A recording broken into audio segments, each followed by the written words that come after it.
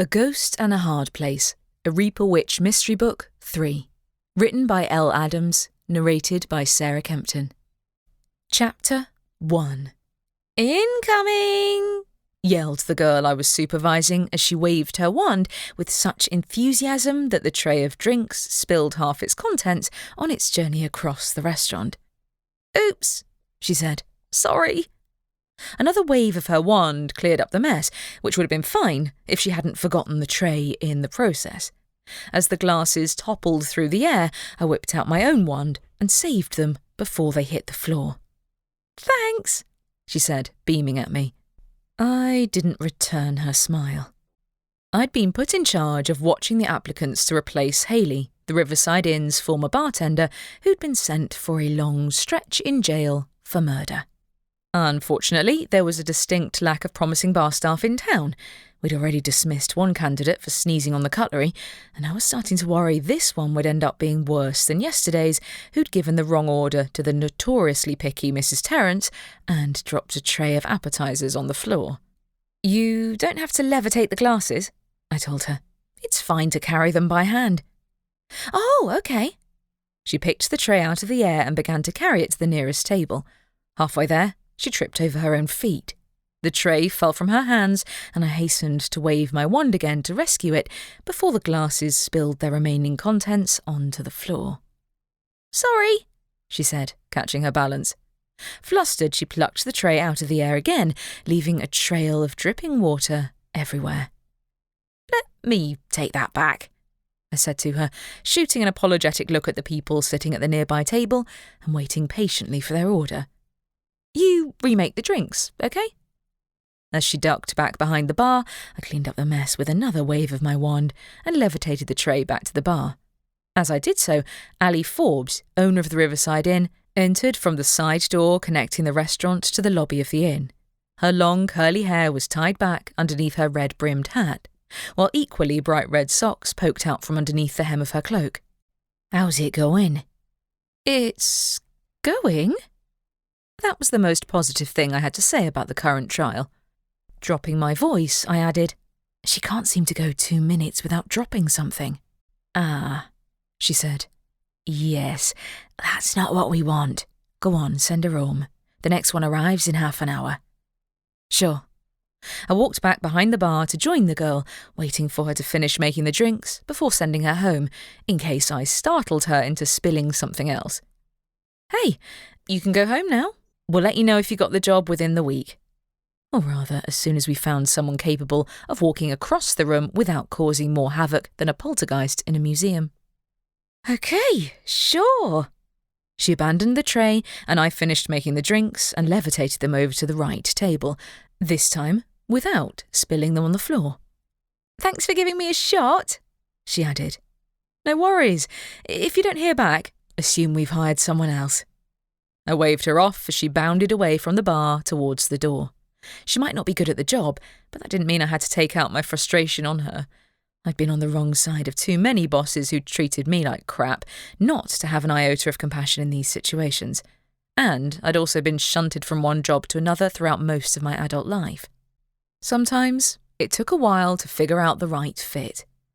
As she left the restaurant, I sighed and set about cleaning up the water she'd spilled all over the work surface. I wasn't the best at bar work, but I was even worse at dealing with people, living or otherwise. I'd hoped to find a contender with a more customer-friendly personality than mine, who also happened to be suitable for the job, but that seemed too much to ask of the universe today. Mart blew a raspberry after her as she left. "Well, that was a disaster. She's clumsier than a moon-drunk werewolf." I ignored my brother until I was sure the girl was out of earshot. Not that she could actually hear him, since he was a ghost. A good thing, because he'd been flying around, singing at the top of his lungs, and generally making a nuisance of himself in the background throughout her trial. But she could hear me, and I preferred she didn't know the dead were mocking her behind her back. None of the other customers could see my brother either, not even when he danced among the tables and made the glasses rattle. Seeing ghosts was rare for witches, but I was half Reaper, so I was more than used to the presence of the dead in my life, especially Mart, who'd died an untimely death at the age of 18 and had spent the years since then haunting me on a daily basis, and generally making me look unhinged to anyone not in the know about my talents. When the door closed behind the applicant, he added, "Maybe you should specify in the job ad that the bartender needs to be able to walk in a straight line without tripping over their own feet." "We haven't had many applications," I told him. "We're giving everyone a fair shot." "You must be desperate." He flew around my back and pirouetted behind the bar. "Can I work here instead?" "Do you have a steady enough hand to pour drinks?" Mart was stronger than the majority of his fellow ghosts, and his skills ranged from turning lights on and off to sending text messages to my ex-boyfriends without my permission. He also happened to be one of the reasons I'd had so much trouble hanging on to a job, which was one good reason I preferred not to have him as a co-worker. Admittedly, my last job at the morgue had ended in disaster after the dead had decided they needed a say in their own funerals, and Mart himself hadn't even got involved. That kind of thing was hard enough to explain to my fellow paranormals, let alone to ordinary people who lived in the world outside of the magical community I'd grown up in. Honestly, compared to that fiasco, the trials had been a smooth ride. "Sure." A glass floated across the bar, and then the tap turned on, completely missing its target and spilling water all over the floor. "Mart, turn it off."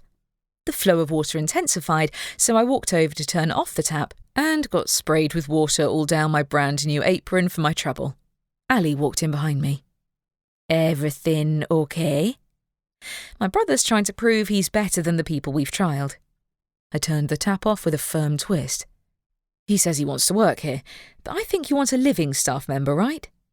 "Hard to pay a ghost," she commented as Mart pulled faces in the background. "I usually pay him in hot showers, but if you did that, your water bill would be through the roof." Yet another reason Mart was weirder than the average spirit. He liked to joke that it was because he'd only had me to talk to for most of the years since his death, to which I responded that it was no wonder I'd had so much trouble fitting into any community, magical or not. In fact, my stint in Hawkwood Hollow was the longest I'd lasted in one place for a while, and I certainly hadn't expected to end up sticking around when I'd first arrived in town. The town of Hawkwood Hollow was more haunted than anywhere else I'd ever been, and as a reaper, I was a natural magnet for spirits. The whole reason I'd come here was to help Carey get rid of a troublesome ghost, and I'd fully intended to leave the instant we'd achieved that goal. Instead, I'd ended up working full-time at the inn while helping Carey with her ghost hunting on the weekends. I was also dating Detective Drew Gardner, who happened to be the chief of police in town. If anything, that part was more surprising than the rest of it put together. Ali grinned. "You certainly keep things interesting, Maura. Tell your brother he can be on our reserve team if he likes." "She doesn't have to tell me," Mart said. "I'm standing right here." "Be nice." I used a towel to wipe the water droplets off my new laminated name badge, which said Maura Clark, Staff. I wore it with pride. Like Ali said, you're on the reserve team, assuming you don't start pouring drinks on people's heads when you get bored. If you asked me, it was harder to fire a ghost than to pay one, though I was one of few people with the ability to send ghosts into a permanent afterlife. Not that my brother had the slightest fear that I'd do that to him, because it was me who'd used my Reaper skills to enable him to stick around after death to begin with. "I'll be on my best behaviour," he said. "Promise. Do I get a shiny name badge too?" I gave him an eye roll. Ghosts usually appeared wearing the same clothes they died in, for reasons that frankly even I didn't know, so he was still outfitted in the muddy jeans and scuffed shoes he'd worn as a teenager. "Sure, but only if you let me put your full name on it. Mortimer Clark." He shot a rude gesture in my direction while I returned to watching the door.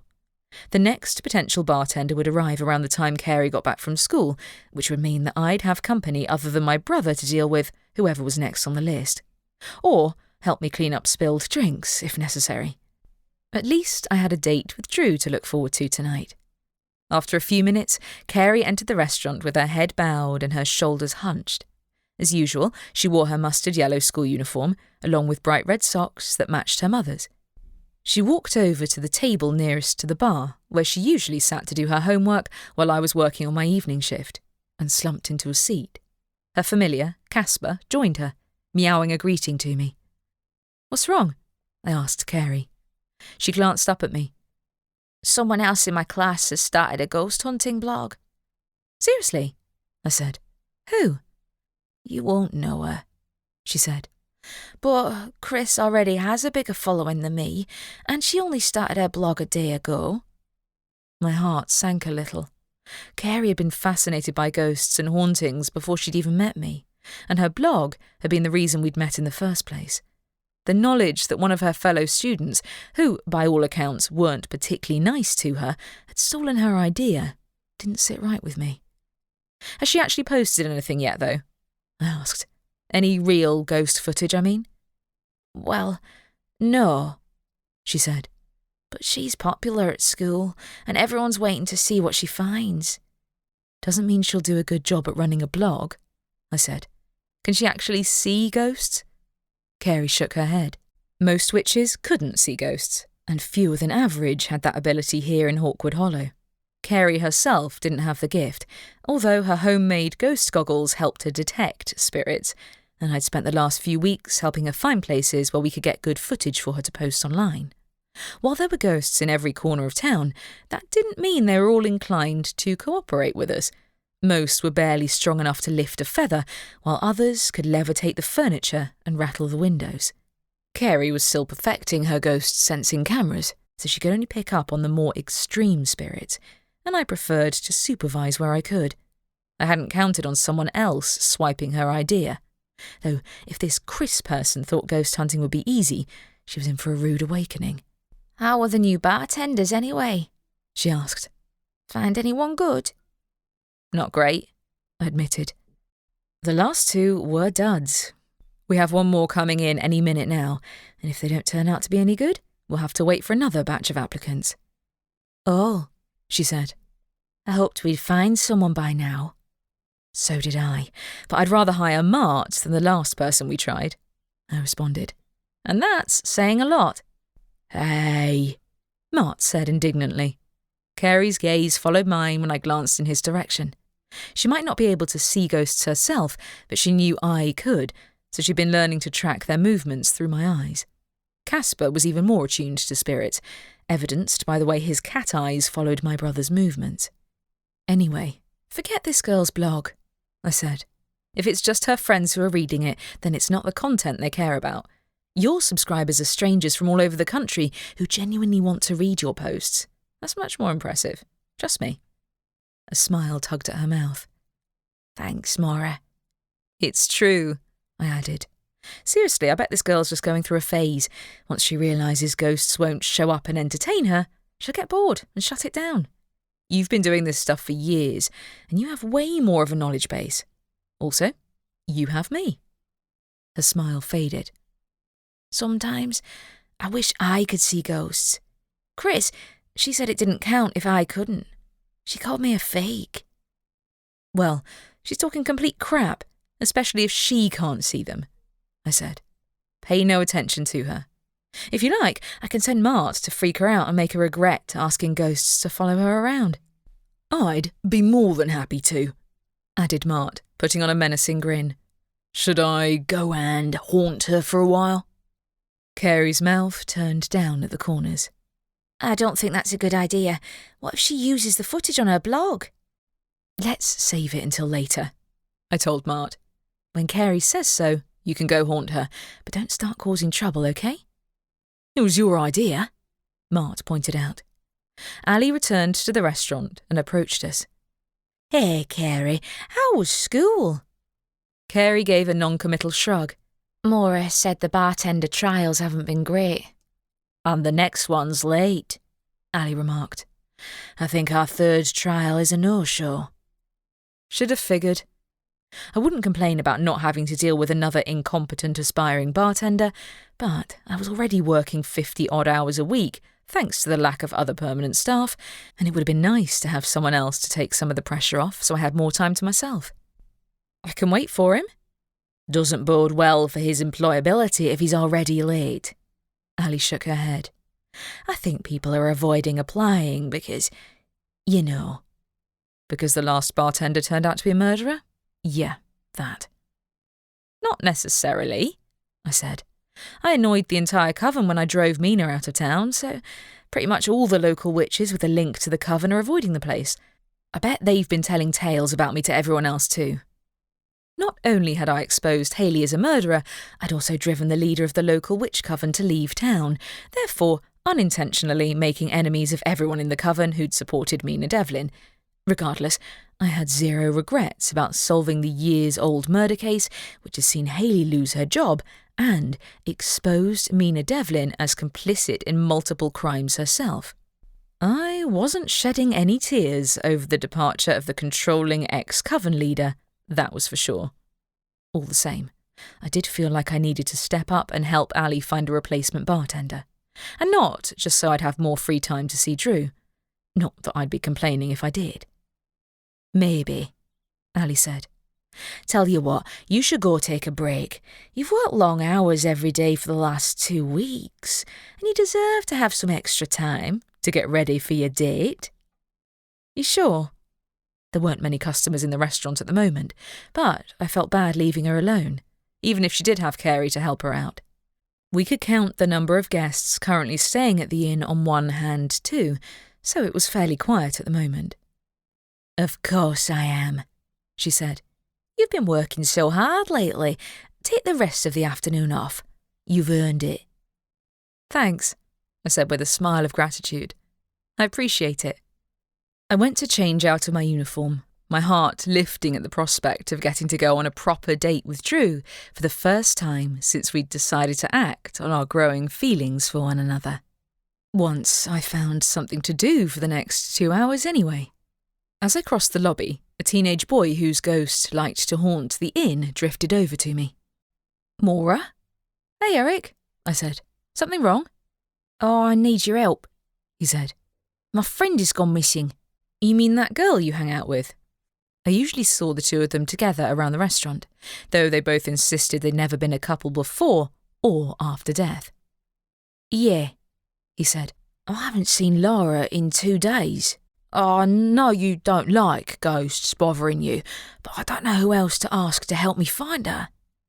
Frankly, it was kind of nice to hear that admission despite the bad news about his friend, because it meant the local ghosts weren't afraid that I'd unleash my Reaper skills and banish all of them if they got too close. I'd worked hard on making them see I was non-threatening to ghosts, while simultaneously making it clear that I had zero patience for being haunted either. So I was glad they'd been paying attention. Sure, I'll keep an eye out for her, I said. As long as I made it back to the inn in time for my date with the detective, I might as well do something useful and try a little ghost hunt. Chapter 2.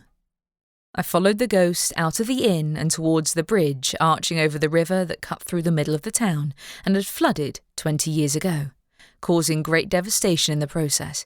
As a result, a large number of houses in the surrounding streets lay empty and abandoned, while the others had been rebuilt and renumbered in a manner that made them hard to navigate without a map. Where did you last see Lara? I asked the ghost. Out here, he said, vaguely gesturing towards the brick building behind us. She likes to wander around the inn a lot, but she isn't in any of the other rooms. I checked, and they're all empty. I looked around the area. I could theoretically sense any nearby ghosts, but it'd take me a while to work through all of them to see if Lara's ghost was lurking among them. Asking the handful of ghosts at the hotel or the people in the restaurant wouldn't be much help either, because as far as I knew, none of them could actually see spirits themselves. Outside the inn, a muddy trench filled the area between the riverbank and the side of the building, while the yard at the back of the inn ended against a brick wall that divided it from the neighbouring street. If the ghost had wandered in either direction, she might have ended up anywhere, and following on foot would be difficult. On the other hand, most spirits usually stuck to one particular area, like one building, or even one room. Only the strongest had a tendency to roam. I'd have seen her if she'd been inside the restaurant, so that was off the list.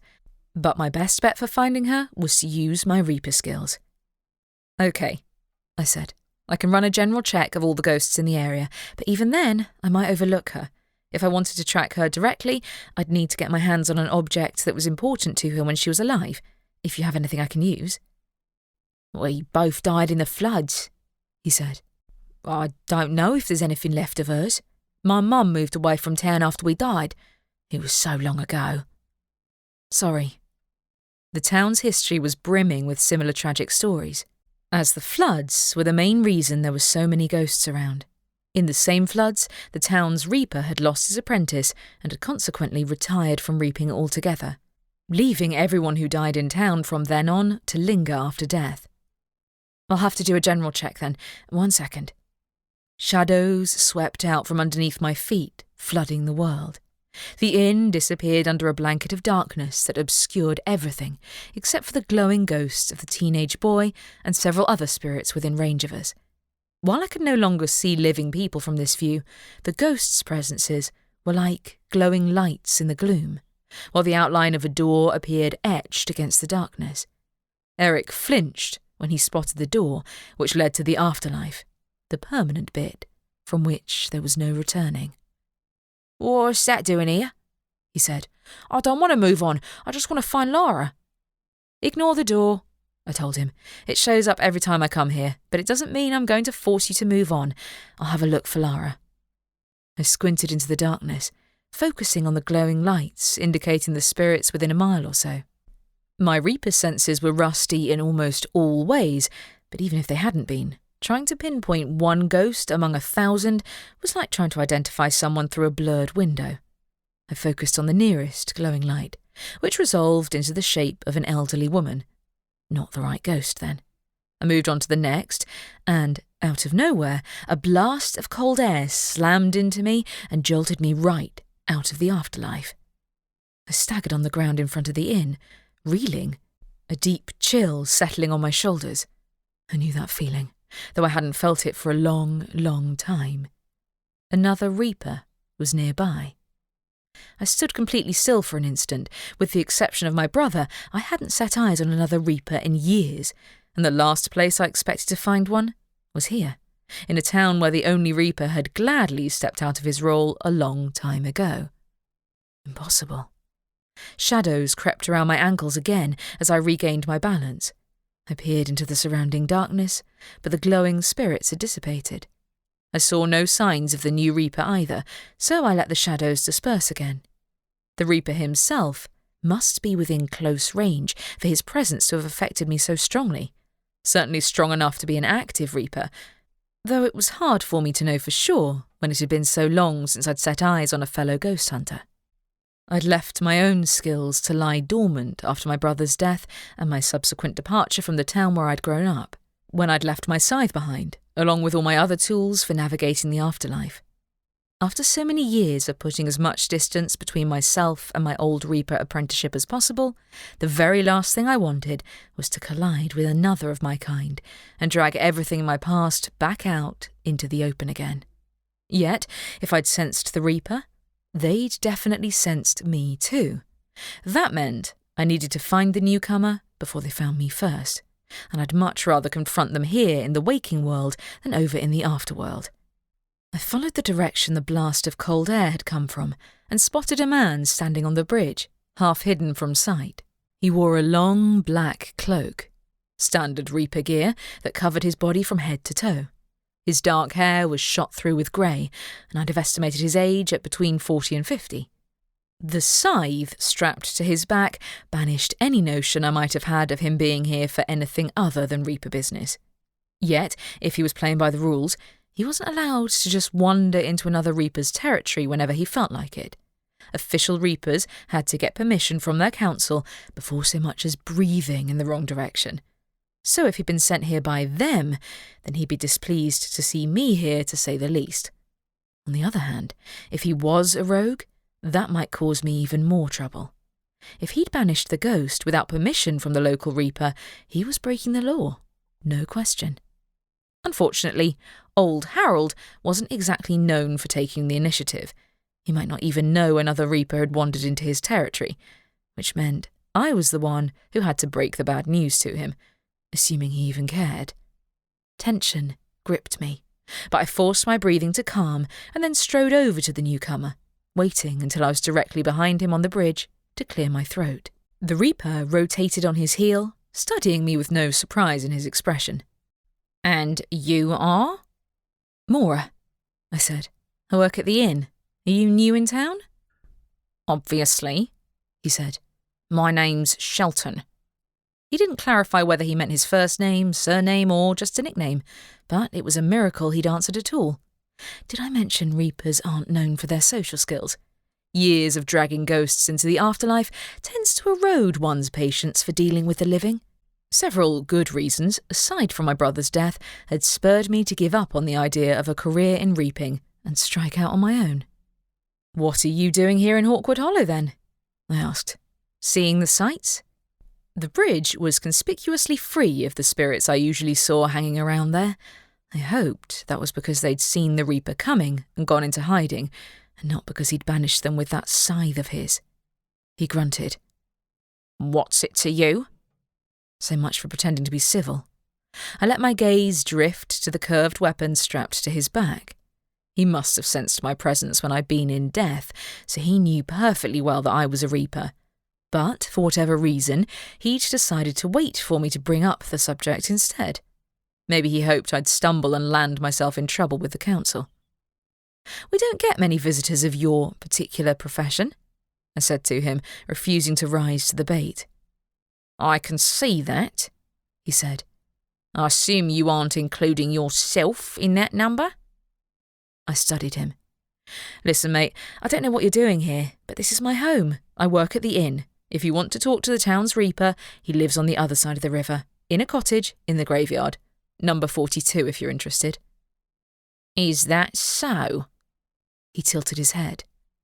Would he be able to offer me an explanation for the state of this town? Not before he starts throwing things at you. Then again, from what I'd seen of this guy so far, I'd be more than happy to offer him up for old Harold to use as target practice in order to avoid dealing with him myself. The grumpy, retired Reaper would be even less thrilled to see the newcomer than I was, and that was saying a lot. Depends if you ask nicely, I said. Whereabouts are you staying? Not at the inn? I'd know if he was a guest, and so would all the local ghosts for that matter. He must have picked another place to stay. You mean that hovel? He eyed the building behind me. No, I don't think so. I like to stay in an unoccupied room without any damp. Or the dead. There is no damp, I said, irked. As for the dead, they'll leave you alone if you do the same. Works for me. He had some nerve insulting my place of work and Carey's home, though it was probably for the best if he stayed as far as possible from the inn. I could just picture him striding from room to room with his scythe, banishing all the resident ghosts, and I hid a shudder at the mental image. The ghosts at the inn happened to include my brother. Strong as he wasn't immune to a Reaper's scythe. It was bad enough that one of the ghosts in the area already seemed to have vanished, but I would never let this guy get anywhere near Mart if I could help it. That would involve neglecting my duties, he said. It looks like you're already well practiced at doing that yourself. I folded my arms. I told you, I work at the inn. You don't see a scythe, do you? No, but I see an attitude I don't like, he said. You're not a full Reaper. You're half what? Which? Did your coven kick you out? No, I left of my own accord. I'd had enough of his attitude, considering he didn't even know me. That is irrelevant anyway. I'd like to know what you're doing in town so I can decide whether you're a threat to the residents or not. Had he banished Lara's ghost? There seemed no reason for him to get rid of one ghost and not all the others, unless she'd done something to particularly annoy him. But I couldn't say for sure, not when I didn't know why he was here. I don't see why I have to explain myself to the likes of you, he said. If you're not an active Reaper, then it's none of your business. Excuse me, I said. If you're here to make trouble for people in Hawkwood Hollow, living or dead, it certainly is my business. Are you threatening the ghosts? Instead of answering, he turned around and walked away across the bridge without another word. I watched him go, disbelief flooding me. Was he seriously brushing me off? It seemed my memory had not exaggerated Reaper's antisocial tendencies in the slightest. I debated running after him and demanding to know what in hell he was doing here. But I wouldn't have put it past him to take a swing at me with his scythe. Whereabouts was he even staying, if not the inn? Reluctantly, I tugged my gaze away and walked back into the lobby, scanning the area for my brother. I was surprised he hadn't followed to eavesdrop out of curiosity. "Mart," I said aloud, "did you see that guy?" He appeared in mid-air. "See who?" "Weren't you paying any attention?" I said. "There's a reaper out there. Look at the guy on the bridge." He floated out the inn's doors, squinting at the retreating figure as he reached the other side of the bridge, then drifted back to me. "Oh, you're right. He has the scythe and everything." "Yeah, he does," I said. "I don't know what his deal is, but he's not friendly. He's also not staying at the inn, so he must have friends in the area." He blanched. "Why didn't you kick him out of town?" "I don't have the authority to do that," I said. "It's old Harold's job to deal with the other reapers, whether they're council members or not." Though, given his lack of attention to his other duties, I doubted he'd take it upon himself to do anything to the newcomer other than ignore him like he did the rest of us. While it might have been a laugh to see the two of them go head-to-head, I doubted Shelton was actually on his way to see the retired reaper. Whatever he was up to, though, I didn't trust him in the slightest. "Since when did old Harold give a crap?" said Mart. "He doesn't see himself as a reaper at all." "I know. He doesn't care. Not since his apprentice had perished in the floods, anyway." While that had worked in my favour when it came to him keeping my presence in town hidden from the Reapers' Council, not to mention the fact that I'd bound my brother's ghost to myself, in defiance of half their guidelines, the stranger was within his rights to give him a tongue-lashing for neglecting his duties. If Shelton threw the rule-book at old Harold, it'd be entertaining, but if he returned with the Reaper Council at his back, I'd be their next target. And if he had them step in and take over the Reaper's duties, it would cause major upheavals for the entire town, especially the dead. "Want me to haunt him?" said Mart. "I can drive him off, no problem." "Definitely not," I said. "I won't risk him using that scythe on you." "I'll follow him then," said Mart. "See if I can find out what he's doing here, or where he's staying." "Are you sure?" I asked. "If he catches you, you know what he'll do." "You won't catch me," he said. "I can hide among the other ghosts, no problem. He can't banish all of us at once." "He might try." Mart was stealthier than I was, though, for obvious reasons. Reapers could sense the dead, but if my attempts to find Lara's ghost had proven anything, it was that a high number of ghosts made it hard to pinpoint a specific one. That would be advantageous when it came to tailing our Reaper friend. "I don't want another Reaper hanging around being annoying," he said. "That honour goes to you." "You say the sweetest things." I rolled my eyes at him. "Just be careful not to get caught." If Mart ended up being banished, even my Reaper skills wouldn't be able to get him back. Following Shelton was risky, no mistake. Lara's ghost had already vanished. Might her disappearance be connected to the new Reaper's mysterious visit to town? I doubted old Harold cared about one ghost's absence either way, and I had an inkling even this wouldn't be enough to stir him into action, but I still wondered. Whatever Shelton the Reaper was doing in town, I was willing to bet he hadn't come for a simple holiday. He was up to something, and I intended to find out what. Chapter 3. While Mart followed the Reapers retreating back, I spotted Eric's ghost hiding in the corner of the inn's lobby. I approached him, and he lifted his head, watching me with fearful eyes. "Is the Reaper gone?" "That new Reaper," I said to him. "Have you seen him before?" "No," he said. "No, but I sensed him. At first I thought it was you, but he has that weapon." "Do you think his appearance might be linked to Lara going missing?" I asked. "I hope not." His voice quietened. "I really hope not. What if he's here to banish us one at a time?" It didn't look that way to me. Besides, that's not how it usually works. I tried for a reassuring tone, but my own mistrust of the newcomer seeped through. "My brother is tailing him to see what he's doing here. I can have a word with old Harold too, and make sure he knows there's a new Reaper in town. But if you think he might be linked to Lara's disappearance, I need to know so I can confront him about it before he has the chance to strike again. I don't know, he said. I didn't even know he was a Reaper before I saw the scythe. Is he staying here in town? My brother's going to find out where he's staying so we can make sure he won't take us unawares. I couldn't do any more than that. The guy hadn't told me his reasons for being here, and if we came to blows, I preferred it not to be a public event. I also didn't want the local ghosts to get caught up in the backlash. I'll keep an eye out for Lara too, but she might have hidden somewhere when the Reaper showed up. Yeah.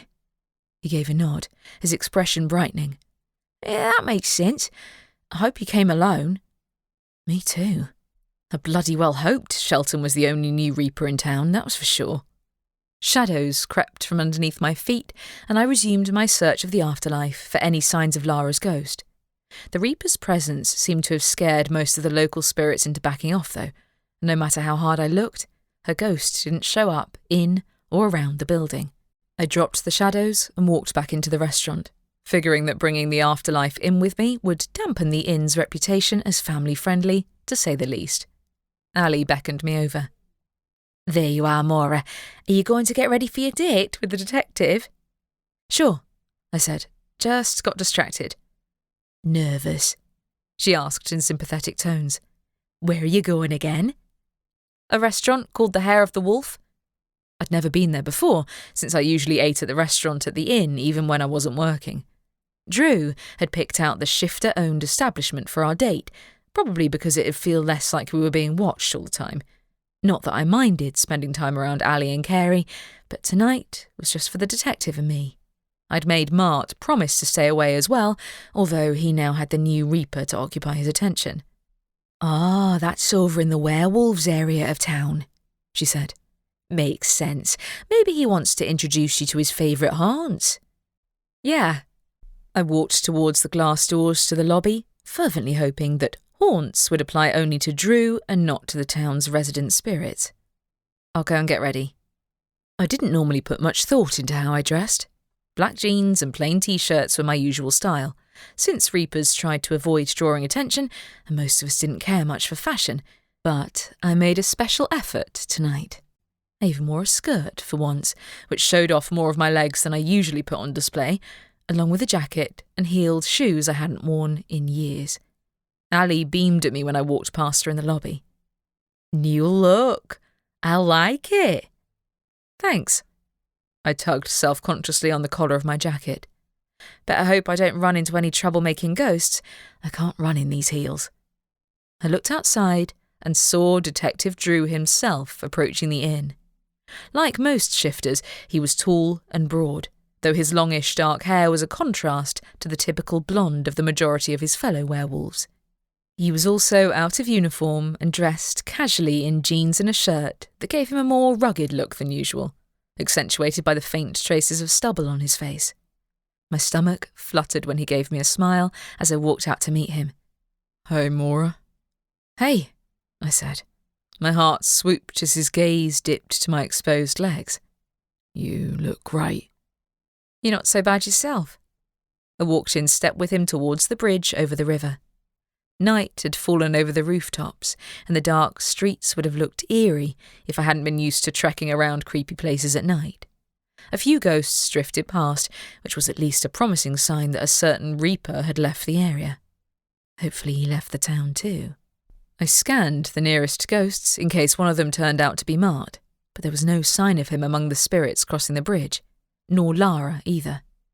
Usually when I dated, I kept my expectations below ground level. This time, I really wanted it to work, and not just because my recent romantic history was downright tragic. That meant keeping away from any ghosts, including Mart, though I hoped to be able to snag an update on our Reaper friend from him later tonight. Detective Drew followed my gaze back to the inn. Your brother isn't going to follow us, is he? Nah, I told him to leave us alone, I reassured him. I made it quite clear. Really? He said. He's not going to barge in on us if he gets bored, is he? No. Well, he's kind of spying on someone else at the moment, I admitted. But he won't show up in the middle of our date. I told him not to. He might like pranking people, but he'll be on his best behaviour." "Good," he said. "Don't get me wrong, I know he's your family, but it's hard to tell someone to go away that you can't see or hear." "It's better if you can't hear him, trust me." The comments Mart made about the detective were annoying enough for me to listen to, let alone everyone else. Luckily, my brother seemed to have taken his quest to spy on the new Reaper seriously, because he didn't show up as we walked across town towards the restaurant. The cheerful red brick building in the werewolves area of town was bustling with shifters of all types. I peered inside first to check for any ghosts, but the handful of spirits hovering around didn't pay me any attention. So far, so good. We picked a table near the window and ordered our meals in the usual magical method, by picking up the menus and tapping on our selections with our fingertips. It was a perk I'd missed when I lived in the normal world, I wouldn't lie. At least we were far enough from the witches area of town that I had little chance of running into any ex-coven members too. "No ghosts in here?" Drew asked. "None that are likely to bother me." "Thought not," he said. "That's partly why I picked this place. Witches and wizards are more likely to become ghosts than other types of paranormals, aren't they?" I raised a brow. "Have you been researching?" "Purely out of personal interest," he said. "It seemed to me that I ought to get an idea of how Reapers operate, if I'm going to be spending a lot of time with one of them." "The Reapers don't typically let information about how they operate go public," I warned him. "You might find it hard to access anything substantial." "You forget the police department has access to a lot of sources nobody else does," he said. "Also, we might not have an active Reaper in town at the moment, but we used to, and the police did consult with him on occasion." I pulled a face. "Please tell me you haven't been asking old Harold about me." "I haven't," he said. "Does it bother you? I can stop researching if you like, but I thought it would help me to understand how it all works." My mouth parted. "It doesn't bother me, but I'm not a typical Reaper. I'm not even supposed to exist. There are strict rules against Reapers procreating with non-Reapers, and it goes without saying that my dad kind of blew that rule to pieces when he married my mum and had 2 kids. Both of his brows shot into the air. "Does that rule apply to you as well?" Heat rushed to my cheeks when it belatedly hit me what he was implying. Why had I decided to bring that up on our first date? Why? "No, because I'm not an active Reaper." I looked down at the menu to avoid meeting his eyes. "I threw away my apprenticeship when I left home, so none of the rules apply to me, aside from the secrecy rules telling us not to share our secrets with outsiders." Drew wore a contemplative expression as though he was considering a response, but to my relief, our orders appeared on the table at that moment. I dug into my pasta for a few bites before sidestepping into a different subject. "Have you always worked for the paranormal police force?" I asked. "Sure," Drew said. "I always knew I wanted to help people. Werewolves are generally raised in a pack, so we see ourselves as part of a group. That makes us a good fit for keeping order among other paranormals." That fit with what I already knew. Shifters were pretty much the opposite of the Reapers, who viewed themselves as separate from humanity as a whole, paranormal and otherwise. We kept our distance, and it was a habit I'd found hard to break. Luckily, the detective was well aware of that fact. "That's cool." I took another bite of my food. "I've never spent a lot of time around werewolves. Not sure why, because like you said, they're less likely to stick around after death and haunt people." He seemed to consider this. "Well, I guess we're pretty laid back about that sort of thing. Comes from being connected to the animal half of ourselves. We see death as inevitable, not worth kicking up a fuss." "Yeah, witches and wizards don't see it that way," I said. "They're usually the ones who raise hell and fight back when you try to shove them into the afterlife." "Does that happen often?" he said. "I thought you'd never been an active Reaper." "I'm not," I said. "Doesn't mean I don't occasionally run into a troublesome ghost who needs dealing with. Ghost hunting doesn't count as reaping. Technically." His eyes twinkled. "Don't worry, I'm off duty. I won't tell a soul." "I should hope not." I took a few more bites, more to stop myself from running my mouth off than anything else. Maybe I should have compiled a list of suitable questions for a first date. So far, I'd covered Reaper procreation, paranormal attitudes towards death, and breaking the law. Think of something less provocative, Maura. So, what else do you like to do when you're off duty? I asked, aside from howling at the moon. He shrugged. Running, working out, watching movies. I don't get a ton of downtime. Same here, I said. I mean, my hobbies mostly consist of debating the finer points of Sky Hopper with my brother, or watching old Doctor Who episodes. Is this a good time to admit I've never seen it? I feigned a shocked gasp. Do you not get much non-paranormal entertainment in the pack? We get some, he said. You might have noticed we don't have much else going on here in Hawkwood Hollow, including access to popular TV shows. That might change if we can get tourism levels up when Ali and I turn the inn into a haunted hotel, I said. That's no excuse, though. You have the internet. He grinned. Then you'll have to show me someday. Please don't tell me you haven't seen Star Wars either. Okay, I won't tell you. Drew! You sound so scandalised. He jabbed a fork in my direction. You don't even get this worked up about ghosts. Ghosts are a hobby. Star Wars is a lifestyle. I gave him an eye roll. I will show you. Consider yourself warned. I will, he said. How's the plan to turn the inn into a ghost hotel going anyway? Ali and Carey are talking strategies, I said. We've been focused on finding replacement bar staff before we make any other major changes. You still haven't found anyone yet? Nobody with an ounce of potential, I said. The third guy today didn't even show up, and the other two left much to be desired. And yesterday our trial ran out hysterically screaming after one of our regular customers yelled at her. Admittedly, old Mrs. Terrence screams bloody murder if her plate is the wrong way around, or her tea is slightly too cold. But honestly... Sounds like a challenge, he said. I'll put out word among the pack. I can think of a few of our younger members who might want the work. You sure? I said, surprised. Of course. Gratitude flooded me. Thanks. I think the main issue is that the local witches and wizards have a grudge against me for driving their coven leader out of town. Even the wizards have stopped coming to the inn as often.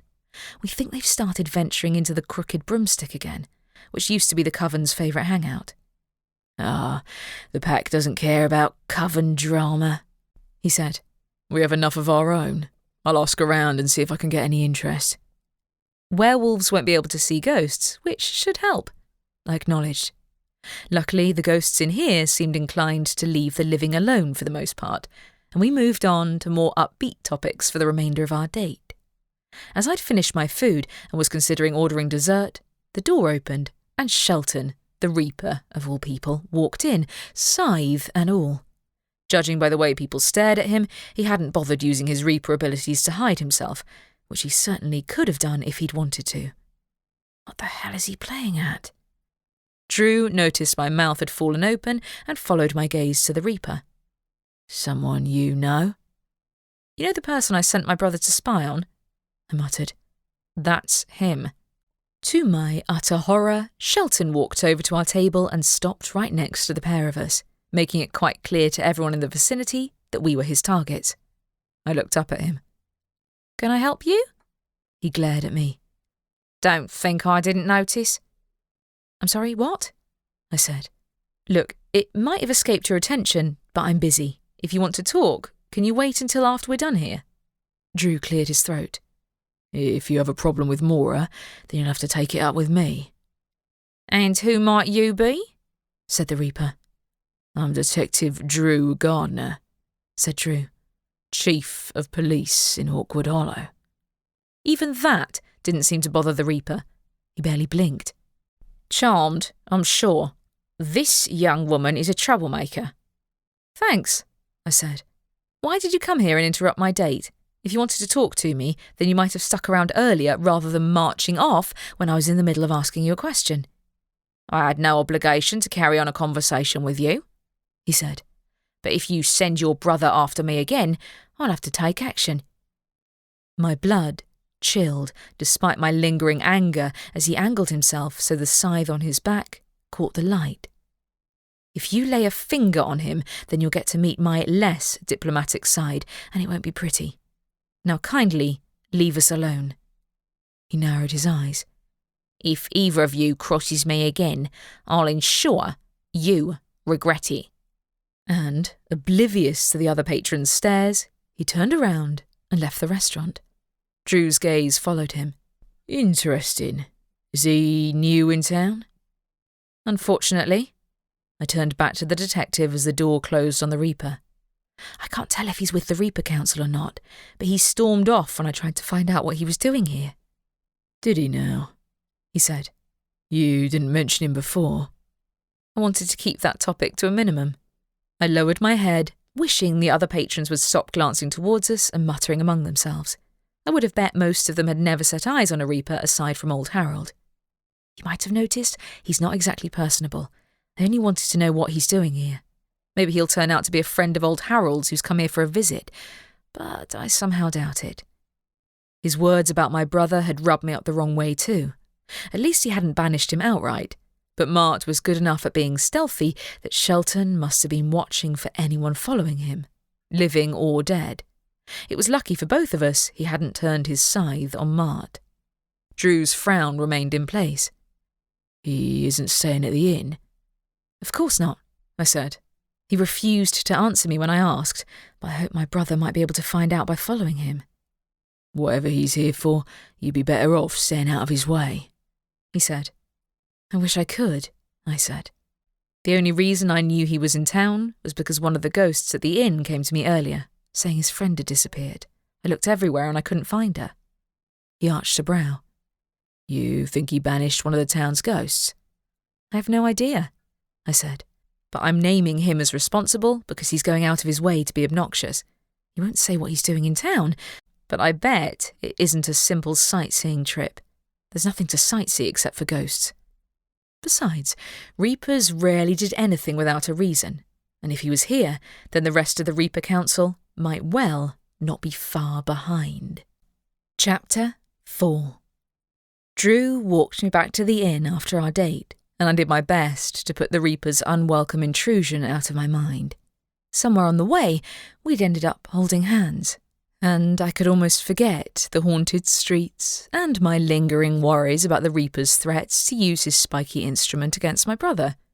When we neared the inn, Drew let go of my hand. "This was a really nice evening." "It was," I agreed. "If you ignore our unwanted interruption anyway." "I'd prefer to do that," he said. "He wasn't very pleasant." "No, he wasn't." I faced him, my heart racing as he leaned closer. That, of course, was when my brother decided to float through the door and between us. I jumped back. Drew frowned. "Your brother?" "Mart, get out of the way!" I waved a hand at him, trying to shoo his ghost aside. "That wasn't nice of you," Mart said. "I thought you'd come running home right away when you heard the Reaper had threatened to use his pointy weapon on me. I'm hurt."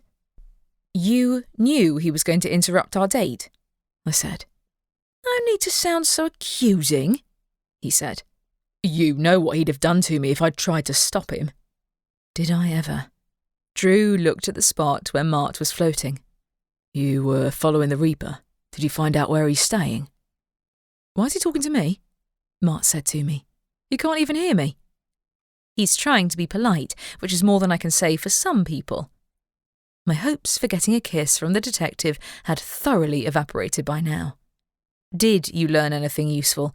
Like what Shelton's doing in town, for instance?" "You think I know?" he said. "I managed to follow him for a bit, but he never stopped off at the old Reaper's house." "I don't think he's here to see Harold." "Then I'll pay him a visit tomorrow." Not that I generally expected much in the way of cooperation from the crotchety old Reaper, but surely the idea of a fellow Reaper in town was worthy of attention, even from him. "This I'd like to see," said Mart. "I want that guy gone from town as soon as possible. He's trouble." "I have to agree with you there," I said. Drew, do you want to come with us and see Harold tomorrow? I think I'll pass, he said. You aren't going to pick a fight with the newcomer, are you? Not at all. My heart sank when he turned around as though he intended to leave, but the mood was thoroughly ruined, and Mart clearly wasn't going anywhere. See you soon? Sure, he said. See you tomorrow. The moment he was out of earshot, I rotated on my heel. Thanks, Mart. For what? He said. I'm not the one who barged into the middle of your date. At least the Reaper didn't stick around. I bit back the words, more annoyed than I had the right to be. Shelton was the one I was really mad at anyway. Whatever he was doing in town, Mart was right. The guy was definitely trouble. I had trouble sleeping that night. My mind refused to let go of the image of the Reaper swooping around and using his scythe on the local spirits, while Mart was just as restless, frequently floating through the wall connecting my room to the vacant one next door, as though reluctant to be alone. Maybe he was afraid of the Reaper showing up too. When my alarm went off, I gave up on sleep and decided to make another attempt to track down Lara. When I turned on my Reaper senses, Shelton didn't appear within my sight, so he must have been staying far enough on the other side of town to be out of range. Good. I wondered whereabouts he'd chosen to stay. Since everywhere in town had its own resident ghosts, not a single place in town was spirit-free. Despite my best efforts, though, I couldn't find Lara's ghost. Giving up for now, I got dressed and then went downstairs to grab breakfast to go before my visit to old Harold's cottage. Ali beckoned me over to her when I approached the buffet table. How was your date? Asked Ali. Great, I said, not managing to sound as enthusiastic as I wanted to. In response to her raised eyebrow, I added, It would have been better if we hadn't been interrupted by the new Reaper in town when he decided to march into the restaurant to be rude to me. There's a new Reaper in town? She asked. Yeah, and I'm going to pay a visit to old Harold and ask if he knows the guy and what his deal is. Which was bound to go over as well as a lead broomstick. There was no sense in delaying, though, so I grabbed a piece of toast to eat on the way and set off. Eric's ghost was floating outside the inn when I walked out. Hey, Maura. Has Lara shown up yet? I asked. No. He raised his head. Have you seen her? I checked all the ghosts around the inn again this morning and she's not here, I told him. Oh. He shook his head. I wish I knew where she was. Is there anything you haven't told me about the day she vanished? I asked, because I'm actually off to talk to the local Reaper right now and... You can't tell him, he said. We don't need another Reaper coming after us. Relax. You know old Harold's retired, I said.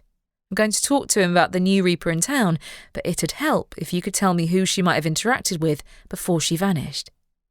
He hesitated, glancing over his shoulder. We might have annoyed Mrs. Terence the other day. How so? I asked. The crabby old witch was one of our regular customers and was known for being bad-tempered. Getting on her bad side was not a smart move, as our first potential bartender had discovered. You know when she was yelling at the kid you were trialling the other day? He said. I thought back. You're the one who moved the plates around. Lara did it, he said. We thought it was funny. Anyway, that was the day before she vanished. Mrs. Terence can't see ghosts, though, I said. I bet she didn't know it was you. Or could she? I didn't usually ask people whether they could see ghosts, figuring it wasn't any of my business. Since I was working later that morning, it might be worth asking a few of our regular customers and seeing if they'd witnessed the local spirits' pranks. I might as well try that angle before provoking Shelton again. In the meantime, though, it was time to see the old Reaper and hope he was a little more cooperative than the new guy. If his attitude to the new arrival was anything like how he'd reacted to me when I'd arrived in town, he might be all too happy to help me get rid of him. Hey, I could dream. The ghost watched me leave the inn without following after me. Mart didn't tail me either, but it was probably for the best that he stayed as far from the newcomer as possible. I saw no signs of Shelton on my walk to the cemetery and the cottage sitting at the foot of the hill, marked with the number 42. I didn't know if the number had some special significance, since a large proportion of the town's houses were numbered at random anyway, and the Reaper wasn't known for answering questions, So I let Mart keep his theory that Harold was secretly a fan of The Hitchhiker's Guide to the Galaxy. I rapped on the door with my knuckles and waited. "Go away," said the old Reaper on cue. "It's me," I said to the closed door. "Have you met the new Reaper who's staying in town? He's called Shelton. Kinda unfriendly." No answer came for a long moment. Then the door opened a crack, and the old Reaper peeked out. "What are you meddling with this time?" "Me?" I said. "Nothing. A new Reaper was wandering around near the inn yesterday and wouldn't tell me why he's here. I wondered if he'd come to see you." "He most certainly did not," growled old Harold. "I knew this would happen from the instant you showed up here." "Excuse me?" I said. "He's not after me.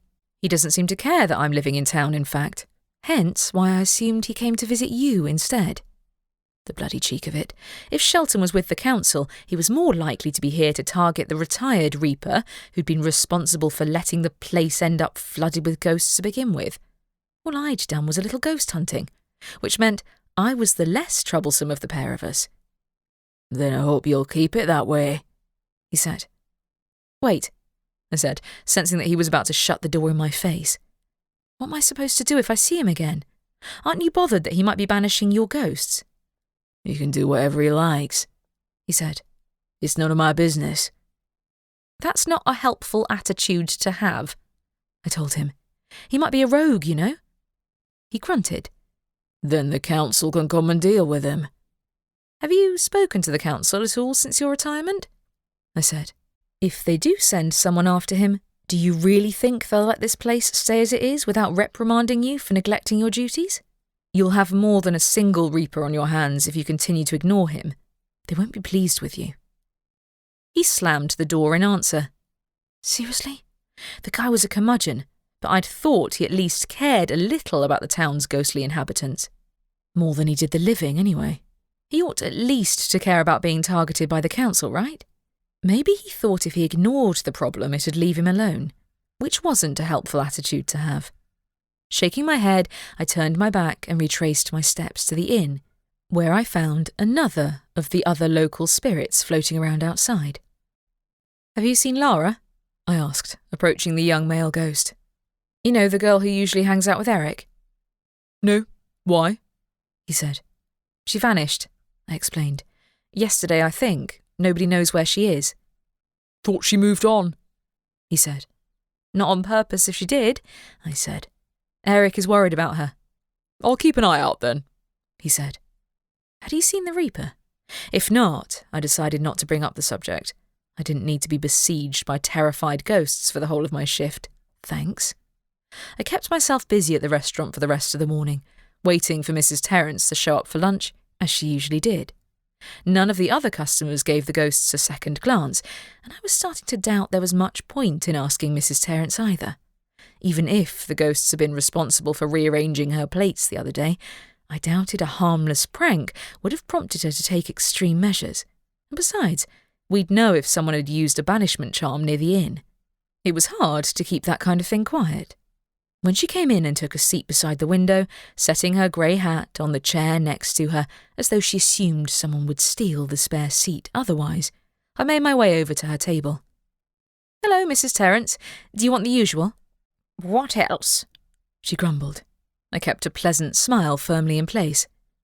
"We'd also like to offer you a complimentary drink to make up for the incident during our trial shift the other day." "You aren't hiring that incompetent excuse for a bartender, are you?" she said. "No, of course not." It didn't sound like she suspected any spiritual interference, so I did my best to remember her overly complicated order and slipped back behind the bar to make her drink. Unfortunately, my offer seemed to have made her think I was happy to be at her beck and call all afternoon, and she kept calling me over to her table to voice her complaints about everything from the temperature of the room to the lighting. Thankfully, Ali came to my rescue by calling me back behind the bar. I gladly escaped, and she eyed Mrs. Terrence from across the room. "Are you okay?" "Yeah, I'm just regretting striking up a conversation with Mrs. Terrence," I said. "Is she ever happy with anything?" "No," she said. "What prompted you to offer her a free drink?" One of the local ghosts vanished after playing a prank on her, I explained. You know, when she was ranting at that poor kid who was being trialled the other day. I wondered if she knew it was a ghost who was really responsible, so I tried to find out more. That was the only way I could think of to bring up the subject with her. Oh, her expression cleared. You think she might have sent the ghosts away? I doubt she did. She can't see ghosts herself, can she? No, but Lara has been missing for the last 2 days, and her friend is worried, I said. I was trying to help him out, but to be honest, I'm more inclined to blame the new Reaper in town for her disappearance. Is that why the two of you got off on the wrong foot? She asked. Kind of, I admitted. My brother followed him in the hopes of finding out where he was staying, but the Reaper caught on to him, so he decided to crash my date with the detective. Oh, you mentioned that, she said. What did he do? Walked into the restaurant and told me to call off my brother or else he'd use his scythe on him, I said. We're both lucky he at least gave me a warning first. Her expression darkened. That's uncalled for. He shouldn't have interrupted your date. Did he know Drew is the chief of police? He does now, but he didn't seem bothered when he found out, I said. I don't know what his deal is, but I'm glad he isn't staying here at the inn. I bet the ghosts are too. I wonder where he's staying then, she said. We're the only inn that is bigger than a small family-run place, and there aren't many others in town anyway. I was wondering the same thing, I said. He said he wanted to stay somewhere he can avoid ghosts, but he's deluding himself if he thinks he'll find a ghost-free haven here in Hawkwood Hollow. You're right there, she commented. With any luck, he'll leave town without any more incidents. You aren't going to speak to him again, are you? No, provided he stays out of my way, I said. I'd be less suspicious if he actually admitted what he was doing in town, though. I don't know if he works for the Reaper Council, but I can think of several unpleasant things that'll happen if they get wind of how haunted this place is. I want to at least keep an eye on him for that reason. I suppose you have good reason to be concerned then, she said. If he's going to make trouble, though, the police will see to it that he doesn't step out of line. I know they will, but Drew can't see ghosts, nor can the others, I said. That means it's hard for them to defend the town's dead inhabitants. In fact, I'm probably the only one who can do that, or at least the only person willing to try. This was a personal issue, not just for me, but for Carey, whose ghost blog was finally getting some traction. Not to mention, we'd spent the last few weeks planning how to turn the inn into a popular haunted tourist destination, which would be kind of difficult with a bunch of angry reapers running amok in town and chasing all the ghosts away. Realistically, I'd always known the Reaper Council would notice this place eventually. My own presence in town had stirred things up enough that I understood why old Harold had been reluctant to accept that I'd be staying here. Though he'd somewhat come around to the idea by now, the new Reaper might well wreak a trail of destruction through my new life without even having to deploy his scythe. The guy had an agenda he refused to share, and his barging into the middle of our date yesterday had proven he had no boundaries. But had he really banished an innocent spirit? And what if that was only the beginning? Chapter 5. My head remained in the clouds all afternoon, dwelling on the new Reaper and the ghost's disappearance. Carey came into the restaurant while I was cleaning up at the end of my shift, accompanied by Casper. While her familiar bounded onto the table, she sat in her usual seat by the bar, her head down. My heart dropped when I remembered what she'd told me yesterday about the girl in her class who'd started a rival ghost blog. I'd pretty much forgotten, what with everything else going on. "Hey, Carey," I called to her. "You okay?" She gave a shrug, and Casper snuggled into her arms, his sad meow answering for her. "Is it the girl with the blog?" I guessed. "Chris posted actual ghost footage on her blog last night," she said to me. "And now everyone's sharing it all around school. They're seriously impressed." "What kind of footage?" I asked. "Just a few books floating around, that kind of thing," she said. "And some creepy rooms in an abandoned old house. Not sure which one." "You've done better than that," I reminded her. "Not according to everyone who's read her blog," she mumbled. "She's popular, right?" I said. "It might not be the ghosts that are the draw if that's the case. You've seen more spirits than anyone else in your class, I bet. That's all that really matters." "No, it's definitely the ghosts," she said. "She's also set up her own YouTube channel, and she already has over 100 followers." Oh, I didn't know what to say to that. "Carey, I know it's hard, but I wouldn't let it bother you. We can go ghost hunting again this weekend if you like. Get some fresh content up there. I know your followers are excited to read more from you." "She keeps mocking my posts about going ghost hunting with you," she said in a small voice.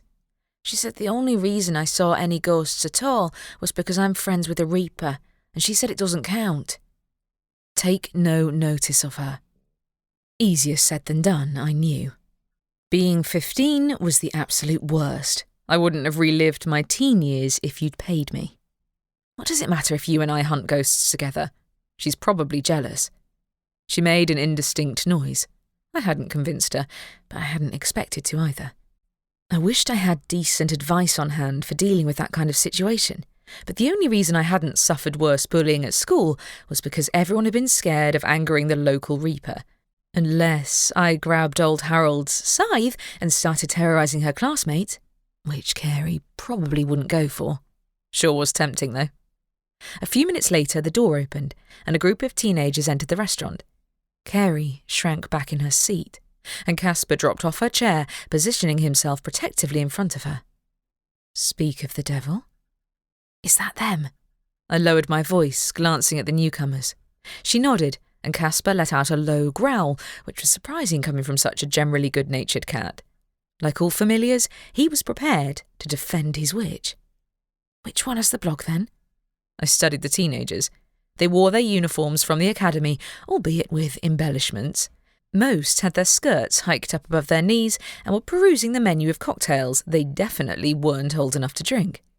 I followed Carey's gaze to a girl with blonde hair, who would have been pretty if her face hadn't been plastered with enough fake tan to turn her complexion orange. That's Chris, is it?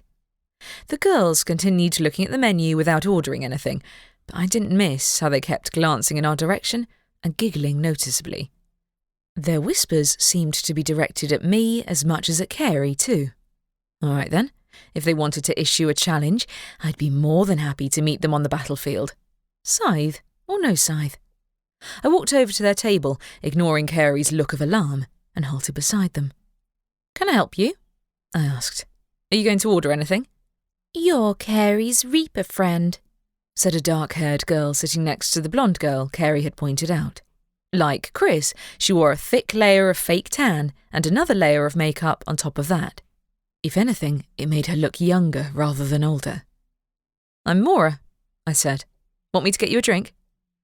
"Sure, I'll have a marshberry whiskey," said Chris. 3 of them. "And we don't sell alcoholic drinks to minors." "I'm 18, she insisted. "Nice try, but I'll have to see some ID," I said. She looked the same age as the others, 15 or 16. "And if you are 18, you aren't allowed to share those drinks with the others if they're underage." She muttered something uncomplimentary under her breath, which I dutifully ignored. I definitely did not miss being a teenager. At least as an adult, I had some clout here, though it didn't escape my attention that they all had their wands at the ready, and teenage witches could do some serious damage if they wanted to. Besides, a magical duel in the middle of the restaurant wouldn't improve the situation for any of us. She reached into her pocket and pulled out an obviously fake ID. I rolled my eyes at the photo on it. "That isn't you. Older sibling, is it? Or an illusion spell?" Her face reddened under her fake tan. "It's me." Uh-huh. She didn't frighten me, though I was curious as to why she'd decided to branch out into ghost hunting, aside from the lure of mocking Carey. She didn't look the type to trek around crumbling old houses on the weekends. "If I were to use a verification spell on this, it'd work, right?" She took back the ID. "I thought you were a Reaper, not a witch." "I'm both," I told her. "Pick something else. Go on." I ignored their mutters, having heard far worse abuse during my few short-lived customer service jobs. Their bark was worse than their bite. Their assertiveness thinly masked a deep-seated insecurity that was awfully familiar to me. But it irked me beyond belief that they'd chipped away at Carey's self-esteem in their desperate pursuit of gratification. Ali walked into view, eyeing the group of teenagers. "Everything all right in here?" "Just perfect," I said without turning around. "Have you picked something else to order?" "No," said Chris. "We're leaving." All of them rose to their feet and left in a pack, as though they thought lightning would strike them down if they walked more than a metre apart. I watched them retreat, half prepared for them to turn around and fire a spell at me or something, but they walked out of the restaurant without looking back. Shaking my head, I returned to Carey's table. "Is that Chris seriously practising amateur ghost hunting?" I said to Carey. "I can't picture her wandering through an old house, not if she spent as long on her makeup as I think she did." She gave a shrug. "I don't know what prompted her to start her blog, but she's got enough followers that she's taken it seriously enough to keep talking about it all the time." "Uh-huh." I shook my head. "She's not that impressive. I bet she's never been threatened by a terrifying poltergeist or a deranged killer the way you have." Carey's morose expression didn't lift. "If she takes all the attention away from me, my blog will end up with nobody in town reading it." "You don't need your classmates to subscribe," I reminded her. "It's more impressive that you have readers who've never met you following your blog and waiting for updates. I bet that Chris doesn't have anyone reading her blog she doesn't already know." Before Carey could reply, a loud bang came from outside, followed by a series of sparks flying out from somewhere to the side of the door. "What are they doing out there?" I turned away from the table and headed for the door. Pushing it open, I spotted a couple of uniformed figures running around the corner. Didn't take a genius to know they were up to no good. "Hey," I said. "what are you doing?" The group of schoolgirls halted as one, and Chris rotated on her heel to glare at me. "Nothing," she said. "Right. I won't take your word for it on that. If you are using magic to cause damage to the property, I'll have to call the police." Ali walked out of the inn behind me and approached their group. "What are you doing?" "Nothing," Chris said, but with less force than before. "I saw a flash of light from over there," I supplied, indicating their general direction. "What spell were you casting?" "I didn't cast a spell." Her tone sounded belligerent. "We're not doing anything wrong." "I'll let you off this once," Ali said, "but I'd advise you to go home before you get yourselves into trouble. Go on, all of you." She walked back towards the restaurant, while I followed and said in an undertone, "I've got it. I'll make sure they leave."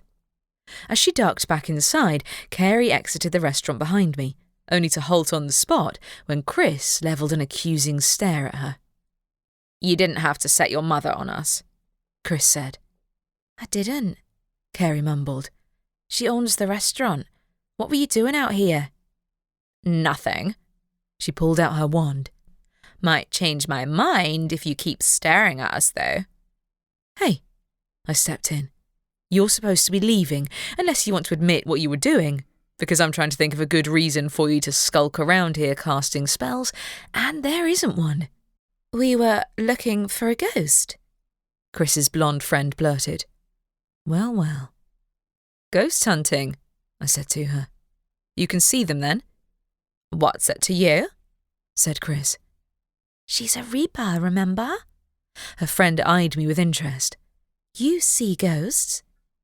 "I do," I said. "I talk to them too. Which ghost were you looking for?" "Anne," hissed Chris. "Quiet." "You thought there was a ghost here at the inn?" I asked Anne, ignoring Chris. "Not at the inn," Anne insisted, earning another furious glare from her friend. "Over there, by the river." I followed her gaze down the slope of the riverbank, where it curved around a corner behind the inn. "Tell me about this ghost, then. I'm intrigued." "Are you going to reap it?" said Anne.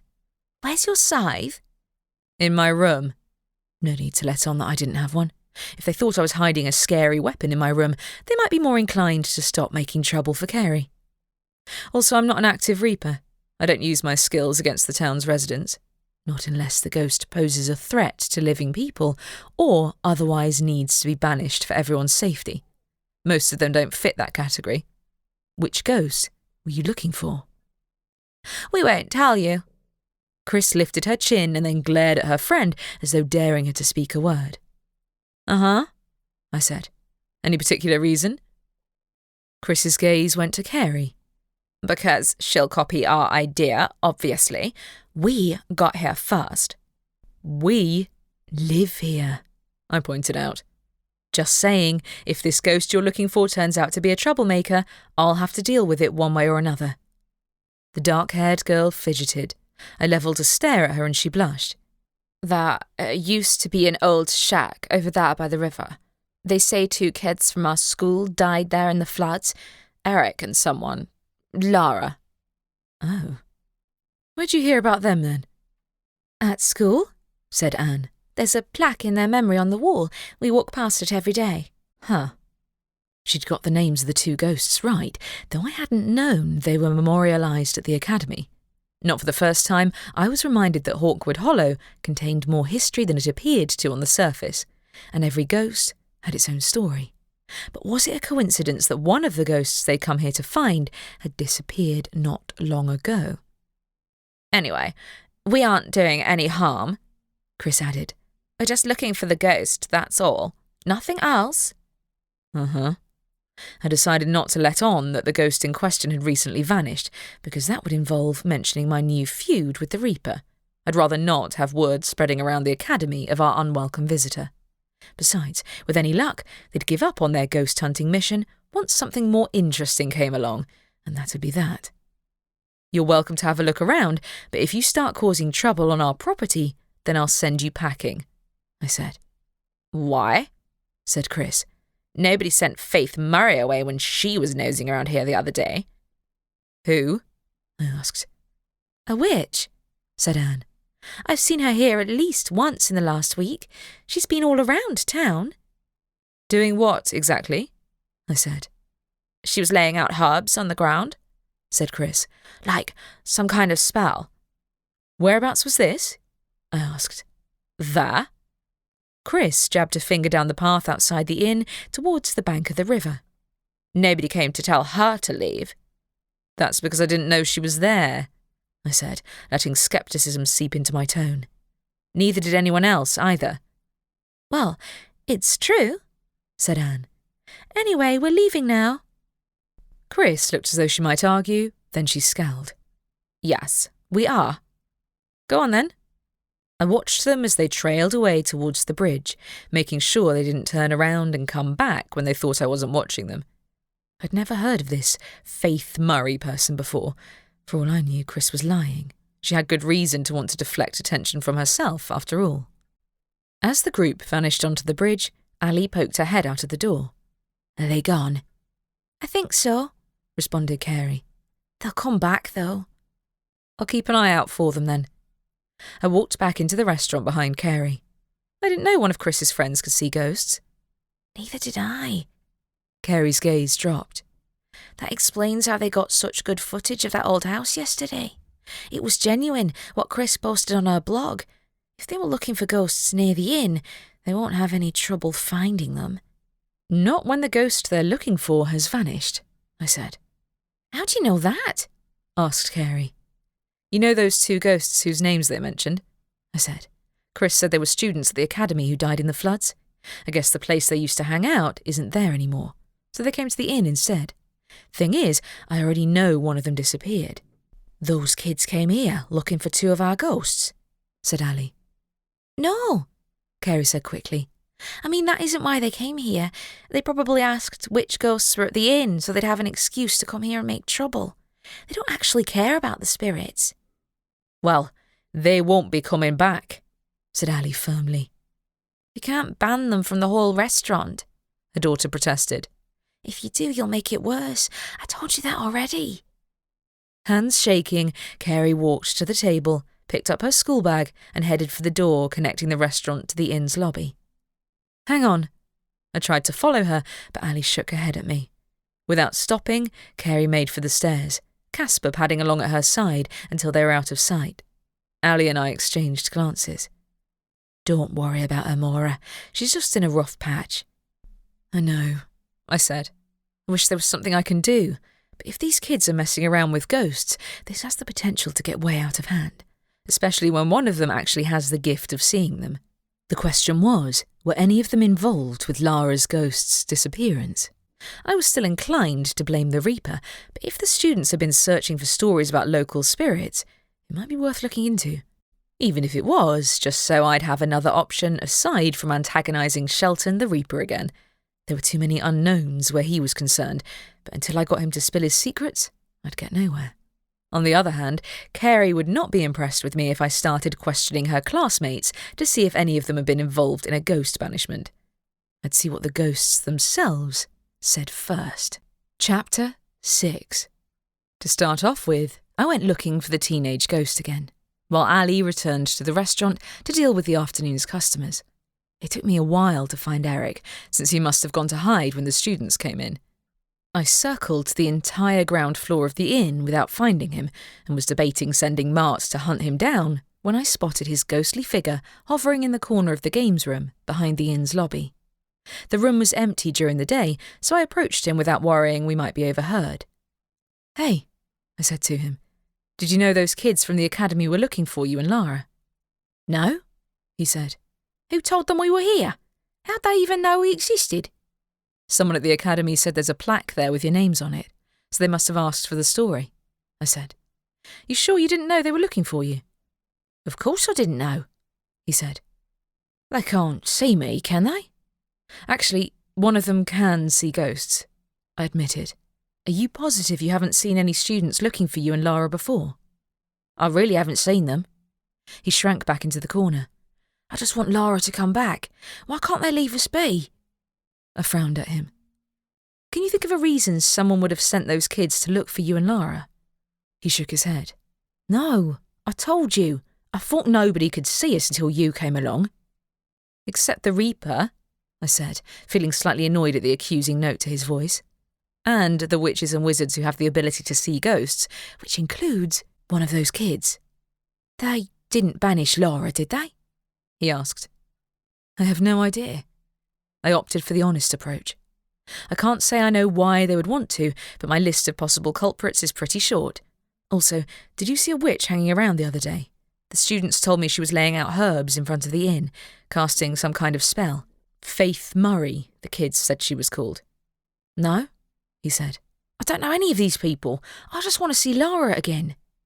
Without another word, he floated away through the door into the lobby. I didn't blame him for being in a tetchy mood, given the unwelcome news of the academy students' potential ghost hunting prowess, but it wouldn't kill him to be a little more grateful for my help. Now that I thought harder, I wondered if he was being totally honest with me. If his and Lara's deaths were widely known throughout the academy, how many other people in town knew his story? Anyone who'd been to the Witch Academy in the last 2 decades, potentially, which was a lot of people.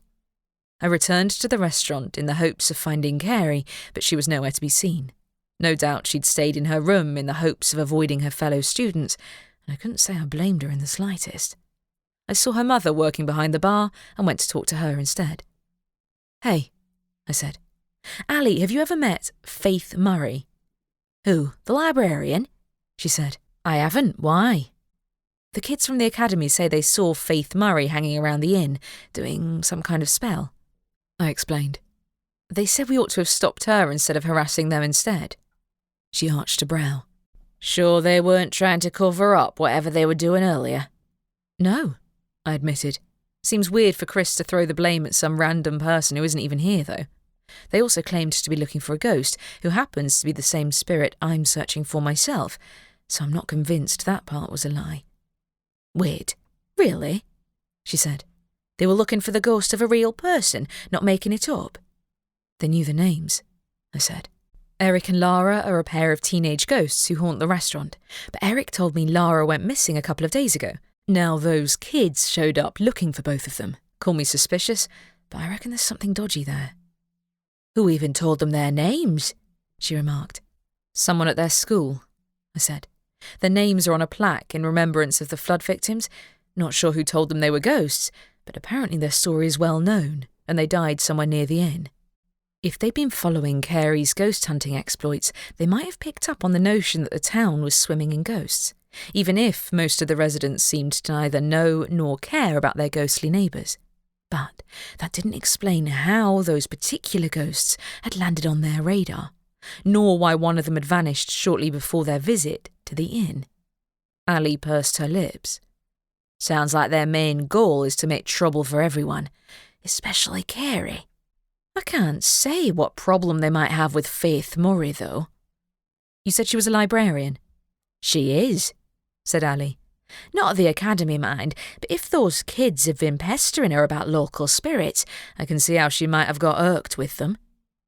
Might be worth talking to her, I said. Whereabouts is the library? I don't think I've been there before. It's on the other side of the river, Ali answered. You've seen it, I don't doubt. It's opposite the old Coven's headquarters. Can't forget that place. I suppressed a grimace at the reminder. I'm not sure Eric is being entirely honest with me about Lara's disappearance, though I'm lost on why he'd hide the truth from me when he's the one who asks for my help. Maybe I'll see if there's any more info at the library. It was worth a shot, and I wouldn't have minded bringing Carey with me to get her mind off Chris and her fellow witches' ghost-hunting exploits and attempts to belittle her. It wasn't as if we were going to confront a dangerous ghost, and besides, maybe the staff at the town's library could shed some light on the history of the inn's resident spirits. Well, it's your choice, she said. I have to admit, I've sometimes wondered how many ghosts we have living among us here, and what their stories are.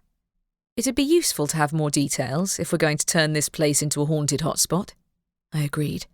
Did Carey go to her room? She nodded. Carey wants to be left alone, I think. She's had a tough week, and she has to go back to school tomorrow. Are you sure you don't need my help in the restaurant? I asked, reluctant to abandon Carey after the tumultuous day she'd already had. No, I'll be fine, she said. You deserve the night off. Maybe have a second date with a detective. Uh-huh. I hadn't actually heard from him since after our first date, something I didn't want to read too much into. I mean, he was busy and so was I. Besides, I didn't want to draw him into my feud with Carey's classmates, and I was better off looking for information on the ghosts on my own without drawing the attention of our unwelcome new guest in town. I'll see what he says. I left the inn once again, heading over the bridge towards the high street, where most of the local witches worked. The shops would be closing up soon, but I pinpointed the library at the far end of the street. As Ali had told me, it stood across from the Coven's headquarters, its bricks painted mauve, like most of the town's witch-owned establishments. I hoped that didn't mean the people who worked there had belonged to the Coven and had been buddies with Mina Devlin before her departure from town. I pushed the oak doors open and walked into the library. A middle-aged witch sat behind the counter, dressed in a dusty cloak and a hat decorated with cobwebs, complete with a spider hanging off the end. I wasn't entirely sure whether it was real or decorative. She sure didn't seem like the sort of person who'd be deemed cool enough for a bunch of teens to give the time of day to, much less for them to go to for ghost hunting tips. But she must have done a convincing job of selling the town's haunted history to them. "You're the new witch in town, aren't you?" she said. "I've heard about you." "I'm Maura," I said. "Are you Faith Murray?" "Ah, no, I'm Deborah," she said. "Deborah Lowe. History's my specialist area." "Really?" Curiosity piqued. I walked closer to the desk. "You mean the town's history, or—" "I take it you've heard some of the local stories during the time you've spent here in Hawkwood Hollow?" she said. "You mean the flood?" I said. "Yeah, I have. I actually wanted to learn more about a couple of former students at the academy who died in the floods." "Oh," she arched a brow. "Any reason?" "There's a group of students at the academy who've taken it upon themselves to go hunting for the ghosts of those two spirits," I explained. "Since my friend and I live at the inn and have a ghost blog of our own, we got curious." "I think I know who you mean," she said. "Those are the kids who came here to the library to badger my colleague with questions, aren't they?" "You mean Faith Murray?" I said. "Did she have anything to say to them?" "She assumed they were out to make trouble, and she might not have been wrong," she replied. "Regardless, I decided to humour them. There were two students who were known to have died in the floods, and it was quite an odd case at the time, if I remember correctly." "In what way?" The police were never able to rule their deaths an accident," she explained. "The old shack they were hiding in collapsed when the river burst its banks. That much was clear to any witnesses. But there was some evidence of a spell having been used in the area too. The police never followed up. Well, they tried, but there were so many deaths in the floods that the whole case got buried, intentionally or not." Whoa. So their deaths might not have been an accident. It wasn't the first rumour I'd heard of a similar incident during the floods. A tragedy like that, unfortunately, could be used to cover up all manner of crimes. Didn't the police have any suspicions as to who might have done it? I asked. "There was only one suspect at the time," she said. "A classmate of theirs. The kids who came here to the library weren't interested in the actual case, though." "They were more interested in the ghosts," I surmised. "They showed up at the inn where I work, which is close to where the two of them died." "Interesting," she said. "I can't see ghosts myself, but I've always thought of them as pale echoes of the living. I don't know why it didn't cross my mind that we might learn from them too." "And I call myself a historian," she chuckled lightly. "Uh-huh." I assumed she knew the local reaper had retired, but not that the town was swarming with the dead. I didn't see any ghosts within sight, but no doubt there were more of them lurking further into the library. "Did you tell those kids anything else?" "They had no interest in asking me any further questions," she said. "You know, I do have some old newspapers from the time of the floods. I'm sure they have more details on the case. You can borrow them, if you take good care of them." "Oh, sure." I couldn't keep the surprise out of my voice. "Did you not give them to the students?" "They didn't ask." She turned around and shuffled over to a nearby shelf. "Those young witches can be quite careless, bless them, but I'm sure I can trust you not to damage them. Feel free to borrow the papers for a few days." "Thanks." I waited by the desk until she returned, carrying a plastic folder containing a few newspaper clippings. She handed them to me, and I carefully transferred them to my shoulder bag. "It's appreciated." "No problem at all," she said. "I wonder why some stories make it to the surface and others don't. History is biased, of course, but ghosts are capable of speaking for themselves, provided we can hear them." "Some of us hear more than we want to. Thanks again, it was nice talking to you." I left the library, my gaze falling on a dark patch on the ground just outside the door. A row of herbs marked its perimeter, and the faint smell of sage drifted through the air.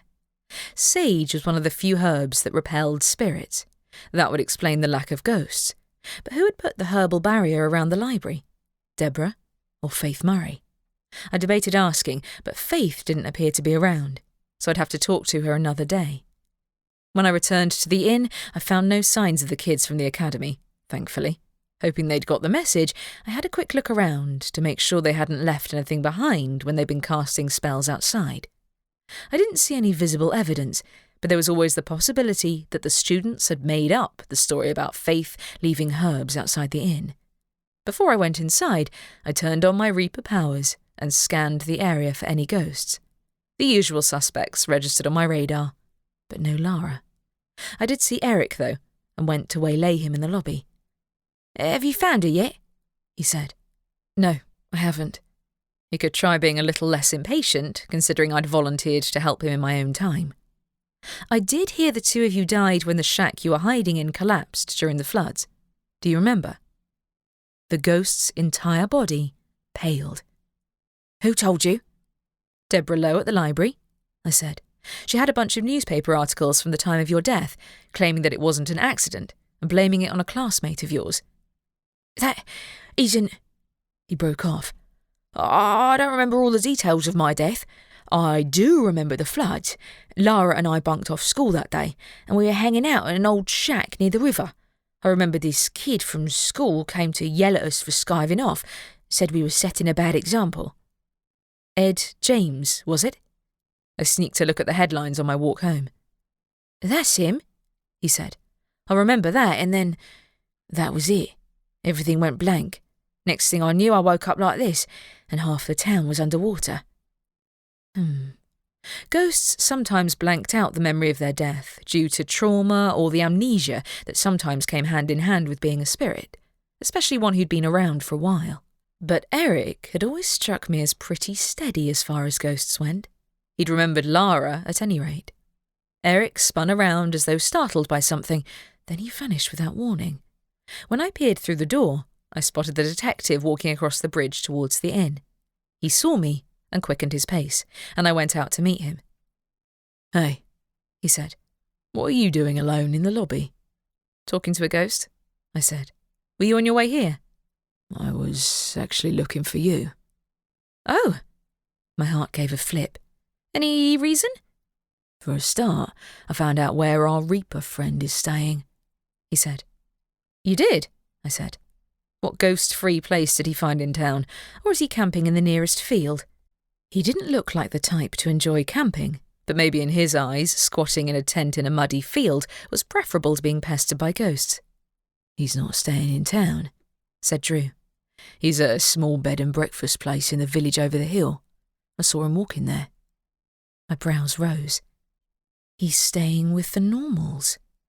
That would explain a lot, though if he hoped to avoid ghosts that way, he was barking up the wrong tree. Ghosts were just as likely to plague normals as they were paranormals like us, if they assumed they could get attention. Besides, he still hadn't confided what he was doing in town, which raised a major red flag in my book. "Exactly," said the detective. "How's the ghost hunt going?" "It took an interesting turn," I said. "Let's just say the situation with the teenage ghosts and the academy students is a little more complicated than I thought." We headed into the restaurant, where Ali gave us a wave from behind the bar. Then I told him about my encounter with Carey's classmates and their strange interest in the ghosts of the 2 ex-students. I then added that I'd visited the library and confirmed the details of the students' deaths with Deborah Lowe, as well as picking up some articles that suggested there might have been more to their deaths than met the eye. "Those kids were here to make trouble, but I don't know if they were the ones who banished Lara's ghost," I said. "Regardless, it seems weird that one of the ghosts vanished right after a bunch of people started looking for her." "I thought you were blaming the Reaper for her disappearance," he commented. "I still think he's the most likely culprit." I think. Not sure how he fits into this, though. He doesn't know the locals, especially victims of a decades-old flood. "What did you learn from the library, then?" he asked. "I got these." I reached into my bag and pulled out the folder of newspaper clippings. Turns out the police weren't clear on whether the 2 deaths were an accident, and there were a few articles speculating about who did it. I'm guessing it was before your time? "It was," he confirmed. "I can check with my colleagues if you think it's relevant to the ghost's disappearance." "I honestly don't know," I admitted. "The kids from the academy will be annoyed with me if I take their ghost hunting mission away from them, but I'm not sure Carey wants to put their story on her blog anyway." "Doesn't she?" he said. "I thought it sounded right up her alley." "It does, but those kids are horrible." I shook my head. "They came here to rile her up. I'm not sure they even care about the ghosts, but Carey doesn't want to provoke them, so I doubt she'll want to get involved. Unfortunately, if I took matters into my own hands, they might well take out their annoyance on Carey at school anyway. There seemed to be no way to win in this situation." "Oh," he said. "Have you spoken to those students yourself?" "I did, and Carey got mad at me," I said. "Being a teenager is hard enough. I don't need to add to that by intervening with school bullies. I already told them to go away, and they weren't bothered. It doesn't seem like there's a way to win other than to ignore them until they get bored and find someone else to hassle. I know how these things operate." "You do?" he said. "You didn't have to deal with the same when you were at school, did you?" I raised a brow. I wasn't bullied, but I was a Reaper apprentice in a town of witches. My brother was better at playing the role than I was, so he was less of a social outcast than me. Of course, he'd been alive back then, which meant I'd always had someone in my corner. That was one reason I'd left town and cut ties with the place I'd grown up in after his death. I'd had no close friends, and nobody aside from my family who'd missed me when I left. Man, that was a depressing thought. Drew's mouth parted. "Your brother's been quiet lately, hasn't he?" "I think he's lying low after the Reaper told him to go away," I said. And then there's the missing ghost too. He probably feels like he's already had one close call and that he's better off not pushing his luck. Is he usually that sensible? No, but he hasn't seen a Reaper in as long as I have, I said. Should we go and pay Shelton a visit now that you know where he's hanging out? Just the two of us, not my brother. I don't think he's going to be happy if we corner him at the place he's staying at, Drew said. Better to wait until we see him in town again, I think. I pulled a face. I just wish he'd admit what he's doing here. It'd help if old Harold would cooperate as well. I'd feel a lot easier confronting him if he'd be able to back us up, but he won't even leave that cottage of his. Out of curiosity, what happens if it is the Reaper who's responsible for the missing ghost? He asked. I have no idea, I said. If the council sent him, then there's nothing I can do. If he's a rogue, I'm supposed to contact the council myself and inform them so they can swoop in and discipline him. But that's not happening for obvious reasons. So if he turned out to be operating outside of the law, I'd have to take him on directly and drive him out of town myself. Is that possible? He asked. He has the same abilities that you do, doesn't he? Yeah, which is why I'd rather we didn't come to blows, I said. He has a scythe, I don't. If I could get old Harold's help, I might be able to drive him off. But on my own, I'm more likely to end up coming off worse. Maybe he'll respond if the police confront him, he said. I don't think we've ever arrested a Reaper before, but we have the resources at our disposal to make sure he doesn't get away with any crimes. I pressed my mouth together.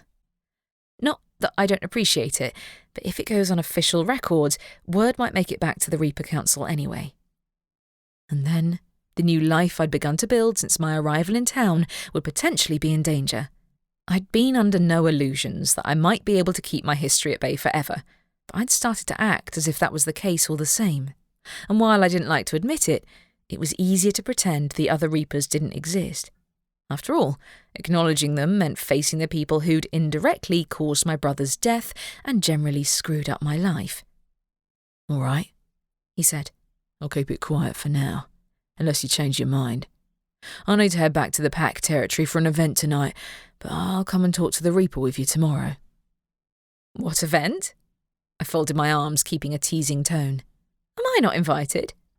A Pack thing, he said. Like the Coven's social events, but with werewolves instead of witches. Ugh. I thought that would be your reaction. He grinned. I would like to see you again, though, just in case I wasn't clear on that one. We can go out another night. My heart gave another skip.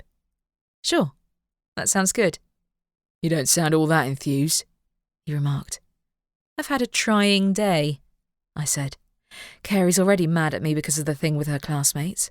I'm sure she isn't, he said. Maybe go and talk to her. If she'll let me. I rose to my feet and walked with him to the door. See you tomorrow? Sure. He waved goodbye to me, as well as to Ali, who was watching from behind the bar, and left the restaurant. As for me, I would have stayed downstairs to grab something to eat, but Carey was notably absent, and I hadn't checked on Mart either. I headed up to my room, hoping he wasn't freaking out too badly because of the missing ghost. My room was empty, but the instant I called his name, he appeared. There you are, he said. Aren't you going on a date with the detective? He's busy tonight, I said. Pack thing. No, you can't go and crash the party. Anyway, I have an update on our ghost. I told him about my encounter with the academy students, and then my visit to Deborah Lowe and the articles she'd given me on Lara's and Eric's deaths. You're saying she's the one who sent those students here? He said. Nah, they came here of their own accord, I said. I think they were more interested in bothering Carey than ghost hunting, so I sent them packing. They'd better not come back, he said. If they do, I'll chase them off myself. You're welcome to chase them out of the inn if they do anything else to Carey, I said. But she doesn't want us interfering on her behalf. So, I have another idea. Oh, boy, he said. No, I am not following that Reaper again. You didn't think I'd ask you to risk your neck, did you? I said. No, it's not about that. Carey is pretty upset over those kids picking on her, and I don't think I helped the situation much. No, you didn't, he said. Thanks, I said. I wondered if you wanted to help me cheer her up. was going to grab some food from downstairs and put a movie on, and you can play some ghostly tricks for her camera." He rolled his eyes. "I'm not a performance artist." "I'm not asking you to do it for an audience," I said. "Just Carey, who might end up quitting her ghost hunting blog if those kids keep interfering, and then you won't be able to show off for the cameras at all. Besides, I thought it'd be more fun for you to watch a movie with us rather than hanging around on your own." "All right," he said. "Can I pick the movie?" "I'll see what Carey says," I said. "Look, just try to be nice. I know Carey can't hear you, but I can, and she can read my face. I don't want her coming out of this feeling even worse than she did already." "I'll be on my best behaviour," he promised. Mart followed me out of the room and down the corridor to the suite where Carey and her mother lived. I knocked on the door, but Carey didn't answer. Without preamble, Mart floated through the door's wooden surface and into the room. "Mart, don't do that," I said to the door. "Come on, at least wait to be invited in first." The sounds of footsteps came from inside the room, and Carey's muffled voice sounded behind the door. "Is your brother in here?" "He came to cheer you up," I answered. "I forgot he can't follow instructions." Carey opened the door, her eyes slightly red. "Where is he now?" I peered over her shoulder into the living room of her shared suite. The door to her bedroom lay open at the back. Her room had papers scattered all over the floor, along with her ghost goggles and several other half-built contraptions. Casper was curled up on her bed, snoozing, while Mart danced around in the background. "He's doing the Macarena, I think," I said. "He's a terrible dancer." "You're worse," Mart retaliated. A smile tugged at her mouth. "He came to see me." "Sure," I said. "We wanted to know if you'd be up for watching a movie tonight. I'll grab some food from downstairs first, and the three of us can watch something fun. Sounds good?" "I thought you were going out with a detective," she said. "He's busy tonight," I said. "Pack thing." "That's a shame," she said. "I thought you two were hitting it off. You had a nice first date, didn't you?" "We did." I sought a change of subject before Mart started making unwanted comments about Drew again. "We're planning on another date soon, but we're both busy." "Or running away," Mart said. "You always do this. You have one good date with a guy, and then you get cold feet and run off." I shot him a glare which he ignored. "We're doing something this weekend, I think. Assuming our grumpy Reaper friend doesn't barge in on us this time." "Old Harold interrupted your date," said Carey. Ugh, this was why I didn't get people involved in my personal life. It complicated everything. It had also slipped my mind that I hadn't updated her on the new Reaper situation. Not Harold.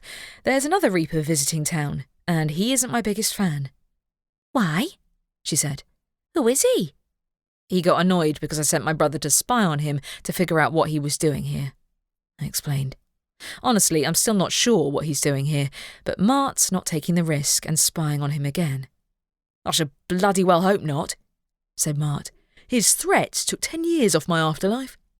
"Why were you interested in where the Reaper is staying?" asked Carey. "We don't think he's supposed to be here," I said, opting for an honest approach. "We also think he might have banished one of the two ghosts Chris and her friends were looking for." She paled. "What? You're looking for them too?" "No, but I already spoke to Eric a few times this week," I said. "He's worried because Lara disappeared. I think the Reaper is to blame, but the guy's been cagey about why he's really in town." Her expression cleared. "You think another Reaper is attacking the town's ghosts?"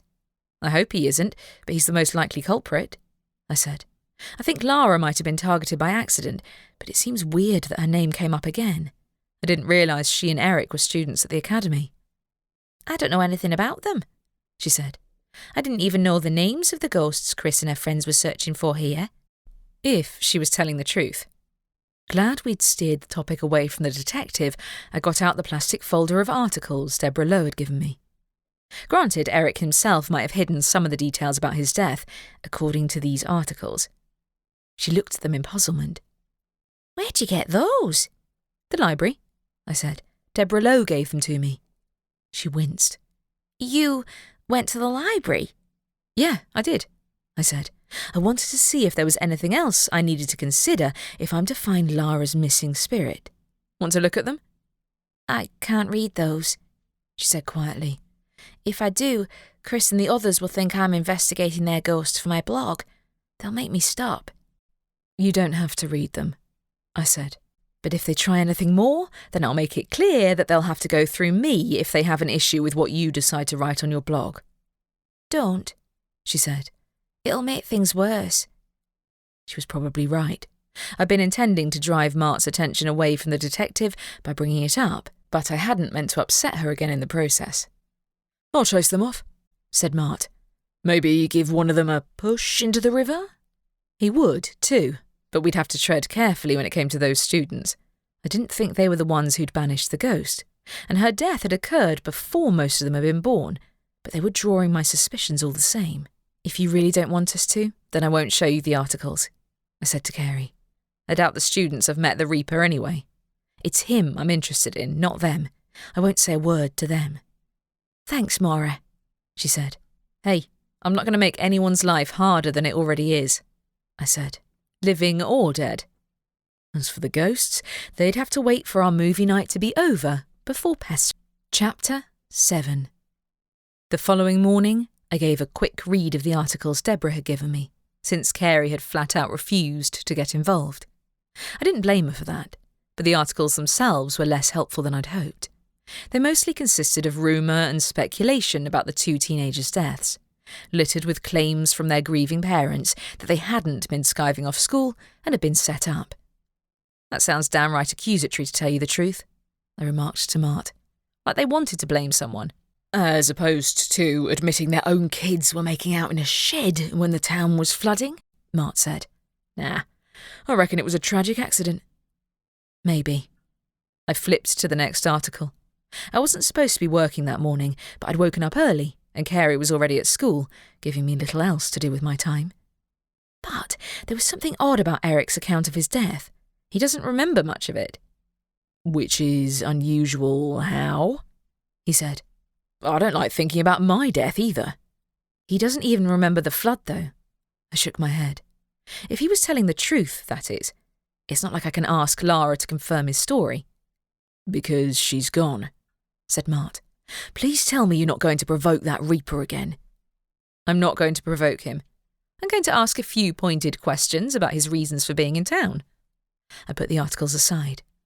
I don't think I'm going to get any useful information out of these anyway. The detective and I are going to track down our elusive Reaper later. Mart scoffed. I swear, if he reaps my soul, I'll send every ghost in the afterlife to haunt you. Then he floated through the wall to his room and disappeared. No need to be dramatic, I said to the wall, but he didn't return. Rolling my eyes, I headed downstairs. After breakfast, I took it upon myself to do some cleaning and other chores in the restaurant, despite Ali's objections. It wasn't like I had much else to do with my time, since Mart had taken my comments about the ghost banishment to heart and refused to come out of his room. Anyway, cleaning gave my mind space to wander and think more about the articles I'd borrowed from the library while I waited for Drew to show up. He'd promised to visit old Harold with me, but despite that unappealing prospect, my heart lifted when the detective walked into the restaurant. Hey, Maura. Good you're here, said Ali, interrupting my own greeting. Take her away before she starts sweeping the floors too. Not being able to find a replacement bartender doesn't mean you have to do everything yourself, Maura. Maybe not, but I'd rather sweep the floors than visit the Reaper, I said. Is that the plan, Drew? If you mean old Harold, he refused to even open the door to me when I dropped by this morning, he said. But I do have more information on those two teenage ghosts too. Oh? I joined him, waving goodbye to Ali as we left the restaurant. What do you have? I found the case files for those two students' deaths, he said. Things were so chaotic at the time that a lot of files got misplaced, so there isn't much information available. I read over the newspaper articles Deborah gave me, I said. There wasn't much in there either. It looks like their parents didn't want the whole world knowing their kids were skipping school when they died, so they tried to pin the blame on the last person who saw them alive. In fairness, it also seemed like the newspapers were fishing for a story to be sensational for the sake of it. You know the basics already then, he said. I don't think there's much more in the police report. except for one suspect who was questioned and then released without being charged with anything. Same guy mentioned in the articles, by any chance? I said. Is he still around these days? Ed James, he said. He's living here in Hawkwood Hollow, but he'll be in his 30s now, I think. He and the victims were classmates. I have his address, so we can pay him a visit. You want to go and talk to him now? I asked. Sure, if you're up for it, he said. I'm off duty, technically speaking. Can't have everyone thinking I opened up an old case. Better not let word get back to those academy kids then. Otherwise they'll think we're probing into the town's history to stop them from going ghost hunting, I said. He raised a brow. Aren't most of them 15? They weren't even born when the floods took place. You don't know how mean teenage girls can be, do you? I have an inkling, he said. I know Carey doesn't want us to intervene, but I'm not certain that ignoring the problem will make it disappear. Yeah, I said. She doesn't have any friends her own age, and I'm starting to think those kids are the reason. They're screwing with her confidence in a major way, and now she's finally started making headway with this ghost blog thing, and they're trying to sabotage that too. You're saying this Deborah Lowe from the library is the one who told the students where the ghosts were hiding? He said. No, but Chris and her friends figured out that Eric and Lara were hiding in a shack near the inn when they died, so they decided to come there to bother Carey, I said.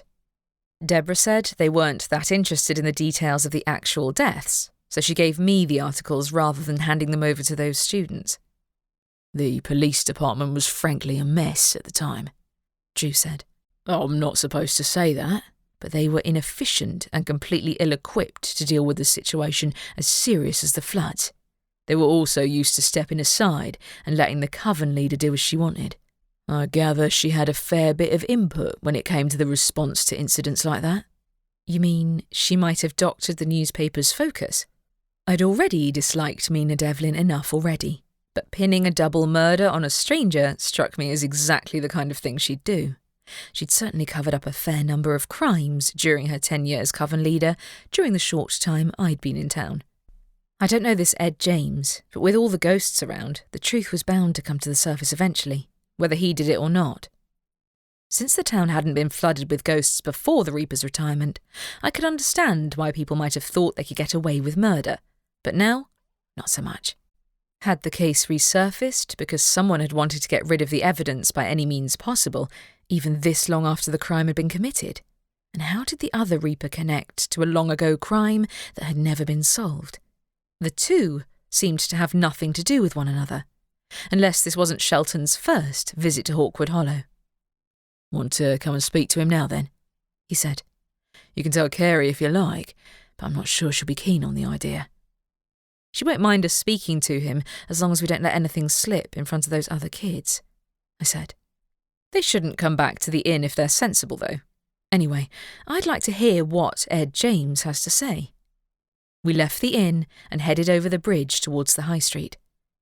How's work going? Drew asked. Not too bad, I said. We might need to put out another ad if we don't find another bartender soon. It really shouldn't be this difficult to find someone. I couldn't help wondering if someone had been spreading stories about us outside of the coven as well, because we hadn't had any applications from non-witches and wizards either. That, or the fact that Haley had been a murderer, had put most people off applying, which was a possibility. I did ask some of the pack members last night, he said. You might get some interest there. Oh, thanks, I said. It's appreciated. We're almost there. He led the way down one of the cul-de-sacs in the witches' area of town. How much do you want to tell Ed James about why the case has come to the surface again? I think I should avoid mentioning that Lara's ghost has gone missing, I said.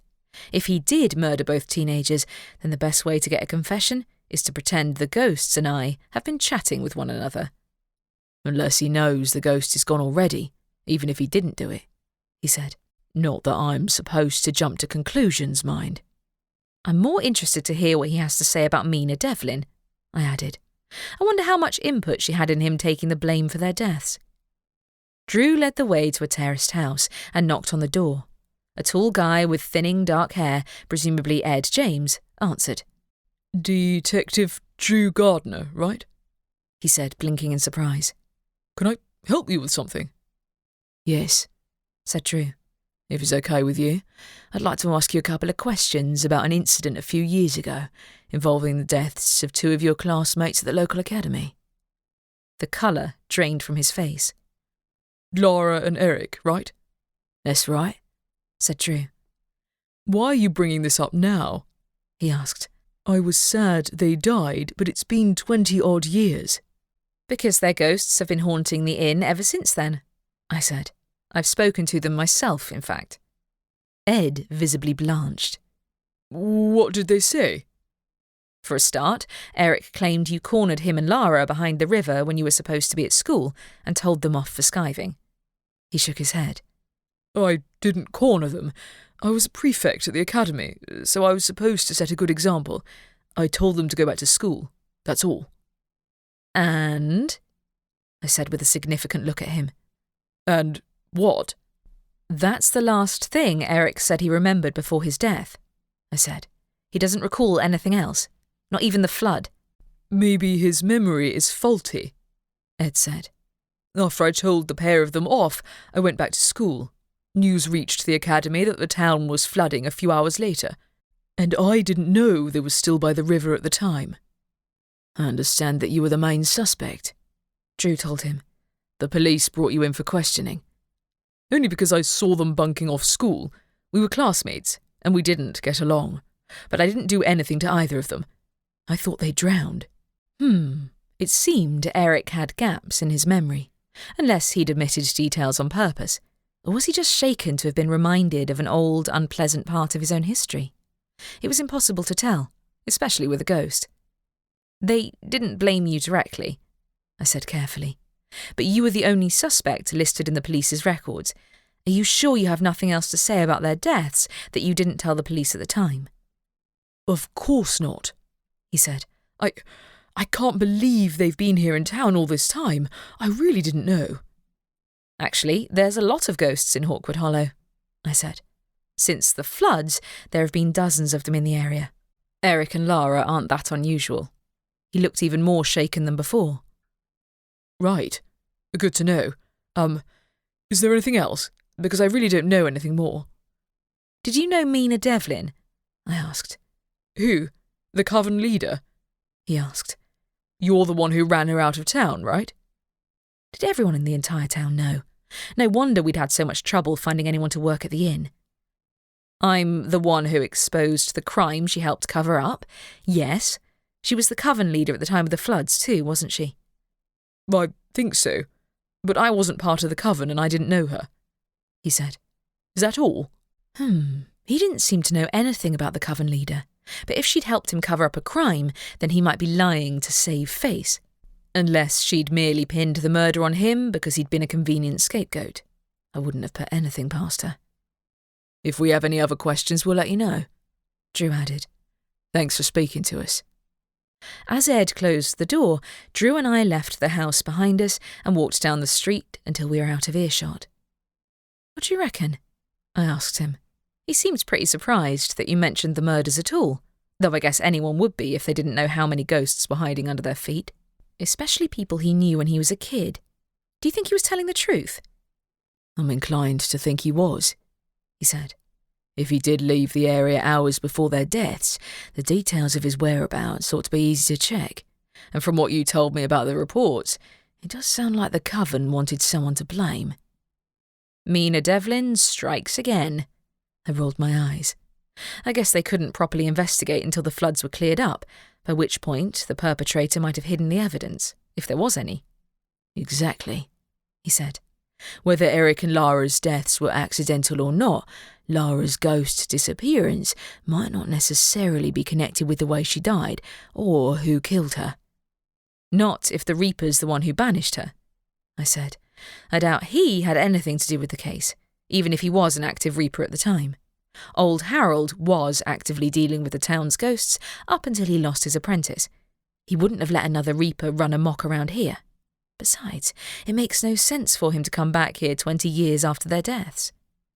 Which meant there was a good chance the Reaper had another reason for being in town. You're right, he said. Want to go back to the inn, or should we pay the new Reaper a visit? Up to you. Yes, I said. To the second one, I mean. I can't think of anyone else to ask about missing ghosts. If we can figure out what he's doing in town, we might be able to strike him off the suspect list. Or elevate him to the top. One way or another, it was past time for us to pin Shelton down and get some real answers about what he was doing here. I was done giving him the benefit of the doubt. It would have been easier for me to fly to the next town on a broomstick rather than walking, but it was a nice day, and I didn't mind spending some more time with the detective. We chatted as we walked, free from any eavesdroppers. Mart wasn't around either, but that was to be expected. He'd be better off staying far away from our grumpy Reaper friend in case he got mad at Drew and me for cornering him and pulled out his scythe. The neighbouring town turned out to be even smaller than Hawkwood Hollow, consisting of a single cobbled high street and not much else. It felt strange walking among normals after spending the past few weeks entrenched in the paranormal world. While both Drew and I looked ordinary enough most of the time, I had to remember to keep my wand hidden in my pocket. My Reaper side wasn't visible to most people anyway, so I'd just have to remember not to strike up a conversation with any ghosts.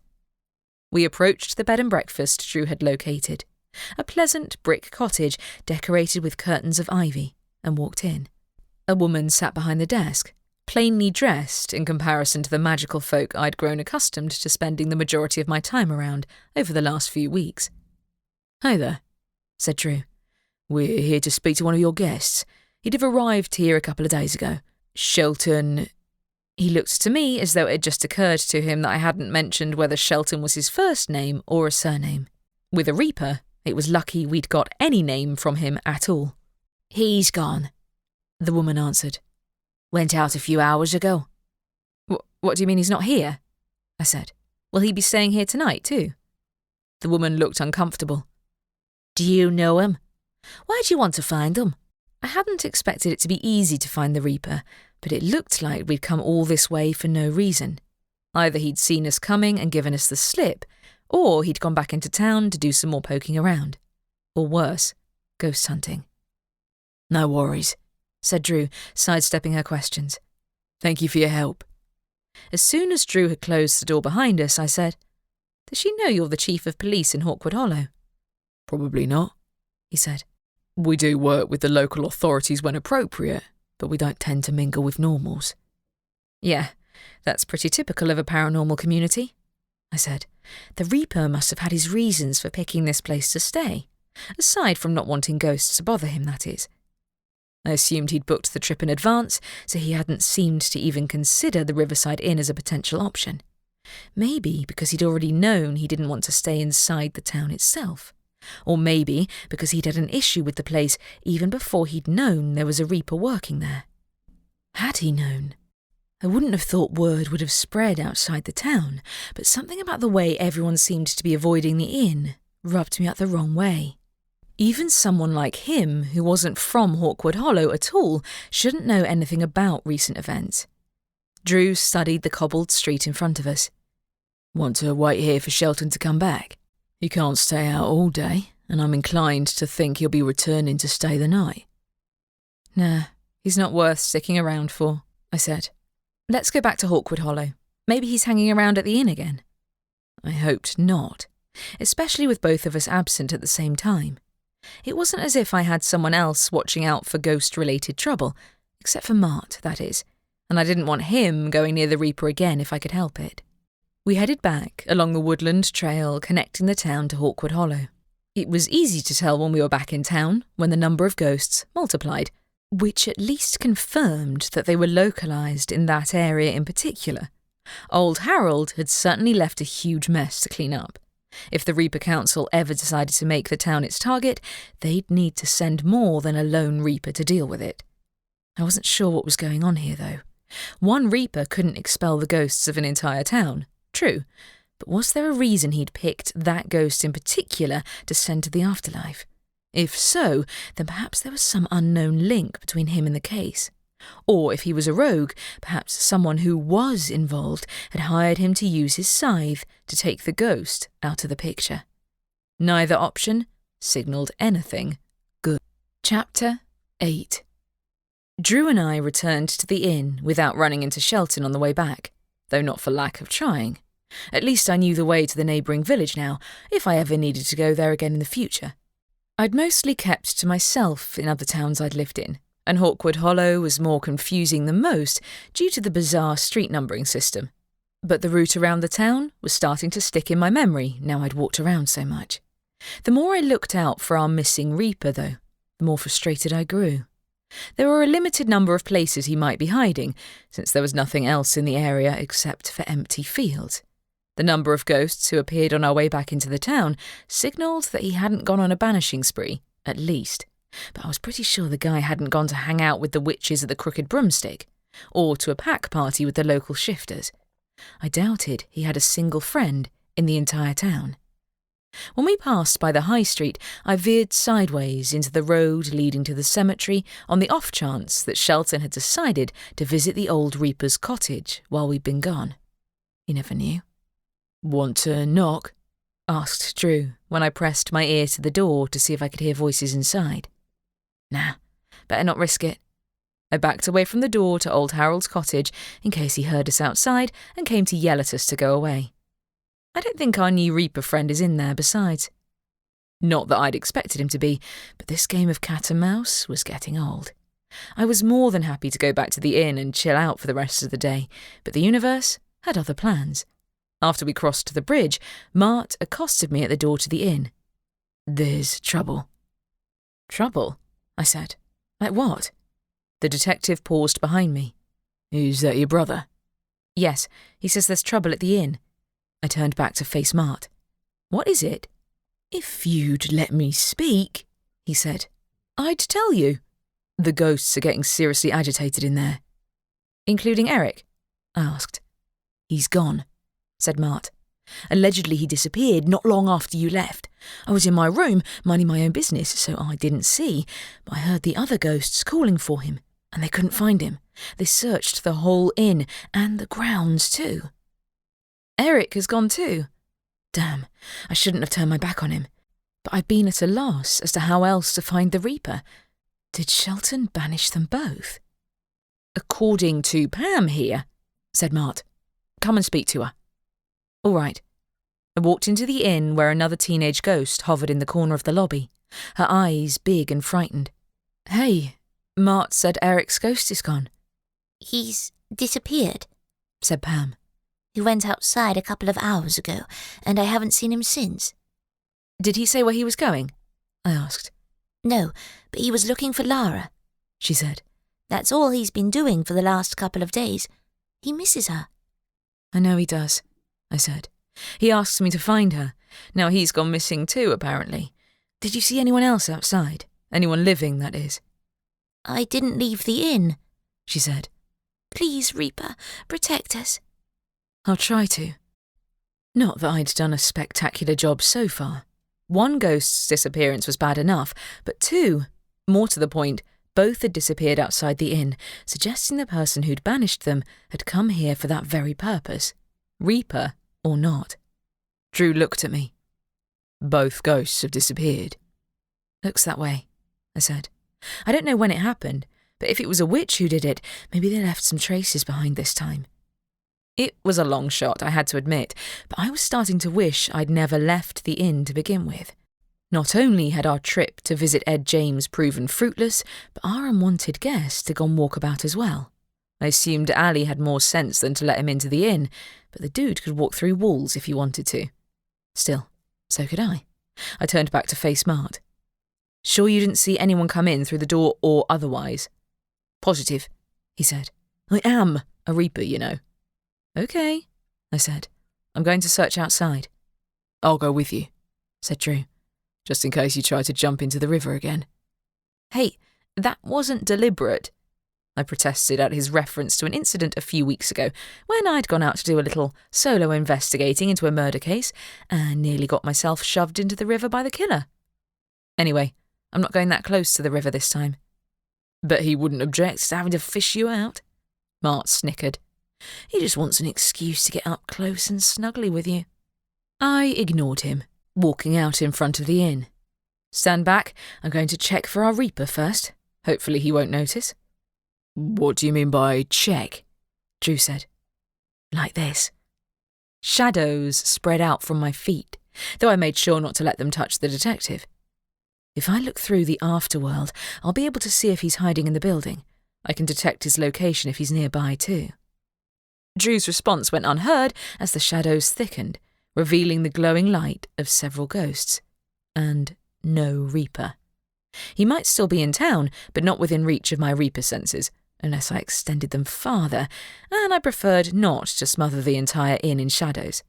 Instead, I let the shadows drop.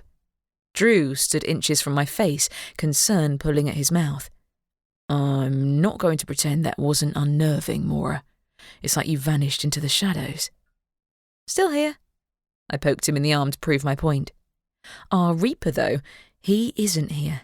Neither are our missing ghosts. Maybe they eloped together, but can ghosts even do that? You're the expert, said Drew lightly. Not really. I'd never felt more lost, to be honest. Right, I've searched the afterworld, so all that's left to do is to search the physical world. Who's getting physical? Mart said, floating through the door behind us. Nobody, I said. I told you I'm searching the area for the missing ghost. Coming to help? No, thanks, he said. If there's a ghost-eating pit hidden outside, I'm not falling into it. There's no such thing as a ghost-eating pit, Mart. I rolled my eyes. Also, don't say that in front of the other ghosts, please. I don't need them panicking even more. What exactly are we looking for? Asked Drew. Clues that point to a ghost being banished. I know there's a few herbs that will do the job. You've been researching, I observed. Yeah, there's a few variants. Also, sage is a ghost repellent. That might have been used if they wanted to drive a ghost out of a certain area. Some other herbs will do the trick as well. Drew and I walked around the inn, scanning the ground for any signs of a banishment spell. Other than mud churned up from the overnight rain and the persistent flowing river, we found nothing. I did another check on the afterworld closer to the river, but I saw neither of the spirits we were looking for, nor the Reaper. Nothing, said Drew. Not so far. I banished the shadows again. Either Eric wandered out of his usual zone and is hiding elsewhere in town, or the Reaper had used his scythe on him and then vanished into the shadows before we returned to the inn. I spotted Allie watching us from the window of the restaurant and walked back to meet her. What are you and the detective doing out there? Another ghost is gone, I said. Eric disappeared while we were out searching for our elusive Reaper. Her eyes rounded. You mean the teenager who was looking for the other missing ghost? Looks like he did a runner, or was banished, I said. Who else has been at the inn since we left? The usual lunch crowd, she said. Not many people. Mrs. Terrence, a few others. Not those students. She shook her head. I'd definitely know if they were around. Besides, they're at school. Typical. I released a sigh. I mean, it's possible he did a runner and went looking for Lara's ghost elsewhere in town. I don't know. Seems fishy to me that they both vanished within the space of a few days. Did you and Drew go to speak to the Reaper then? She asked. We didn't find him, I said. He wasn't at the accommodation where he was renting a room, and we walked all over the town and didn't find him. Hence, why he's still on my suspect list. Mart scoffed. If you ask me, he saw you coming and ran off. I frowned at my brother. He's not at the place he's supposed to be staying at, which means he must be somewhere in town. It's not like we're in a big city, so he must have tried pretty hard to hide himself.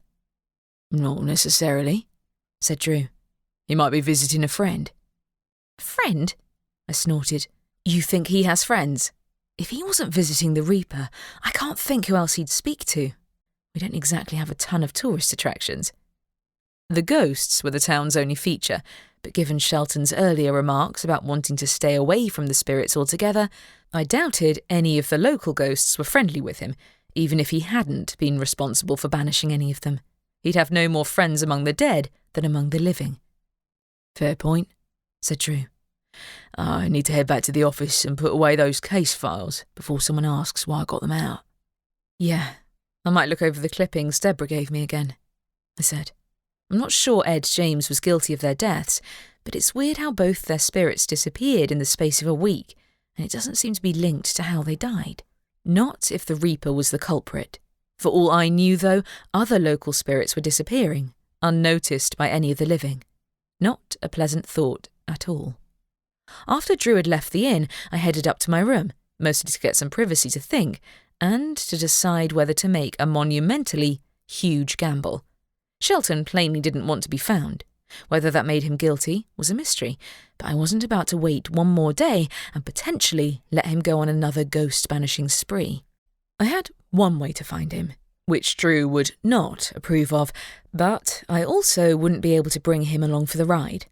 Okay, theoretically I could, but if it went wrong, Drew was the one who'd likely come off worse.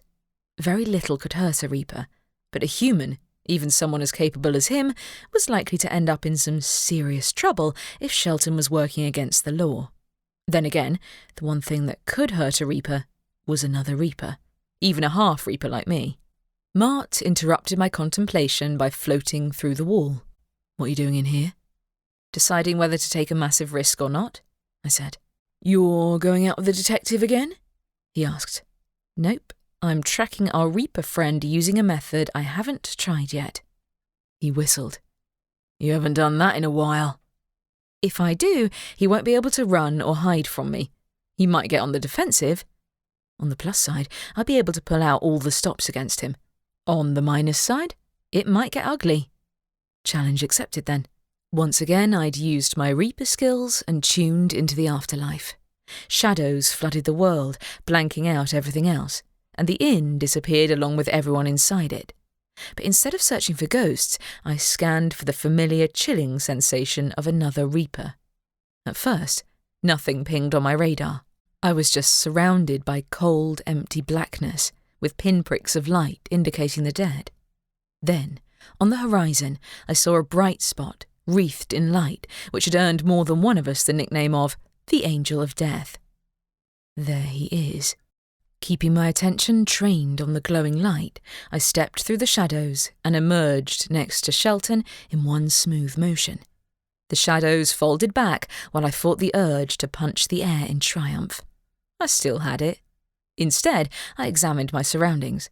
It looked as though we were inside an abandoned house. The walls were damp, the floor equally so.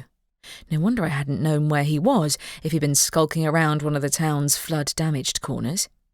Noticing me, Shelton spun around so fast that I took a step back in case he swung his scythe at me. "What are you doing here?" "Looking for you." I did my best to ignore the instincts telling me to dive for cover. "A local ghost has vanished. That's 2 of them now." "I thought you weren't an active Reaper." His eyes narrowed. "Unless that was a lie." "You showed up in town right before 2 ghosts vanished from the inn where I live," I said. "No ghost has ever gone missing here before now."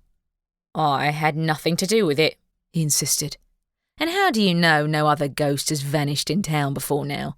You haven't lived here that long." "Have you been asking about me?" Defensiveness crept into my tone. "Who told you that?" "Everyone knows you're new in town," he said. "Though I'm hearing from the local coven members that you're a meddling troublemaker." "Hey," I said indignantly. "The former coven leader was a criminal involved in covering up 2 murders. I won't apologise for getting her kicked out of town. And I'll do the same to you if necessary." Whatever he was doing here, it didn't exactly look innocuous. Most people did not go traipsing around old houses in their free time unless they were looking for trouble. Or ghosts. "It sounds to me like you're a busybody who had no business getting involved in coven affairs to begin with," he said.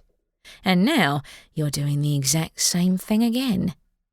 "Look, you're lurking in an old house," I pointed out. "Give me one good reason you might be in here that doesn't involve breaking the law." "I notice you don't have your detective friend with you," he said. "Haven't you told him what you are? Or do you pretend to be human?" Okay, that was uncalled for. "He knows perfectly well what I am, but I decided to give you the benefit of the doubt before I called the police to come and haul you in for questioning." "I don't think that's what you did," he said with a nasty smile on his face. "I think you wanted to keep him away from this side of your life because you're afraid he'll run if he sees the truth of what you are." Anger flared inside me. Who the hell did he think he was? Okay, first off, you have no business making judgments about my personal life, I said. And second of all, maybe I left him behind so I could confront you without the police being involved. I've given you more than enough chances to explain yourself, so... I pointedly pulled out my phone. At once, shadows flooded the room, folding outwards from Shelton's feet. Don't force me to act against you, Maura. Don't act as though you weren't trying to provoke me, I warned. Even if you were being polite, you're the one who's skulking around a flood-damaged house and not offering up an explanation. 2 victims of the floods have vanished. Did someone hire you to get rid of their ghosts? Or did you act of your own accord? Did someone hire me? He sounded disgusted at the very idea. Maybe I'd got the wrong end of the stick after all. What kind of nonsense is that? I assumed you were a rogue, since you won't admit who you are or what you're doing here, I said. If I'm wrong, who are you working for? It's not like there's a Reaper equivalent to MI5 or whatever. The council won't strike you down for telling me. Maybe I don't trust you. Wow, I arched a brow. And that's supposed to make me believe you have benign intentions. If you won't tell me who sent you, then why are you in this house? I didn't see any ghosts. Not that the ghosts had been the priority when I'd hopped through the shadows. I'd been more focused on landing next to the Reaper, but I hadn't seen any other glowing presences nearby. Surreptitiously, I let the shadows fold around me, keeping my eyes open for any spiritual presence. Shelton took a step forwards, the scythe in his hands again. Hey, I'm not threatening you, I said. Just checking out the scenery. He didn't lower the scythe. The threat was as clear as daylight. Unfortunately, now was not the time for a fight. Using my Reaper skills to step halfway across town had taken some energy out of me, and I was in no shape to fight with someone who had access to the full arsenal of Reaper talents. Most of mine was still dormant. Instead, I let the shadows drop. All right, you get on with whatever you're doing. I'll do my own thing. Go on. He took a step back, and when I moved in the same direction, he scowled. You can't follow me around. I'm not following you, I said. I'm doing my own thing, like I said. Put the weapon down, and I'll step away. When he lowered the scythe, I did exactly that, scanning my surroundings. The dilapidated room wasn't exactly a stunning vista, but maybe I could get a clue about what he was doing here from within the land of the living. I walked through the room, not quite daring to turn my back on him. I didn't trust him not to strike me down if I did so, and despite his outrage at my suggestion, maybe he was a rogue. No council Reaper would set foot in a place like this unless they were doing grunt work for another... Uh-oh, had someone more senior sent him here? Would a higher-up Reaper show up in town next? As I was turning around to look at him again, I spotted the residue of some kind of herbal concoction on the floor. I crouched to examine the remains, and suspicion flared up inside me. I knew the smell of that particular concoction. Someone had summoned a ghost. Which ghost? I hadn't considered it before, but it wasn't impossible that someone had used a summoning spell and drawn Eric and Lara's ghosts into this house before banishing them. It had certainly explained why we'd found no clues at the inn. Not that I could see any traces of a banishment spell, but maybe it was elsewhere in the house. I trod around the room, then I jumped into the air with an exclamation as the Reaper appeared out of the shadows beside me. Did you set up that spell? I shuffled away from him, my heart racing against my ribcage, and jabbed a finger down at the smudged remains of the spell. Did you summon a ghost in here? He scoffed. If I wanted to summon a ghost and then banish it, I wouldn't need to waste money on herbal concoctions, would I? I guess not. Which meant someone else had been here, a witch or wizard, no doubt. But who, and which ghost had they summoned? The Reaper studied me but didn't speak. I tilted my head on one side. Why are you looking at me like that? No reason. There is, I said. Like there's a reason for you being in town to begin with. If you're not here to play vigilante against the local ghosts, then why? Did you know someone had conducted a summoning or banishment here in this house before you came here? No. Finally an answer. Maybe not an honest one, but at least he'd said something that wasn't an insult or an evasion. It was an improvement of sorts. Then what were you looking for? The question hung between us, but he didn't answer. Instead, he stepped into the shadows and was gone. I stared at the spot where he'd vanished for a moment. The Reaper might be a nuisance, but despite his attitude, it seemed he wasn't responsible for our missing ghosts. After Chapter 9. I wasn't inclined to take the Reaper's word for it that he wasn't up to anything nefarious, but there was no point in sticking around the old house with nothing else to be found. Instead, I returned to the inn, using the shadows as a shortcut with my Reaper skills. This time I misjudged a little and landed outside the inn instead of in my room. I realised my mistake the instant Carey jumped a foot in the air and dropped her school bag. Where in the world did you come from? Reaper trick, I said. I can hop through the shadows from one place to another. Sorry I startled you. Where'd you go then? She asked. I hesitated for a second before deciding I might as well tell her. I had to face the fact that I was lost, and I could use a bit of perspective from someone who wasn't as biased against Shelton as I was. I may have followed the new Reaper to see where he was hiding out. Her brow wrinkled. Where was he? Turns out he was skulking around an old house. I walked with her into the restaurant. He wasn't best pleased with me for ambushing him, but it's his own fault for being so elusive. Who's being elusive? Ali called from behind the bar. Maura, I didn't see you go out. Carey and I walked to her usual table, where she put down her school bag. Casper bounded onto a chair, purring. The Reaper, I answered, resigned to telling Ali as well. It wouldn't do any harm at this stage. I gave them both a rundown of my confrontation with the Reaper, while I tried to downplay how close we'd come to swinging scythes at one another. Neither one of them appeared to be fooled. Ali had to go off to serve a customer as I was finishing my story, but Carey's mouth was open by the end of it. Wow, Carey said in a hushed voice. What was he doing in that house, if not banishing a ghost? I have no idea, I said. As he rightly pointed out, he wouldn't need to use a complicated spell to conjure up a ghost, or to banish one, come to that. He wouldn't carry a scythe otherwise. I guess not, she said. Weird. You were so sure he was the one who got rid of the ghost. 2 of them have vanished now, I said. Turns out the guy who asked me to find the missing ghost is now missing himself. No way, she said. You mean the second guy who used to be at the academy? Yeah, him, I said. It's bizarre. On top of that, the Reaper is weirding me out. I can't think what else he might have been doing in that abandoned house if he wasn't after a ghost. But he refused to tell me a thing, including whether he was working for the Reaper Council. She blinked. Does it make a difference if he is? Yeah, I said. The Reaper Council, let's just say they wouldn't be pleased at the situation in Hawkwood Hollow. They'd give old Harold a stern talking to for letting the number of ghosts here get so far out of hand, arrange for as many as possible to be banished, and then come after me. If they found out about our ghost hunting missions, her face fell.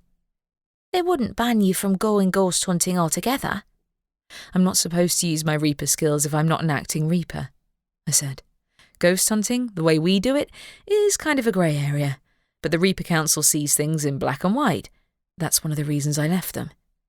They can't stop you from doing whatever you like, Carey protested. They can try, I said.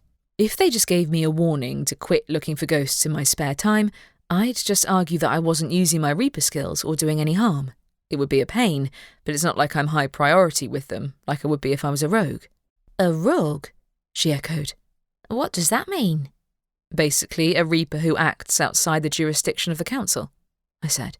An independent ghost hunter who does make use of their Reaper skills, for good reasons or bad ones.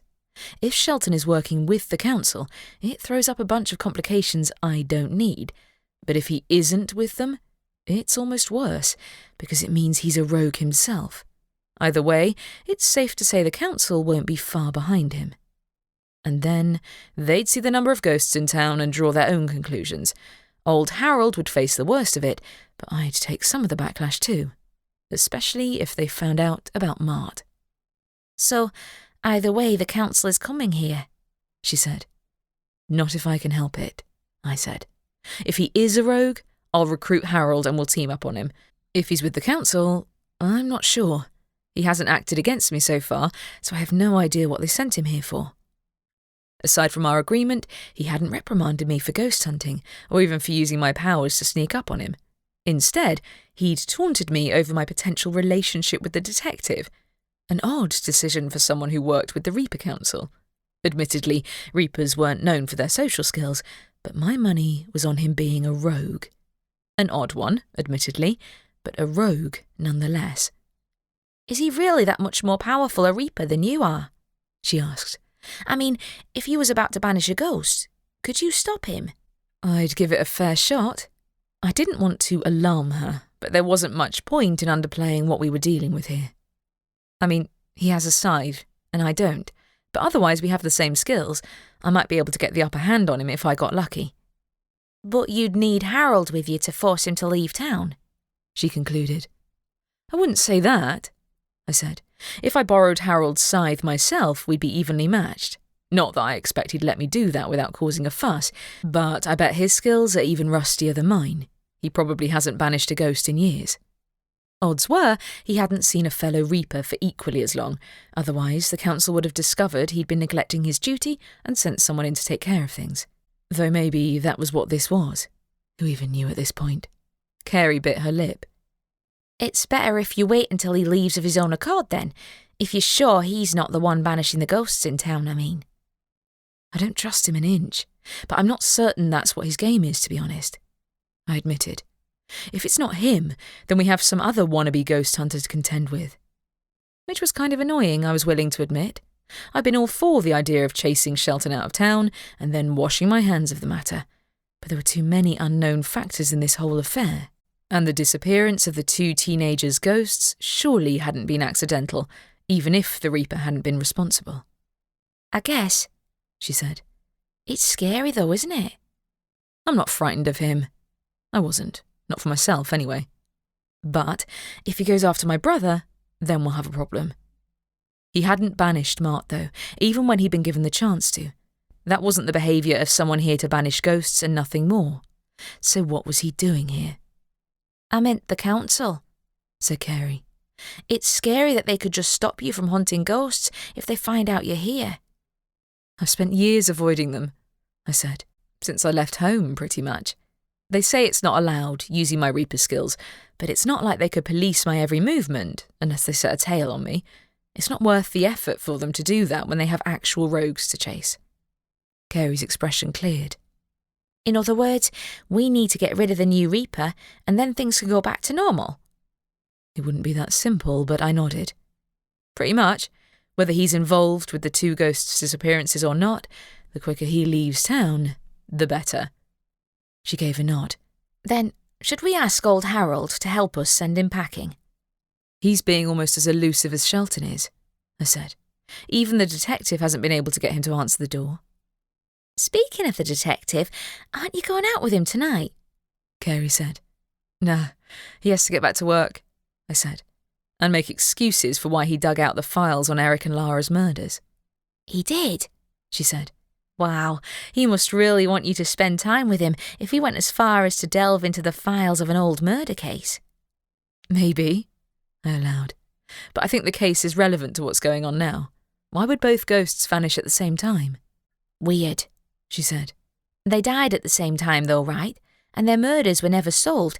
That's got to be the reason. Seems that way. Yet few other people knew their deaths might not have been accidental, or so I'd thought. And none of my suspects had been at the inn when Eric had disappeared. There was, however, one person who could be in any place at once if he wanted to. We might have to come to an agreement, but I wasn't striking the Reaper off my suspect list just yet.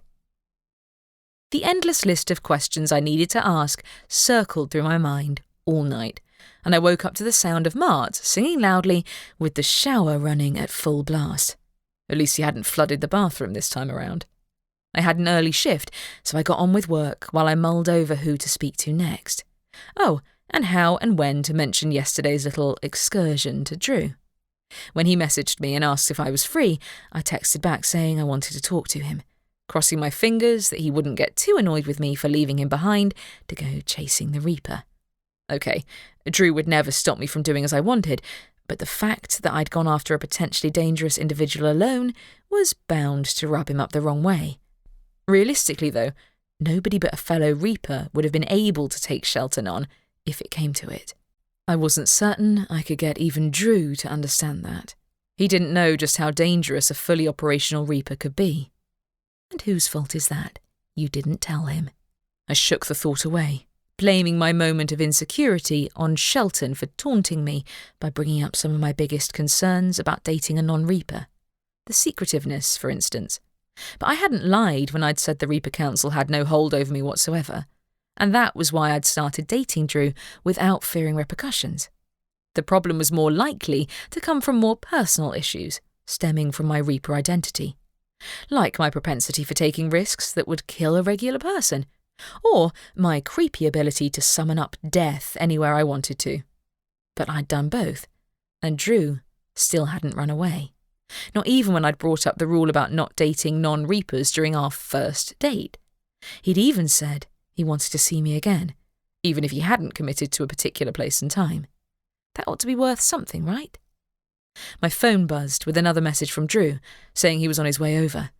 My heart gave a flip, and I sternly told it to calm down. For all I knew, my abrupt excursion across town to see the Reaper would be the last straw for him. 10 minutes later, Drew entered the restaurant and walked over to me. "Hey, Maura." "Hey," I said. "Want coffee?" "Sure," he said. "Same as usual. You said you had something to tell me." "Yeah." I busied myself making our drinks while I debated how to broach the subject. Once I gave him the coffee, I settled behind the bar and took a long sip of my own drink. "So," I began, "I may have found our Reaper yesterday." His brows shot up. "You went looking for him again?" "Not the way we did," I added hastily. "I can use my skills to track any other Reaper if I want to, and I got fed up waiting for him to show his face, so I stepped through the shadows and cornered him where he was hiding." "Whereabouts was he then?" he asked. "Inside an old house." I ran through what I'd discovered there, including the strange piles of herbs in the general sense that someone else had been looking for ghosts there. Someone who wasn't the Reaper. "It's bizarre, I'll say that much." His brow furrowed. "Someone used a spell to summon a ghost into the house? A witch or wizard?" "Must have been," I said. "Which is something we didn't think of when we were looking around here for the perpetrator. If they summoned the ghosts of Eric and Lara somewhere else in town using a spell, they wouldn't have had to be anywhere near the inn to get rid of them. They could just summon and banish them within the same place, and nobody would know." Which expanded our list of suspects to include the entire town. Not ideal. "Are you sure the spell you found in that house was used on those particular ghosts?" he said. "Would there have been some kind of banishment spell too?" "I didn't find one," I admitted. "I suppose they might have done the banishment elsewhere in the house, but I didn't search the whole place. Maybe I should have, but that Reaper annoyed the hell out of me when he ran off." "And are you sure the Reaper himself was telling the truth?" he asked. I shrugged. He was being evasive, I'll say that much. He said that if he was here to banish ghosts, he wouldn't have needed an elaborate setup like that, and, well, he's right. It makes no sense. I can't overlook that. He has a scythe after all. "But those two ghosts were still victims of the same murderer," he said. "Do you think that's why they vanished?" I'd feel more comfortable saying yes if the Reaper told me why he was in town. "If not for that reason," I said. "He wouldn't tell me. Said he didn't trust me." Given his reaction when I'd accused him of being a rogue himself, it made sense for him to have reacted like that if he thought I was working against the council, which couldn't be further from the truth. But if he was with the council himself, he couldn't possibly know who I was unless he'd had direct contact with my father or with someone who'd met me during my brief time as a Reaper's apprentice. He didn't know there'd be a Reaper in town when he came here. He couldn't have, which meant he was being cautious out of natural wariness about potentially being around a rogue. That made more sense, but it also made the oddly personal remarks he'd made to me about my relationship with the detective seem even stranger, not to mention suspicious. "Has he spoken to Harold, do you know?" he asked. "I forgot to ask," I said. I was too caught up in trying to catch him off guard. I have no idea what his deal is, but if he has any knowledge of the local reapers, he must have known Harold is supposedly in charge of the dead here in Hawkwood Hollow. The odds were high that he had known about Harold, but not about me, so I made a mental note to add that to the list of questions to ask him the next time we ran into one another. The problem was, of course, that it'd be a little difficult to wrangle information from him when I didn't trust him any more than he trusted me. And therein lay my problem, aside from his bad attitude, that is. The detective seemed to consider my words. He didn't know you were here, though? No, because I'm not an active reaper, I said. Every one of them has their name on a list that tells all the other reapers what their skill level is and which area they're in charge of. His brows shot up. Would this Shelton person show up on that list? Can you check? I don't have access to it since I'm not an active reaper, I said. But does Harold? I tilted my head. I like the way you think. I actually don't know. He might have lost the list or forgotten to keep it up to date. But it was somewhere to start. It'd at least deal with the question of whether the new reaper in town was legitimate, which would take a weight off my mind. It's worth asking, Drew agreed. If Harold will talk to you, of course. I groaned. What did I do to deserve 2 grumpy reapers giving me grief? I realised that it's kind of a reaper trait, but come on. You aren't grumpy, he said. Neither is your brother, from what I've heard. Oh, Mart drove the other reapers out of their minds by making jokes all the time, I said. He got more flack than I did for rule-breaking as an apprentice, though he liked getting me into trouble as well. Hey, Mart said indignantly, appearing like clockwork when I mentioned his name. It's true and you know it, I told him. Are you sure you never broke the rules yourself? Said the detective, a smile playing on his mouth. All the time, said Mart. She likes to pretend to be righteous, but she was always sneaking around behind the council's back, banishing ghosts, summoning them. I turned back to the detective. Maybe a little. There were a few good reasons I left them, aside from my brother's untimely death. Mart let out a howl and flopped over dramatically in mid-air. Uncalled for, Maura. That hurt. Deeply. I rolled my eyes at him. Anyway, the council doesn't know who I am, not really. I was only an apprentice for a short time, and I'm miles away from where we used to live. Shelton doesn't know me. But Harold, I'll see what he says. At that moment, Carey ran into the restaurant in her school uniform, her hair flying behind her and her eyes wild. Hey, I said. Something wrong? Chris and her friends are hunting for ghosts again, she said. Where? I asked. She mentioned this abandoned house down by the river, Carey replied. Opposite the spot where those kids vanished. Near the inn? Oh boy. Do you know where? She nodded breathlessly. Drew and I looked at one another for a moment. You want to go after them? He said. I think I should before someone gets hurt. I turned to Carey. Can you lead the way? Chapter 10. Carey beckoned her familiar to her side. We're coming with you. Casper meowed in agreement. I shook my head. Don't go following Chris and the others into a creepy house. It's not safe, she said. I know Chris and her friends. They want to get footage for a blog, and I don't think they've considered the risks at all. Drew and I took the lead, while Carey walked behind us. She carried her ghost goggles in one hand as though hoping to catch good footage of any spirits we might run into in the house.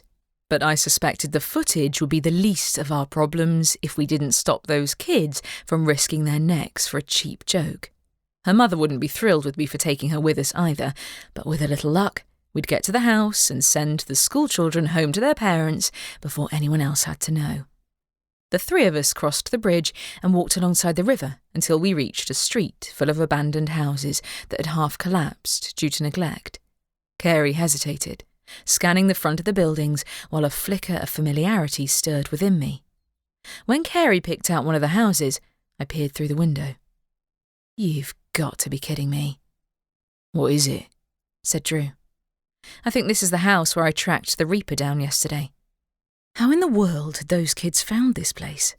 The Reaper didn't know the students from the local academy, surely. He wasn't even from this town. Are you sure? Whispered Carey, her eyes wide.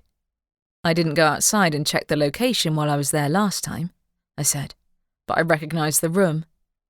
The old house looked even more dilapidated from the outside, with crumbling bricks and missing roof tiles. Its shattered windows were boarded up, preventing us from seeing who was inside, but I could hear voices from behind the closed door and recognised Chris's ghost-seeing blonde friend, Anne, among them. Definitely the right place.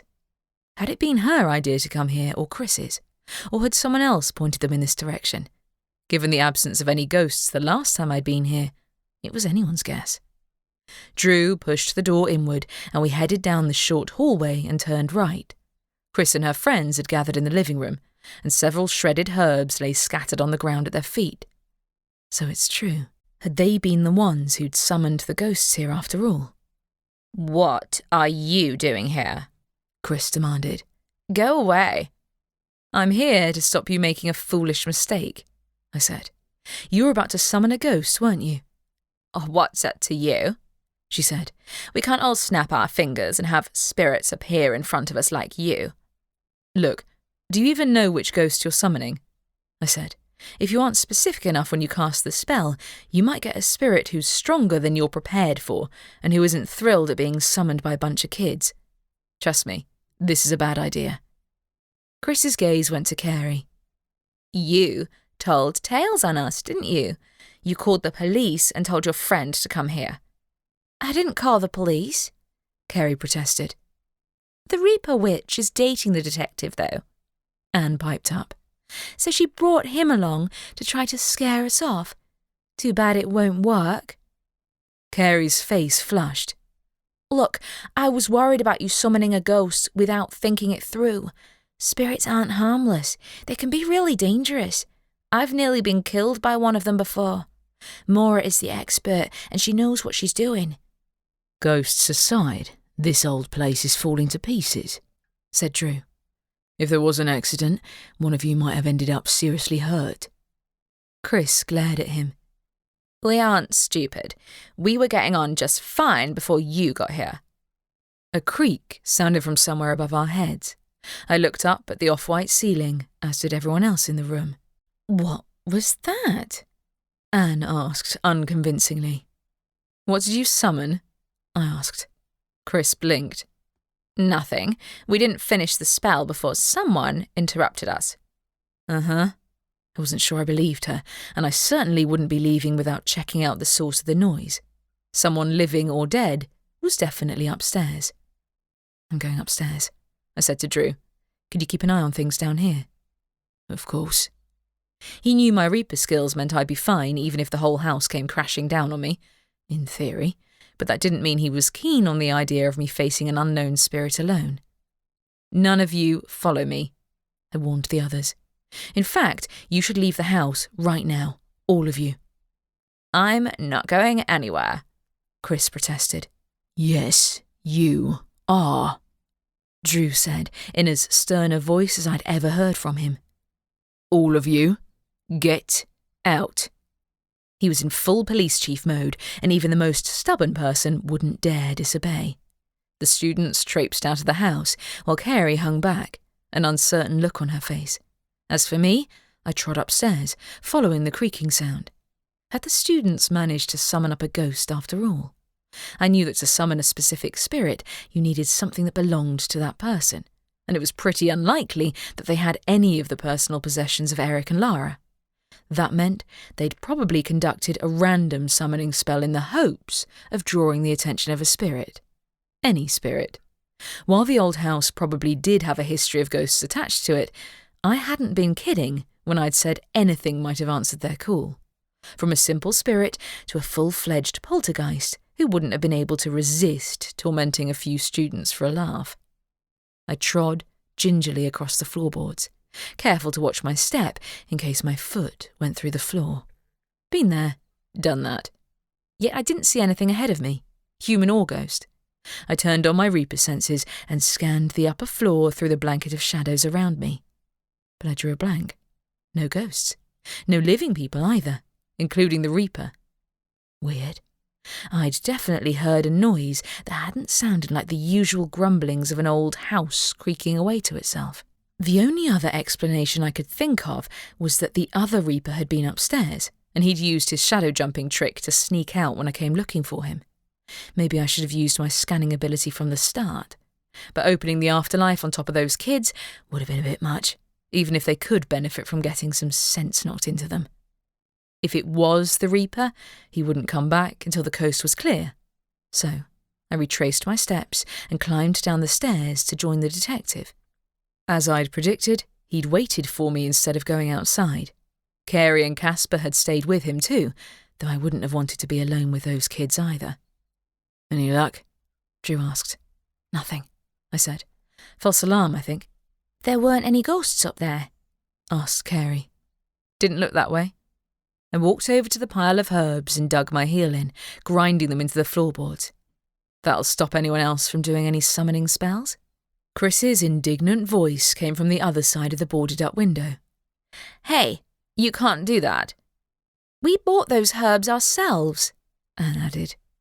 Tough. Job done. I left the house behind Drew, Carey and Casper bringing up the rear. "You should have saved your money instead." "Go on," Drew said sternly to the students. "Go home to your parents. Did any of you tell your families you were coming here today?" Mutters broke out among their group. "Guess not, huh?" Not that it came as a surprise.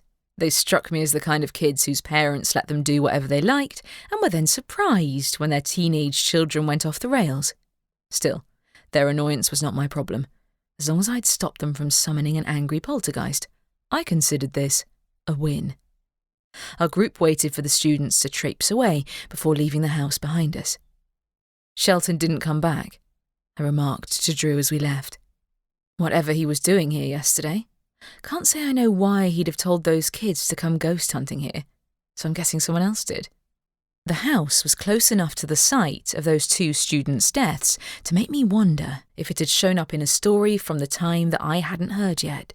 But the more pertinent issue was how in the world they'd found out how to do a summoning spell. It wasn't the sort of thing they were taught at the local witch academy, though I supposed they might have borrowed a book from the library to look it up out of curiosity. I doubted either of the librarians would have expected them to come here and conduct a summoning ritual. That means I need to head back to the library again. Drew nodded slowly. "Tell you what, we should speak to the Reaper and tell him there's a bunch of schoolchildren who went to their house after he was there. See how he responds to that." "Bet that gets his attention," I agreed. "But do you want to do that before or after we ask old Harold if Shelton's name is on the list of council-approved Reapers?" "We'll stop at old Harold's place on the way," Drew said decisively, "once we make sure those kids don't go back to the house." "Sounds like a plan." We walked at a slow pace behind the group of retreating students. Drew took the lead while I fell back to talk to Carey. "You okay?"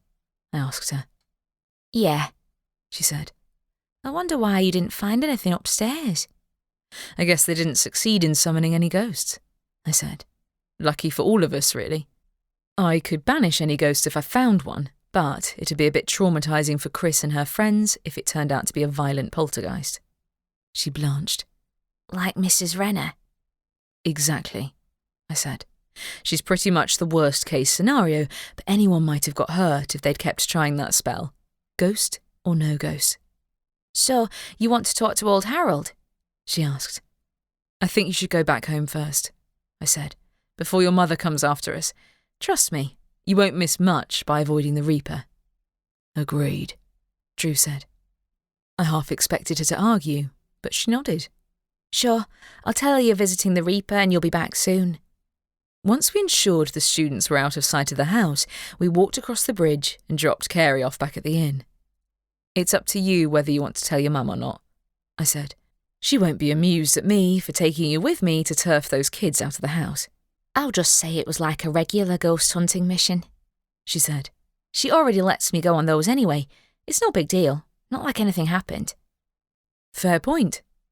Ali was laid back as far as parents went, though I had an inkling she was just relieved her daughter had any friends at all, even an antisocial Reaper like me.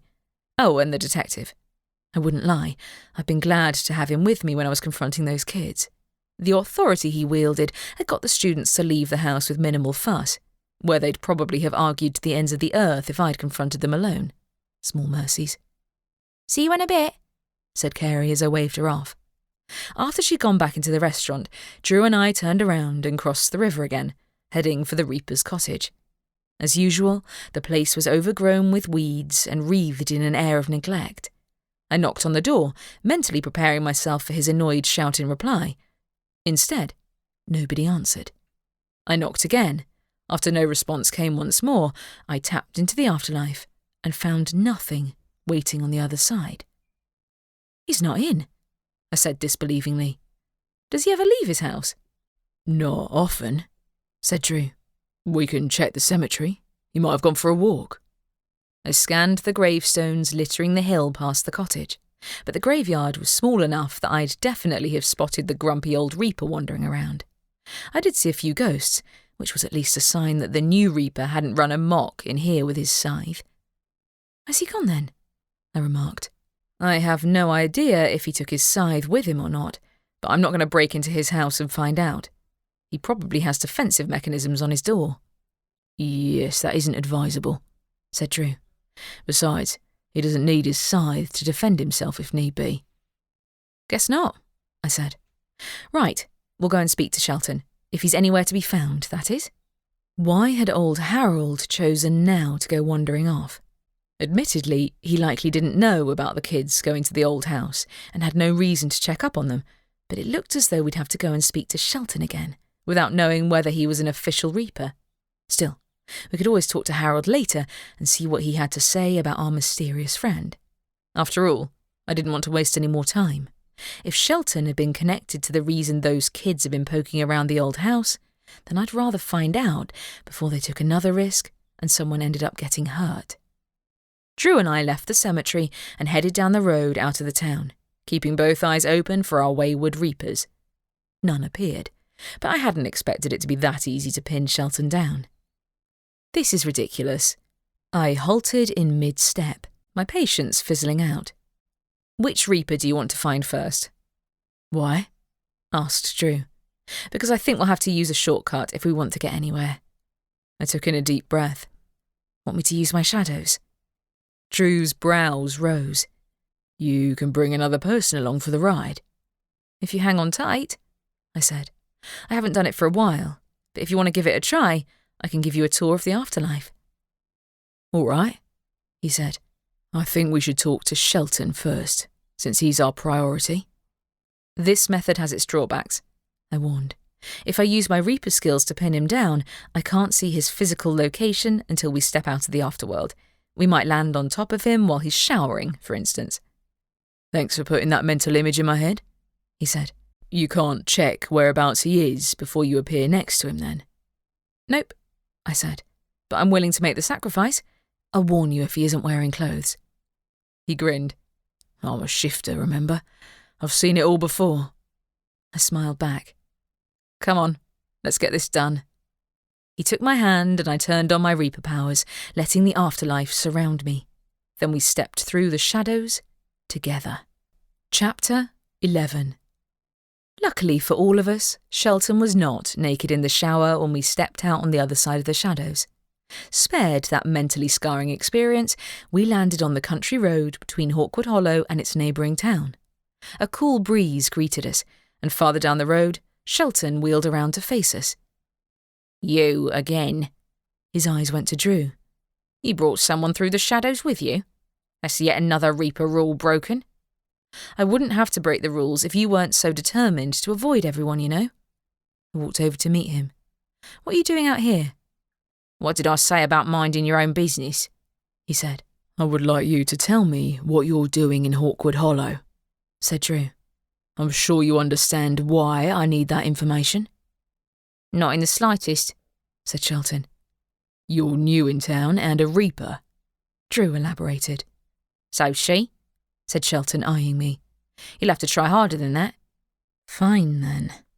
"A group of students found their way to the old house where you were hanging out earlier and were attempting to summon a ghost," I told him. "You don't know anything about that, do you?" "What?" he said. "No. You think I'm a bad influence on the local teenagers? I think you're hiding your real reasons for being here, I said, and I'm not convinced it's because of your devotion to protecting the secrets of the Reaper Council. What I'm doing here is classified, he said. By whom? Said Drew. I'm the chief of police here in Hawkwood Hollow, and I'm the highest authority by default. Not where I'm from, you're not. I folded my arms across my chest. So you're saying you are with the council, but you won't say so directly because it violates whatever promise you made to maintain secrecy. You'd have saved us a bunch of trouble if you'd just come out and said it, you know. I doubt the council will care. He scowled. That's not for you to decide. So it was a secret council mission that had brought him here. If he hadn't been so secretive, I might not have suspected foul play. Yet it must have been an important mission for him to ignore the swarm of ghosts inhabiting the town. That was a glaring red flag for most Reaper Council members.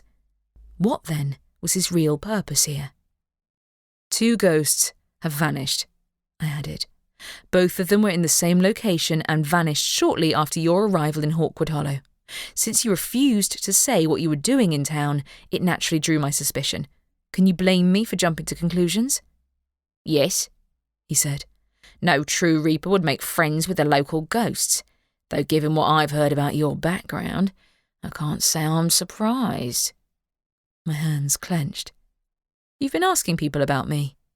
Of course I did, said Shelton. You can't be trusted to tell the truth, and the local Reaper is not a reliable source, so I did some background research on you. You would have done the same. That's how he knew about my brother. Yet he hadn't banished Mart, not even when I'd sent him to spy on the Reaper. Why had he chosen to spare Mart when he clearly didn't care for me in the slightest? I couldn't say I had the faintest idea.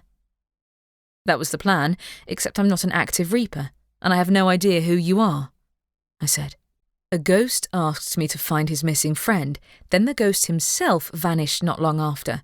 Of course I got suspicious about the person walking around with the ability to banish any spirit with 0 effort, especially when he refused to answer my questions and had 0 respect for local law enforcement. I indicated Drew with a raised eyebrow. Or the ghosts, for that matter. Do you even know who the 2 spirits who vanished were? Am I supposed to care about the local ghosts' sob stories? Said Shelton. If they were potentially the victims of the same killer, then it's relevant, I countered. Eric and Lara were thought to be victims of the flood, but if it turns out their deaths weren't accidental, then it looks suspicious that both vanished at the same time. Just saying. Not all of us get personally involved with ghosts, he said. In fact, I might accuse you of inventing the story in order to drive me out of town and disparage the Reaper Council. I bit back my frustration. If you speak to any of the ghosts living in or around the Riverside Inn, they can back me up. Yes, I suspected you of banishing the 2 ghosts, mostly because of the giant scythe strapped to your back, and the fact that you won't tell anyone your mission. The town's been this way for more than 2 decades, and nobody mentioned any ghosts vanishing beforehand. So if a new person walks into town carrying a giant ghost-killing weapon, it's going to draw my attention, isn't it?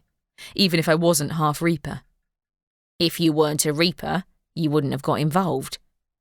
He just had to keep needling me. Unfortunately, it was starting to look as if he was innocent after all.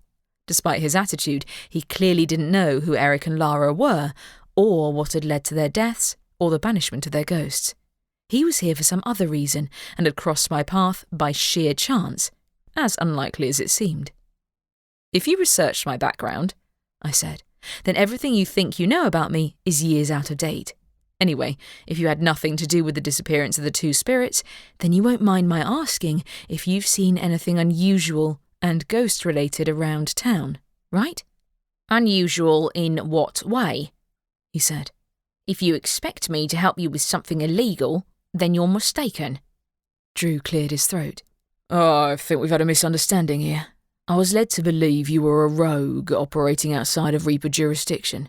If you want to avoid further incidents like this, then might I suggest letting the authorities know you have important business in town. Even if you prefer not to disclose the reasons for your mission, telling us you're with the council would prevent any further issues.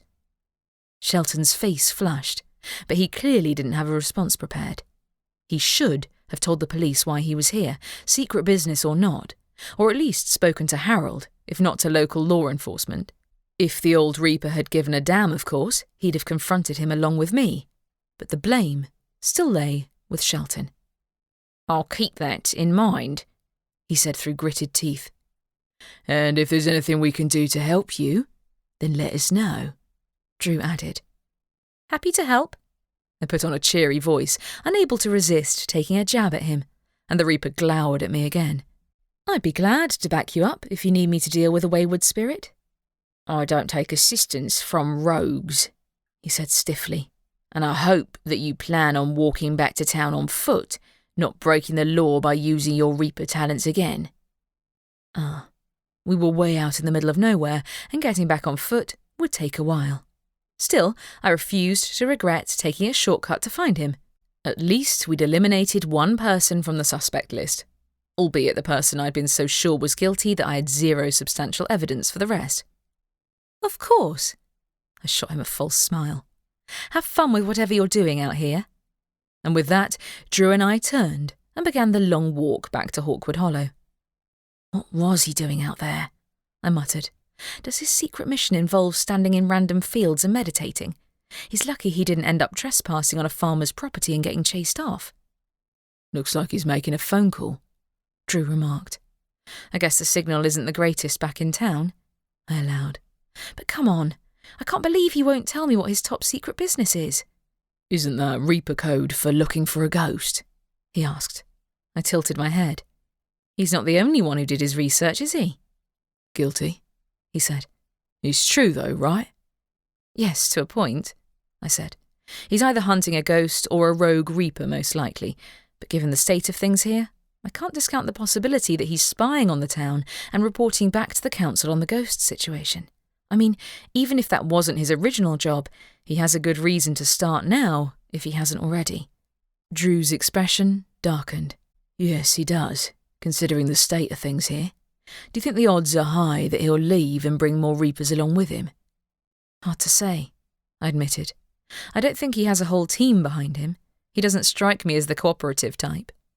Not that unusual for a Reaper, but he must have had a supervisor who'd sent him on the mission to begin with.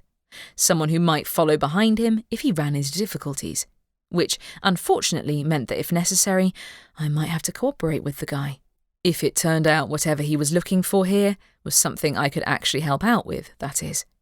The odds of him accepting my help, though? Not great, and the lingering question remained of who'd banished the two ghosts, if not the Reaper. The old house he'd been sneaking around was a source of suspicion too, because we still didn't know why he'd been there, or why those kids had picked it as a target too. It was growing dark by now, and several more ghosts appeared on the road as we walked closer to the town. At least Shelton's presence hadn't scared them off, if nothing else. Drew slowed his pace as we neared the high street. "I think it's safe to say we're back at the drawing board as far as the two missing ghosts are concerned, if the Reaper wasn't responsible." "I'll have a think," I said. "Maybe sleep on it." "Good idea," said Drew. "Or talk with Carey. She comes up with good ideas." "She does," I allowed. "I hate that she's dealing with so much crap from those kids. I thought they only got into the ghost hunting thing to bully her and make her feel bad about her blog, but I don't know if that's all there is to it." "They weren't even born when the two students died, were they?" he said. "It's horrible to think that they went out of their way to undermine Carey by trying to summon a ghost, but I doubt they had the foresight to banish Eric and Lara." "True," I exhaled in a sigh. "Guess I'd better get back to the inn then." "I'll walk you back." He did so, and I did my best to enjoy his company and not think too much about the Reaper and how much he got on my nerves. All those kids, and the question of who'd truly banished the ghosts. The answers would come to me eventually, so I'd have to call on my almost non-existent Reaper patience until they did so. We reached the inn, where I found Carey sitting at her usual table with a pile of notes next to the laptop I'd loaned her, while Casper napped under her seat. That was a promising sign. It meant she was working on her blog again. "Hey," said Carey. "You were gone a long time. Did you find the Reaper?" "Yeah, we found Shelton. I said. Turns out he is with the Reaper Council, on some kind of mission that's so classified he can't tell us what it's about. Her brow wrinkled. To do what? Banish a ghost? Maybe, I said, but he doesn't seem to know about Lara or Eric. I think he's innocent of banishing them. Wait, he didn't banish them, said Carey. Do you think whoever was casting spells in the old house did it instead? I have no idea, I admitted. This one has me stumped. Drew too. I was so certain Shelton was up to something, and he is, but it's legal.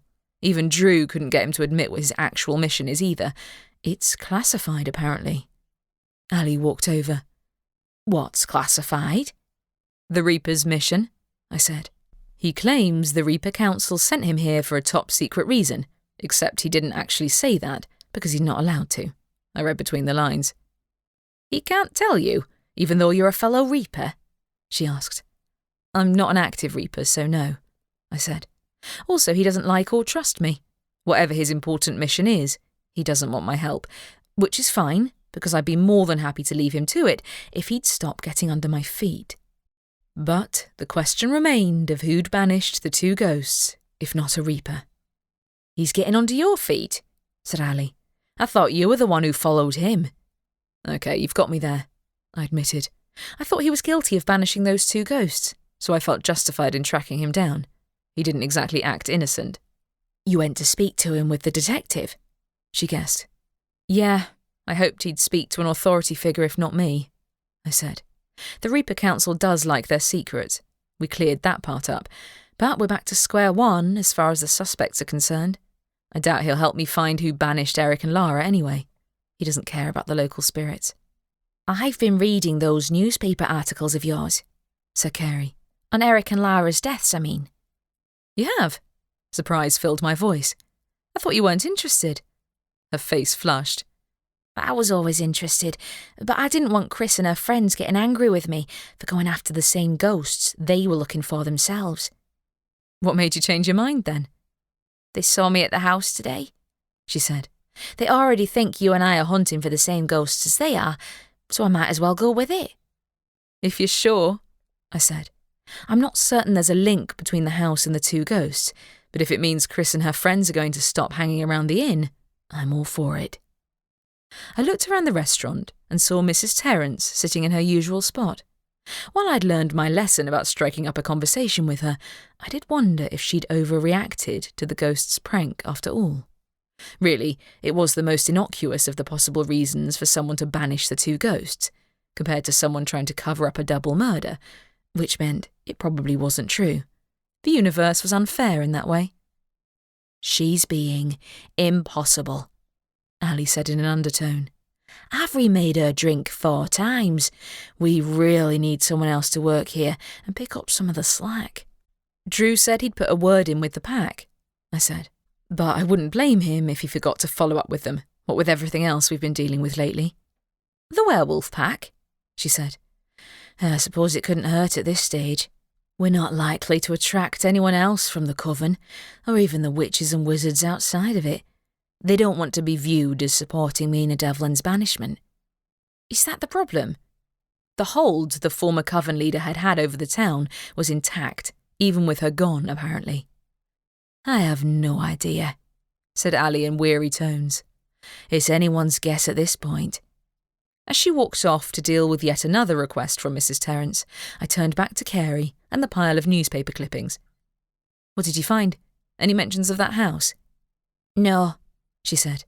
I don't know that it's haunted, but the shack where Eric and Lara died wasn't far away, so perhaps that's why Chris thought they might be there. Also, Mina Devlin owned most of the houses in that area, or other people from the coven did. Did they? I frowned. I wonder why she'd have wanted to pin the blame for the students' deaths on Ed James.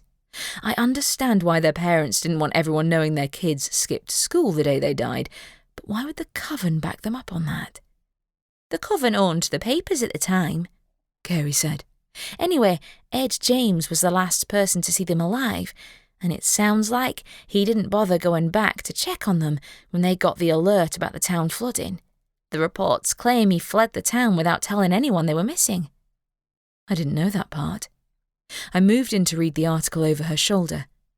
I thought he knew they were bunking off school and told tales on them. Not according to the article. Weird. If he'd been a prefect who caught them breaking the rules, why hadn't he reported them to the academy's staff? Was Ed James not so innocent, after all? Chapter 12. The next day was Saturday, and I didn't have a shift for once, so I slept in late until the detective texted me in response to the update I'd sent after Carey and I had read over the newspaper clippings. I knew I ought to return them to Deborah Lowe at some point, but I'd been poring over every detail to gain any clues about whether Ed had really been innocent, and what in the world he'd been doing in the time between his confrontation with Lara and Eric and the start of the floods, if he hadn't gone back to school. I was finishing a late breakfast down in the restaurant when Drew showed up. "You have something new?" "Kind of." I held up the folder of newspaper clippings. Carey and I had another look at these yesterday. Turns out Ed James didn't actually tell anyone where Eric and Lara were hiding out after he returned to school. He didn't even go and check on them when they got the news that the river was flooding. "Really?" Drew raised a brow. "Maybe he figured they'd have left as soon as the flooding started." "Maybe." The accusatory tone of the articles had rubbed me up the wrong way, though it wasn't that much of a surprise, given that the coven seemed to have been looking for a scapegoat. I guess the coven was in charge of the newspapers at the time, so they might have fudged the details. I also found out the houses near the river were owned by the coven, including the one those kids were exploring. Thought that was interesting. "I know," he said. "I went digging for information on that house too, but there's nothing in our records mentioning it." Which means no crimes were committed there, not that there aren't any ghosts in the house, I added. "Exactly," he said. "Granted, I only have access to the police's information, which isn't compiled by a Reaper." "Reaper files aren't public," I said. "Usually I get that kind of info from the ghost hunting corners of the internet, not so much from official channels. Also, even if there was something dodgy going on at that house, Mina Devlin might have hidden the evidence." "I figured," he said. "Regardless, I'm inclined to think the house isn't connected to Eric and Lara's deaths, accidental or not." "Then why did those kids decide to summon a ghost there the day after Shelton was sneaking around the place?" I said. "I guess they might have followed him there and figured it was a good ghost hunting spot. But they didn't mention that they knew we had a new Reaper in town. What are the odds that he knows a random bunch of teenage witches? Reapers are barely allowed to socialise with each other, let alone outsiders." Yet, a nagging voice in the back of my mind told me I'd missed something else. There seemed no good reason for both Shelton and Chris to end up exploring the same house, unless something in particular had drawn them there. "I doubt they knew one another," Drew agreed. "I would suggest there's another connecting factor we haven't found yet. As for the missing ghosts, I can't say I know for certain how they fit in." "We never checked if Ed James has an alibi for the ghost's disappearances either," I added. "We can't necessarily assume guilt, though. Not if we believe him over Mina Devlin and the newspapers, which I'm inclined to." "And not if he can't see ghosts anyway," said Drew. "True," I acknowledged. "I'm lost. Do you have any new ideas?" "Not at the moment. I hoped you would." "I should probably take these newspaper clippings back to Deborah Lowe to start off with," I said. "She gave them to me and not those kids. I guess I should be grateful for that at least." "I'll go with you," he said. "We can check in with Ed James on the way and see if he has an alibi for the time of Eric's ghost's disappearance." I had my doubts that he'd be thrilled to get another visit from us, but when we reached the high street, we ran into none other than Ed James himself leaving the library. I halted in front of him. "Oh, hey." "You again?" he said, sounding unenthusiastic. "That's me," I said. "What were you in the library for?" "Nothing." "Uh-huh." Before I could question whether it was wise, I pulled out the clippings from my pocket. "Not these?" He blanched. "What are you doing with those? Are you stalking me?" "No, I'm looking for gaps in your story," I said bluntly. "Is it true that you never reported Eric and Lara's location to the academy when you returned to school? And you didn't go back and look for them when the town was flooding?" He trailed off. "What does that matter?" It matters because they both ended up dead, I said. You said you were a prefect. Why didn't you tell the staff where they were? Because the teacher already knew they were skiving, which is why she sent me after them to begin with, he said defensively. They refused to accompany me back to class, and I wasn't about to hang around there all day. Then the news of the flooding came in. You didn't go back and check on them? I thought they ran already, he said. I had to get out of there. You have no idea what it was like. The street was practically underwater. The whole town was. I figured that they would have been among the first to notice the floods, since they were hanging out right next to the river. And the fact that their ghosts have both disappeared now that the case has come to light again is coincidental? I said. I didn't even know they were ghosts, he protested. I didn't hear a word until you told me, honest. What are you doing with those articles? Returning them to the person who loaned them to me. I jerked my head towards the library. What were you doing? Asking Deborah who she told about Eric and Lara's deaths? Why do you care? He said. Some kids from the academy were searching for their ghosts too, I said. Deborah's the one who gave them the details. Did she tell you that too? She mentioned someone was looking into the deaths of 2 ex-students at the academy, but I assumed she meant you, he said. Why does it matter to you anyway? Because Eric's ghost asked me to help find Lara when she disappeared, I said. I didn't lie. What were you doing after the last time we spoke to you anyway? What? He said. Why? Because Eric's ghost vanished shortly after our visit, I said. Now they've both vanished. Call me suspicious, but I think there's something odd there. Whereabouts were you? I went to the Crooked Broomstick maybe half an hour after we spoke, he said. Ask them if you like. I'll do that, said Drew. Thank you. Ed James turned around and walked away, his hands in his pockets. I watched him leave, still feeling wrong-footed. That was enlightening, said Drew. I'm glad one of us thinks so. I was being sarcastic. Of course. I rubbed my forehead. Ed has an alibi for Eric's ghost's disappearance, though. That'll be easy enough for you to check up on. Yes, it will, said Drew. I think it's safe to say he didn't banish the ghosts if he was on the other side of town. Then who did it? I didn't expect an answer, but I was starting to think the ghosts hadn't been chosen because of their link to a particular case and were random victims instead. My thoughts kept running in circles, unable to pin down an answer. I wouldn't know, said Drew. I'm fairly sure he didn't kill Eric and Lara, though. He doesn't strike me as a murderer, and considering the whole town was flooding at the time, it's not implausible that he would have run off without looking back. I guess so, I said. I'll hand these papers back to Deborah. Drew nodded. I'll text you after I confirm Ed James's alibi, and then we can plan our next move. See you later. I waved him off and entered the library. Deborah Lowe stood in the same place as before. She gave me a smile as I walked over. Hello, Maura. Is there something you need? Thanks for these, I said, handing her the folder of clippings. I saw Ed James was just in here. Was he asking you about the case as well? I know he was the main suspect. You spoke to him, she said. Poor thing had to deal with the backlash 20 years ago, and he got worried when the case came to the surface again. I tried to reassure him that the police wouldn't arrest him without proof, but he seemed unnerved by the idea of his former classmates running around as ghosts. They aren't anymore.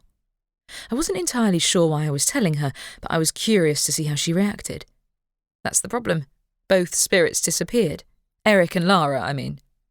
Her brows rose into her hairline. Is that normal? Not here, I said. I don't suppose anyone's recently checked out a book on how to summon and banish ghosts, like a certain group of teenagers, for instance. Her mouth pursed. Guilty. In my defense, I thought they were just curious. I didn't know they'd go ahead and try it out themselves. Great. I'm not sure why they picked those two ghosts to target, though. Also, I thought they were more interested in filming ghostly activity for their blog, not banishing them. Or rather, sabotaging Carey's own ghost-hunting ambitions. Would they go as far as to research how to banish a ghost for the purposes of tormenting Carey? Perhaps they would. Chris had struck me as unscrupulous, to say the least. but the sheer number of ghosts in town would make banishing them all a difficult prospect even for a reaper. I'm afraid I can't speak to what teenagers like to do in their free time, she said. I assume their parents aren't aware of their hobbies.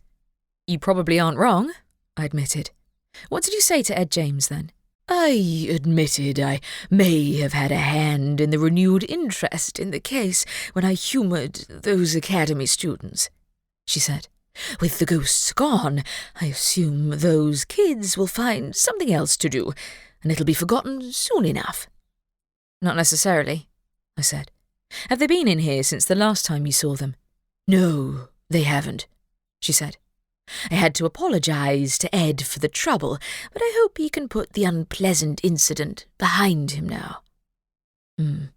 I hope so, but if those kids have a book on summoning ghosts, I don't see them giving up any time soon. Can't you ask for it back? I rather hoped they'd come back in person so we could have another chat, she said. Isn't that girl who lives at the inn their classmate? Carey, I said. Yes, she's my friend, and those kids are bullying her. That's why they developed this sudden interest in ghosts. Well, that's just not on. Her expression turned aggrieved. I can call their parents. Best not to, I added hastily. She doesn't want trouble, but I think their parents need to know they're practicing amateur necromancy in their free time. I found them trespassing in an old house, trying to summon another ghost yesterday. I think that's more of a matter for the police to handle, she said. Guess so. I stepped back towards the door. Thanks for the help. I left the library, stepping over the inexplicable barrier of herbs at the door. Now what? I hadn't counted on all my theories turning to dust in the space of an hour, but maybe Drew would have some new ideas when we met up again later. I'd hardly taken 3 steps when Mart flew up to me, his eyes wide. Maura, I need your help. With what? I glanced behind me, but the door had closed on Deborah, and I was fairly sure she couldn't hear me talking to a ghost. That witch, Faith Murray, is back at the inn, he said. I think she's casting a spell. Faith Murray, I echoed. Didn't you tell Carey or Ali? They can't see me, he said. I tried everything, rattling the cutlery, levitating things, the works. They might have guessed it was me, but not that I was trying to give them a warning. Damn it. I broke into a run. Mart flew alongside me, his expression unusually sombre. I hadn't thought of the possibility that he'd be unable to warn the others when there was trouble at the inn and I wasn't around. Guess that answers the question of who put those herbs outside the library. I sprinted across the bridge and towards the inn, spotting a tall figure wearing a pointed hat standing on the riverbank with a pile of herbs around her feet. At once I pulled out my wand and cast a freezing spell. Faith's entire body froze on the spot, giving me the chance to run over and kick her pile of herbs over the bank into the river. When she unfroze, she fastened a glare on me. What are you doing? Getting rid of your spell, I said. I'm not going to let you cast illegal magic next to the inn. There are innocent people in there, living and dead. Exactly, Mart chipped in, his words provoking no reaction from her. Faith couldn't see or hear him then. I wasn't casting an illegal spell. She scooted over to the riverbank, but what remained of her spell had already been washed away. You have no idea what's loose in this town, do you? I lowered my wand. What are you talking about?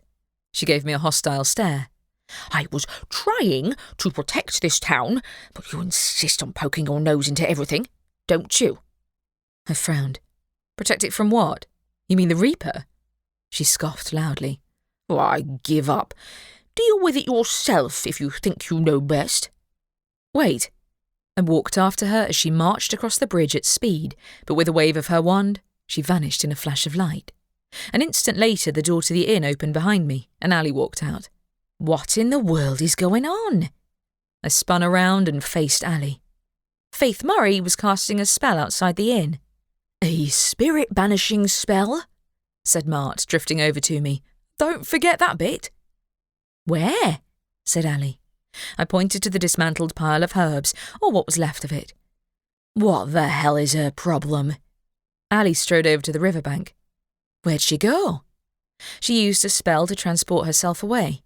I walked up to her side. My brother came to warn me about her. He said he tried to tell you, but you couldn't see or hear him. He's the one who was levitating things around the restaurant, she said. I'd better go back in. Sure, I said.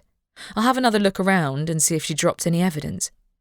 A nagging voice in my head told me I ought to follow Faith Murray back to the library. But what if that wasn't where she'd gone? If she'd cast one spell, it might well not be the first time she'd done it either. She'd left those herbs all around the library too. Call the detective too, Ali called to me as she walked away. He's going to message me later, I said. He's checking Ed James's alibi for when Eric's ghost vanished, but I guess it wasn't him after all. I'll send him after Faith Murray instead. Drew has the authority to arrest her while I don't. I fired off a message to him, telling him to keep an eye out for Faith Murray, while Ali returned to the inn.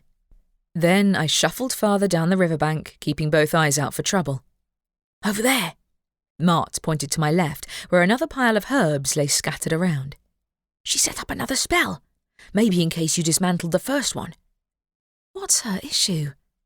I strode over and crouched to examine the spell. I'd never been top of the class at memorising the uses for herbs with magical properties when I'd been at school, but I wasn't certain the spell resembled a banishment charm. Whatever the case, I'd rather not leave it outside the inn, so I dismantled the heap of herbs and conjured up a bag to scoop them into. Mart yelled a warning from behind me. I spun on my heel, clutching the bag. What is it? A growl sounded, and a giant beast leapt down the riverbank at me. I pulled shadows around myself by instinct, and the beast flew past me. It landed with more litheness than I'd expect from a beast of that size, and veered around to face me again. Its jaws dropped open, revealing slavering teeth, and released a terrifying roar.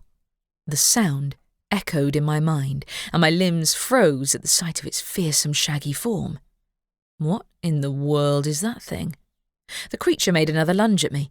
Once again I dodged to the side, and the giant monster sailed over my head towards Mart's floating form. He yelped and flew higher, and the beast's snapping teeth missed him by inches. My heart gave a sickening lurch. The creature wasn't aiming at me, but at Mart instead. I know what it is, but it was impossible. Soul-eating hell beasts didn't just fall out of the sky. They were summoned. I hadn't known anyone else in town had the skills to summon one of those things, much less wanted to. Worse, I didn't have any weapons except my wand. The beast was stronger than any ghost, so my Reaper skills wouldn't be able to bring it down. But I wouldn't let it hurt my brother. I pulled out my wand as the beast leapt at Mart again and cast a free-framing spell. The beast shook it off as though it was nothing. Uh-oh. Help! Mart shouted.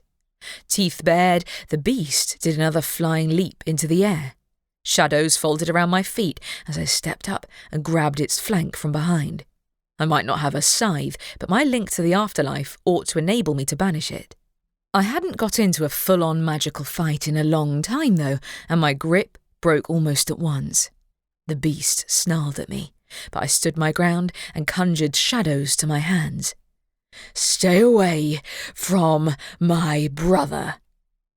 The beast turned pitted eyes toward me, recognizing what I was. Come on, then. With a leap, it tackled me, knocking me backwards. I used the shadows to break my fall and then threw a wave of shadow in front of me like a shield. Pain reverberated through me when the beast slammed into my improvised shield, but I refused to let go. Go away! I used the shadows to give the beast a firm shove, my strength wavering. When the beast shoved back, I landed on my rear on the riverbank. Biting back a wince, I scrambled for my wand and instead picked up the bag of herbs I'd dropped. As the beast leaned over me, I waved the bag of herbs in its face. At once, it recoiled. Then it shrank away, disappearing into the distance in several quick bounds. I flopped against the bank, the world blurring before my eyes. With difficulty, I forced myself to lift my head to make sure the beast had definitely vanished. It's gone. Mart's voice was faint. Good. I scrambled up the riverbank, flopping onto my front as the herbs fell from my grip. Man, I don't miss this part of fighting the dead. I'm the one who nearly died, he said. I nearly got my soul eaten. It was very traumatizing. I hardly had the strength to lift my head. I guess we know the reason those 2 ghosts disappeared then. Nobody had banished them after all. Something else entirely was going on, something I could hardly begin to grasp, with my head spinning and my strength fading by the second. And I think we also know why our friendly Reaper is in town, said Mart. I wonder if he'll be happy that we found what he's spent the last few days searching for. I think he'll be thrilled, I mumbled. That was when I passed out. Chapter 13. I came back to alertness when I heard voices nearby. It took me a few long, confused minutes to figure out who they belonged to. Drew and Allie. My body felt weighted, cold, not at all helped by the dampness of the riverbank. Maura, Drew said. Are you okay? I managed to shove myself into a sitting position. Yeah. I don't think you are. Concern laced his voice, and he walked over to me with his hand outstretched. Let me help you up. The hellbeast's attack had drained me, and I was in no shape to argue, so I let him pull me to my feet. I swayed a little, but I managed to stay upright. He didn't let go of my hand. Maura, can you tell me what happened back there? My fault, I slurred. Bit off more than I could chew. Or rather, the beast had almost bitten a chunk out of me. Well, it was more aimed at the ghosts than at me. I'm not appetising enough for it. A weak chuckle escaped me, and Drew looked at me with a faint trace of alarm in his expression. Was it that witch's spell? Asked Allie. Did it hurt you? Who? Drew asked. Faith Murray, said Allie. She was setting up some kind of spell outside the inn. Maura's brother fetched her because I couldn't hear him trying to warn me, but Maura said she was going to deal with it herself. Whereabouts is Faith Murray now? Drew asked in a low, dangerous voice that made the hairs rise on my arms and my limbs quiver for reasons not entirely to do with my exhaustion. Gone, I mumbled. It wasn't her. The words tangled together in my mouth. There was far more to say, but the hellbeast, that was a prime example of classified information the Reaper Council didn't want the public to find out about. No wonder Shelton had been so reluctant to tell me what he was doing here. The question was, had the creature run here of its own accord and decided to stick around due to the number of tasty souls for it to snack on? Or had someone sent it directly to the inn for a reason? Come on. We'll get inside. Drew gently tugged on my hand and helped me walk to the lobby, which I appreciated. I had to lean on him more than I'd have preferred, but it was that or collapse into an undignified heap again. Thanks, I mumbled. Drained me. Need more practice. What did you mean it wasn't her? Drew caught my arm as I swayed, and the bag of herbs caught on my feet, making me stumble. What's this? Faith's herbs, I said with difficulty. I dismantled her spell. I'll take it. Allie stepped in and picked up the bag. Drew, get Maura up to her room. I mumbled a protest, but the detective was already steering me towards the stairs leading to the first-floor corridor. I didn't play the invalid well, but my strength was waning even as my head whirled with thoughts. The beast couldn't have got here by itself. Someone had summoned it here. Someone who must have known there was a Reaper in town. Had I been the target? Or had it escaped into the area and the Reaper had chased it down? Which is your room? Drew asked, indicating the corridor ahead. This one. I fumbled in my pocket for my key and managed to unlock the right door.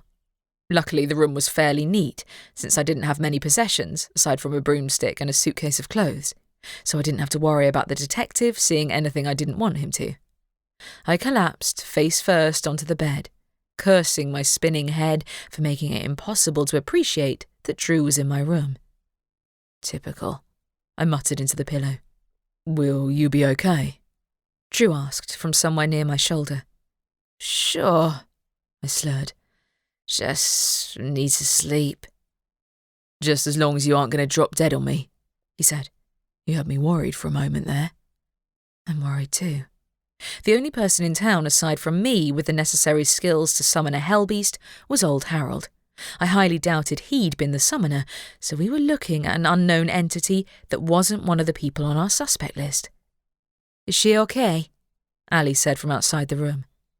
I think so, said Drew. I lifted my head and saw Mart hovering nearby, his expression unusually sober. My thoughts stopped on the old Reaper.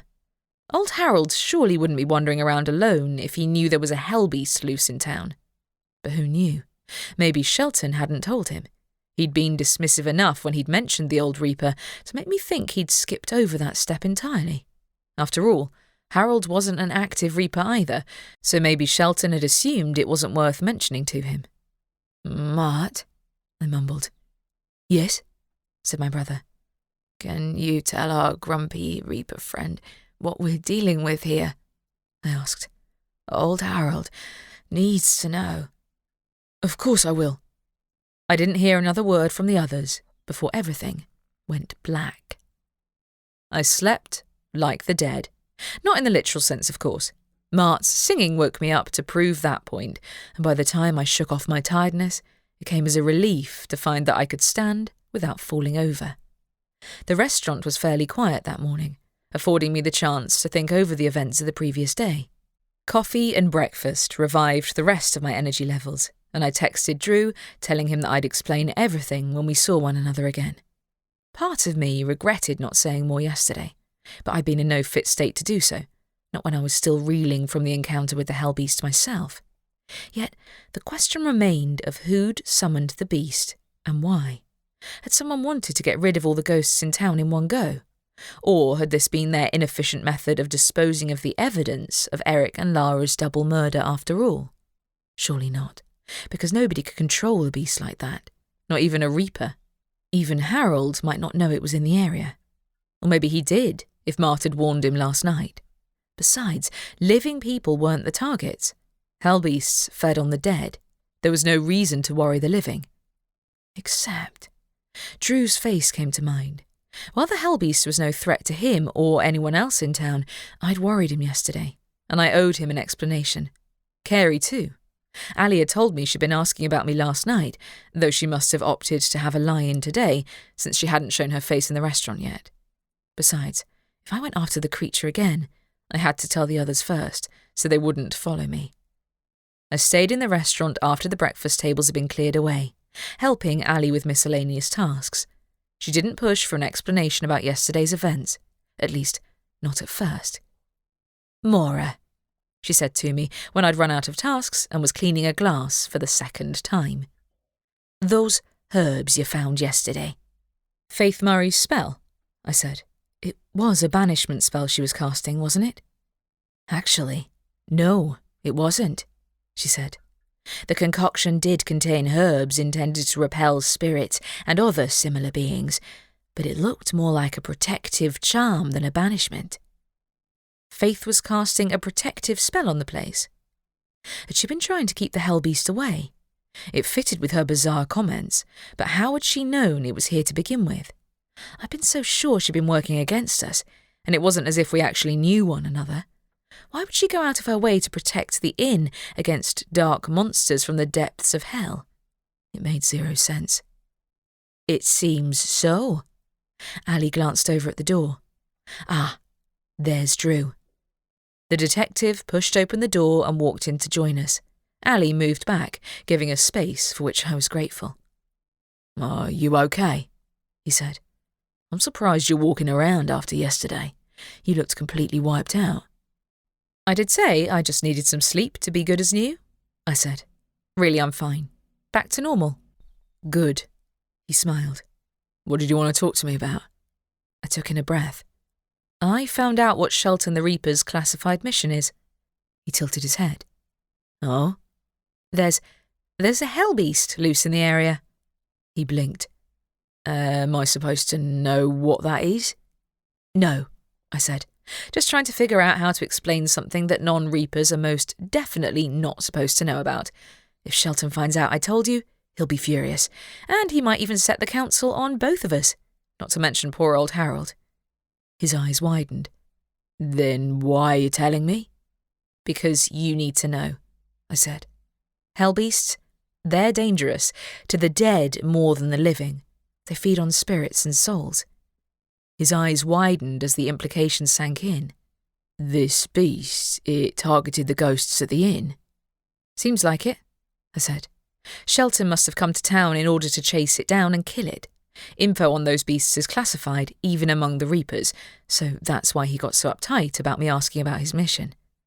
You're sure he's not the one who summoned it? He said. No. My shoulders slumped. Doesn't make much sense for him to be the summoner, though, because he clearly doesn't want to be here. Anyway, it looks like everything else was just a distraction, including the resurgence of the old case and even those academy kids and their ghost hunting mission. There's no way a bunch of kids summoned that thing. The odds of it being summoned without a target, however, were lower than I'd have liked. Perhaps it had been sent after the town's ghosts, or even Shelton himself. Someone else, meanwhile, had alerted the Reaper Council. That they'd done so without telling me was kind of a sore point, but it wasn't as if I was an official Reaper in anyone's eyes. Harold, as everyone knew, had no intention of doing his job. That left it up to someone from outside the town to come and clean up the mess the beast had left behind. The ghosts were a secondary concern. How'd you find out? He said. Did you see it? Yeah, it tried to attack my brother by the river yesterday, I said. I chased it off using my Reaper skills. Took a lot out of me, which is why I kind of passed out. You worried me, he said. I know. I looked away for an instant. I'm fine, though. No lasting damage. If it had got my brother, it'd be a different story. Is there a reason someone would set one of those creatures loose in town? He asked. I shrugged. There's a few possible reasons. Of course, it might not have even been summoned here in town. The Reaper might have been chasing it for miles, for all I know. But the town's like a buffet for hellbeasts. If it was in the area, it wouldn't have been able to resist coming here to snack on the ghosts. Drew listened calmly. He was taking this pretty well. But as the chief of police, he'd probably seen his fair share of weird and gruesome sights. We'll have to talk to Shelton again, said Drew. See if he'll cooperate with us, now that we know what his mission is. We? If you're sure, this isn't going to be easy. I sent Mart to tell old Harold what's going on, if he doesn't know already, so maybe we'll luck out and he'll be supportive for once. He definitely won't want a hellbeast running around town. On the other hand, I couldn't go after Shelton without turning my back on the inn, which came with its own risks. The beast was still roaming around, looking for spirits to feast on, after all. And if it had evaded Shelton for this long, then it clearly knew how to hide itself. Good, said Drew. I think we'll need his help if we're to deal with this threat without anyone getting hurt.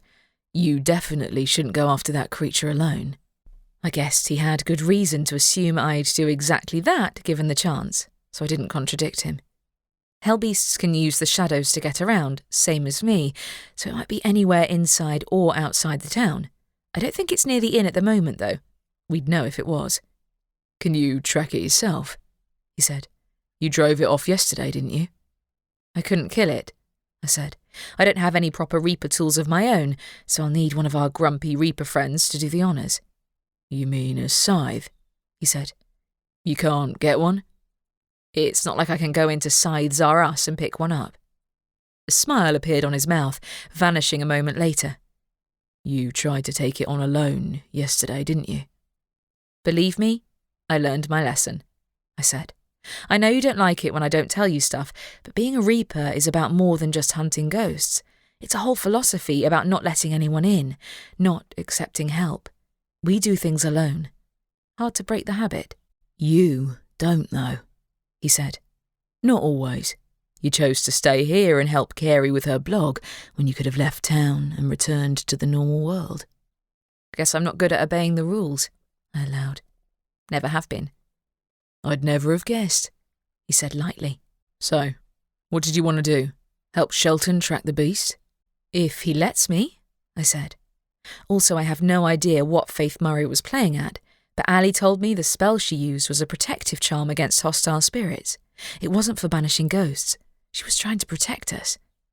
It would have helped if she'd told us that directly, rather than vanishing into thin air, but it was beyond me to figure out why she'd even want to use a protective spell near the inn. She did, he said. Maura, you do remember texting me and telling me she was using some kind of hostile spell on the inn, don't you? Oh, I'd forgotten. You went looking for her after you found me? We did, he said. She refused to answer our questions or plead in her own defence, so we were forced to take her into custody overnight. Uh-oh. You locked her up? Is she still in jail now? She is, he said. Like I said, she wouldn't answer any questions, and besides, I was too concerned about you to check up on her. We planned to question her again later today.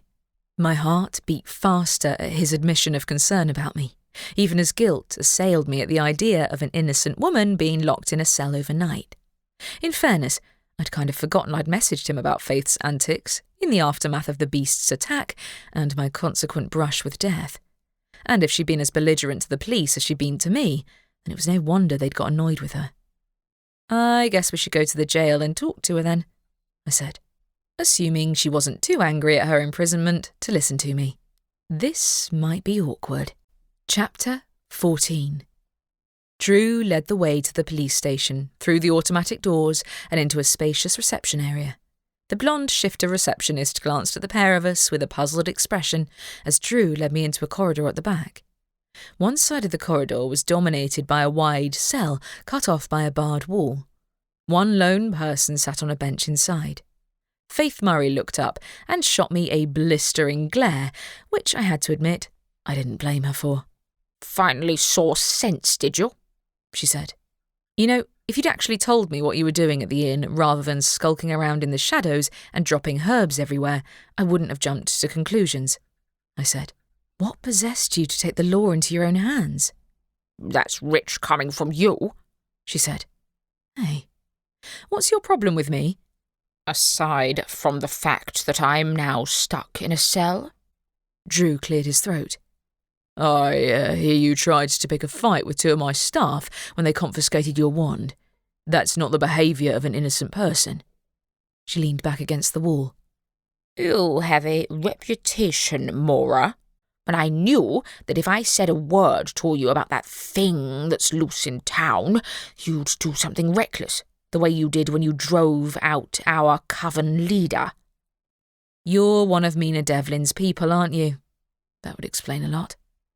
"I most certainly am not," she said. "But now Hawkwood Hollow is without a coven leader, and as a result, the town's defences are weakened." If you're trying to insult Drew and the police's efforts to keep the town safe, then I really wouldn't advise it, I said. "I think we both know that there are threats that can't be sniffed out, even by a werewolf pack," she said. "Invisible enemies lurk in our midst, and we are now without a strong coven to defend us. Instead, the police waste their time locking up the likes of me." I have two people claiming you punched them when they tried to bring you in, Drew pointed out. You'll face charges for that. But if you want to avoid further punishment, I'll need you to confirm that you were trying to protect the inn using those spells and not cause harm. "You already know the answer to that," she said. "I was trying to keep that abominable creature from causing any more damage than it already has." Why would you cast a protective spell next to the inn? I asked curiously. I mean, if you aren't my biggest fan, why would you want to keep me safe? "Who said I only tried to protect the inn?" she said. "If you were thorough in searching the town's boundaries, you'd have found a number of similar spells. That's why the creature has caused less damage to the local spirits than it might have." But it targeted those two ghosts. Did you call the Reaper to town? I asked her. I know what Shelton is chasing now, and I might even try to help him find it if he lets me, but I need to know who summoned it and who is on my side. "You're wasting your time with me," she said. "Both of you. It'll be back." Then we have to find it first. Drew exhaled a sigh. Maura, do you want to finish this later? I sensed that prolonging the conversation would be unproductive too. Sure, we'll find the Reaper. Faith made a noise of protest, but Drew cut through her. I will send someone to talk to you, but if you try to fight my detectives again, you'll find yourself in trouble. Is that clear? Turning our backs on her angry mutters, we returned to the reception area. Is there a way for you to confirm if she set up similar wards around the rest of town? I asked Drew. I can certainly send someone to have a look around the borders and check for the same kinds of spells, he said. However, I can't say I like her attitude. Nor me, I said. I wasn't a fan of what she was saying about the coven either. Also, if she knew the beast was loose in town, why not just tell me, or Shelton, assuming she didn't call him herself, that is? That's exactly what I was wondering myself, he said. I'm not sure I trust her word, but I think finding the Reaper should be our priority. Yeah, same here, I said, before the beast comes back. Not sure if Shelton's in town or if he's wandering around a field again, though. Me neither. He walked with me through the automatic doors and out into the street. We can walk, or we can use your shortcut method if you don't mind. I like the way you think, I said. Want to take a trip through the shadows again? I'd like nothing more. He stepped to my side, and my heart skittered at his close proximity as he took my hand. There was more tension there than before, now that we both knew there was a small chance we might run into the hell beast on the other side, but his expression held nothing but faith in me. I let the shadows of the afterlife surround me and gave the area a quick scan. Seeing no signs of anything hostile nearby, I fixed an image of Shelton's face in my head, and we stepped through the shadows with no resistance, landing beside the Reaper in an empty street somewhere in the north of town. You again, said Shelton. What is it this time? I know what your mission is, I said to him, because it decided to attack my brother and me. You what? He said. That hell beast you're chasing, I said. It attacked my brother at the inn last night. I had to send it packing. You banished it, he said. No, it ran away. He swore. Of course it did. You had to make life more difficult for me, didn't you? It's not always about you, you know, I told him. It jumped me after I caught Faith Murray setting up a protective charm outside the inn. Since she refused to actually tell me what she was doing, I assumed she was launching an attack on the local ghosts. Turns out she was protecting them instead, but she won't admit why. I'm not surprised, given the level of chaos you've already managed to cause, he said. Unbelievable. I'm not the one who set a hell beast loose in town. Do you know who did? No. The corners of his mouth turned down. If I did, I'd have caught them in the act and called in the council to shake some sense into them. Why has it been so hard for you to track it down? I queried. This is a small town. There aren't exactly a ton of hiding places. I'm aware of that, he said. If you know anything about hell beasts, you'd know they're experts at hiding inside the shadows of the afterworld to avoid detection. I tried checking the major spirit hotspots, and when that failed, I went back to the site of the summoning. I stared at him. What? That's why you're at the house? The remnants of the summoning spell we'd found had been used to summon the monster that had attacked Mart, not a ghost at all. The image of Carey's classmates from the academy came to mind, and a chill raced down my back. They'd definitely been meddling with something bigger than they knew. But surely even they weren't foolish enough to summon a deadly monster from the depths of the afterlife, right? Shelton grunted. As you may have gathered, I've got a job to do that doesn't involve appeasing your curiosity. It's not my curiosity that I'm worried about, I said. The monster you're chasing has already devoured 2 ghosts near the inn, and I refuse to let my brother be next. So yes, I'm willing to do anything to get rid of that creature. Even work with you, if you can believe it. I can believe it, but I won't accept it, he said. You're a rogue. I'm not. Oh, forget it. Maybe a rogue's exactly whose help you need, considering you're having so much trouble tracking that thing on your own. Don't you have bait or something? Bait? He tilted his head. This entire town is bait. My hands clenched. Are you implying you used the town's ghosts as bait to lure in the beast? Did I say that?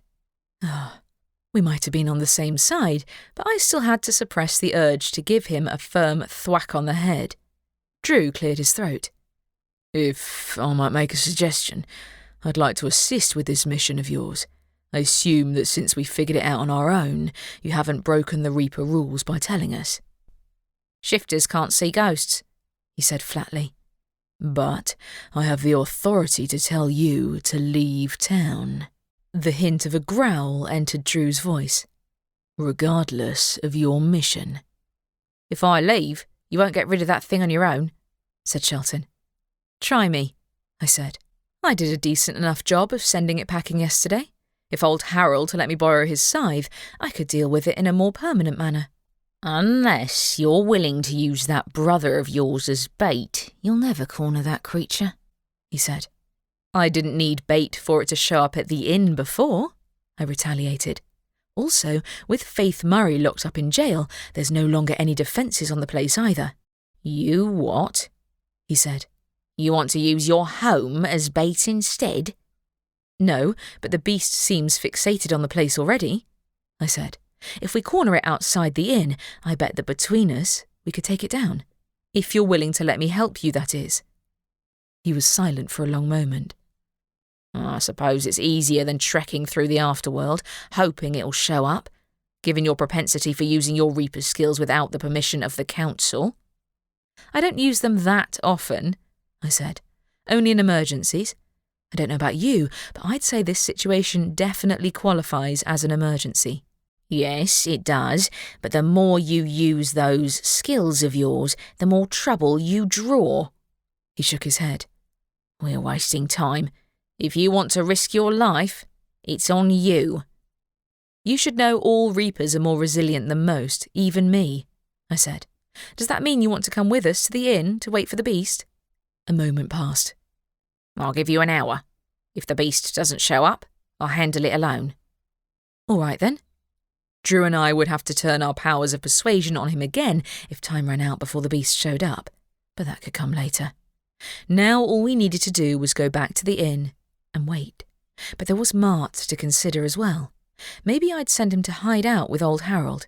Not that I expected the retired Reaper to put his neck on the line, even if he had a scythe where I didn't, and was consequently better equipped to fight off a hellbeast than I was. I'd be reduced to using my bare hands if I didn't convince Shelton to come and help me. All the more reason to stay on his good side then. Shelton didn't speak a word to either Drew or me as we walked back to the inn.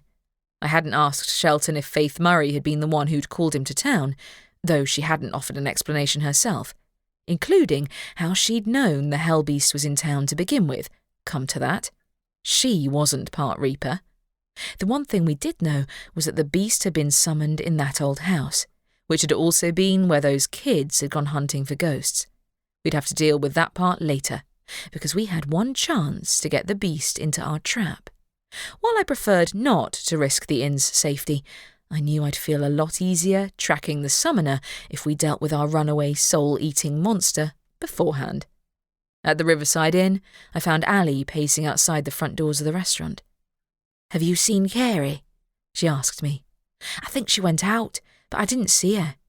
She went out alone? Right, it was Sunday, so she didn't have school. I haven't seen her around. Not that I'd been looking. A shiver of unease went down my spine. She's not answering my messages either, she added. I'll ask Mart. I walked into the lobby, scanning the area for my brother. Mart! My brother appeared out of thin air. Back already? Have you seen Carey? I asked. Allie said she went out alone. Saw her heading downstairs, yeah, he said. I assumed she was meeting you. I didn't know. My heartbeat quickened. I think, damn, those kids from the academy aren't plotting another ghost hunting mission, are they? How should I know? He said.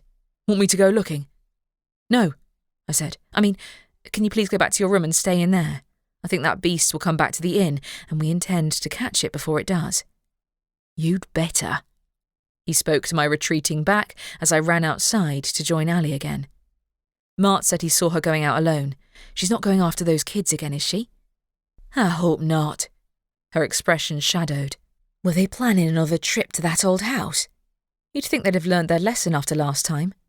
Okay, nothing had actually happened the last time, though given that I now knew about the hell beast in town, they'd had a lucky escape. More to the point, if Carey had followed them, or even if they'd forced her to go with them. No, I couldn't risk Carey's safety, and I wouldn't ask Ali to take the risk either. Or Drew. I returned outside and walked over to Shelton. Change of plans. I have to go somewhere else first, but you and Drew can stay here and wait for the beast. What do you mean by that? He said. I thought you wanted to lure the creature into your trap. My friend Carey might be in trouble, I explained. She's been dealing with these kids at the academy. They're the ones who broke into the old house where I found you. They're obsessed with hunting ghosts, and I think she might have followed them again. They were at the site of the beast's summoning. He swore under his breath. Remind me never to listen to your suggestions again. That's enough, Drew said sternly. Maura, do you think there's a good chance they ran into the beast? If they're back at that old house? I said. That's where it was summoned. I don't know if it's likely to return, but I'd say there's a fair chance they're up to no good. I can set up some wards on this place to make sure the beast doesn't come here while I'm gone, but you two... I'm coming with you, Drew interjected. If there's any chance of you running into danger, then I won't stay behind. I should have known he'd be obstinate. Drew, you can't do a thing against that beast, said Shelton. Either of you. You'd need a scythe to even touch it. I'll take my chances, I said. I have to help Carey. Chapter 15. Ignoring Shelton's annoyed huff, I took off at a run, heading across the bridge and towards the house I now knew had been the summoning site for the beasts. I should have guessed those kids would return at the first opportunity, but if they'd put Carey in danger, they'd get more than a stern talking to next time around. Maybe I could ask Drew to lock them in a cell, like Faith Murray, to shake some sense into them. That could come later, though, once I knew Carey was safe from harm. I skidded to a halt in front of the old house, hearing voices behind the door. I should have known. Can you wait outside? I asked Drew. I'll see if they summoned anything before turfing them out. He didn't look thrilled, but he said, Fine, but if I hear anything that concerns me, I'm coming in.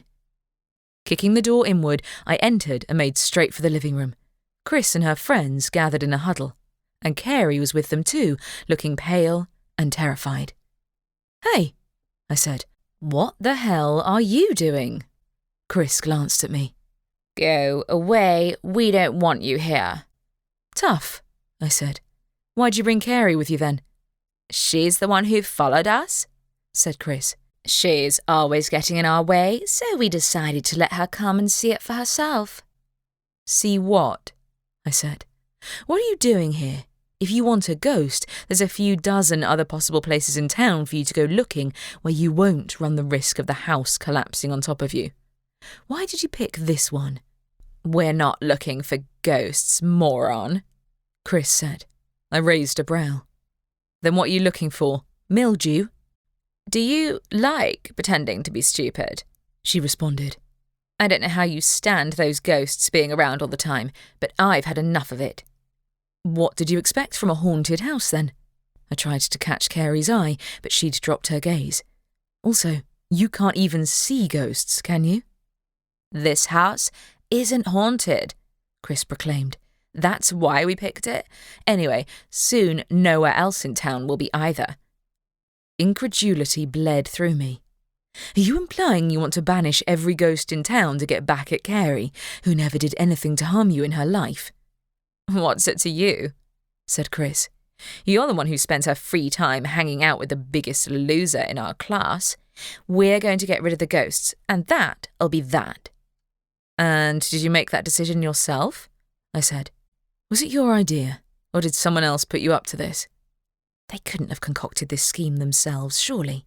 No matter how confident they might be, they didn't truly know what they were messing with. I took a step forward when Chris didn't answer, and my feet caught on a pile of herbs. A summoning spell. They'd set up a new one, which meant they'd had the intention of summoning even more hell beasts in order to finish the job and wipe out the town's ghosts. A growl sounded, raising the hairs on my arms. I arched a brow at Chris and Anne. Please tell me you didn't use that summoning spell. So what if I did? Said Chris. Bet you've done the same before. It's not a ghost you summoned, I said. And no, I haven't summoned up a soul-eating beast from the depths of hell. I'd like to think I had a bit more sense than that, even when I was your age. The growling noise deepened, and a large, shaggy form slipped into the room, followed by another. Oh boy. 3 hell beasts circled the room, their jaws slavering. My body tensed, shadows rising into my hands. I hadn't even been able to take on one of those things alone, let alone 3. Why didn't I borrow old Harold's scythe on the way here, or ask for his help? Yet, even a reaper in their prime would have difficulty handling 3 beasts at once. Chris's smirk wavered. I didn't know it was still in here. You can't have thought you had that thing under control, can you? I said. Even reapers can't control hell beasts. You can't, said Anne. She's lying, said Chris. She's really not. Carey tried to edge towards me, but the beasts continued to prowl around their group. And just because the kids were alive didn't mean the creatures couldn't cause them any harm. Call them off, Anne yelped. Who? Me? I said.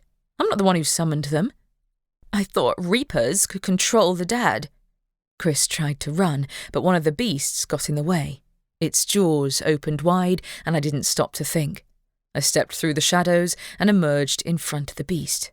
Its heavy body slammed into me, and I staggered back under the creature's weight.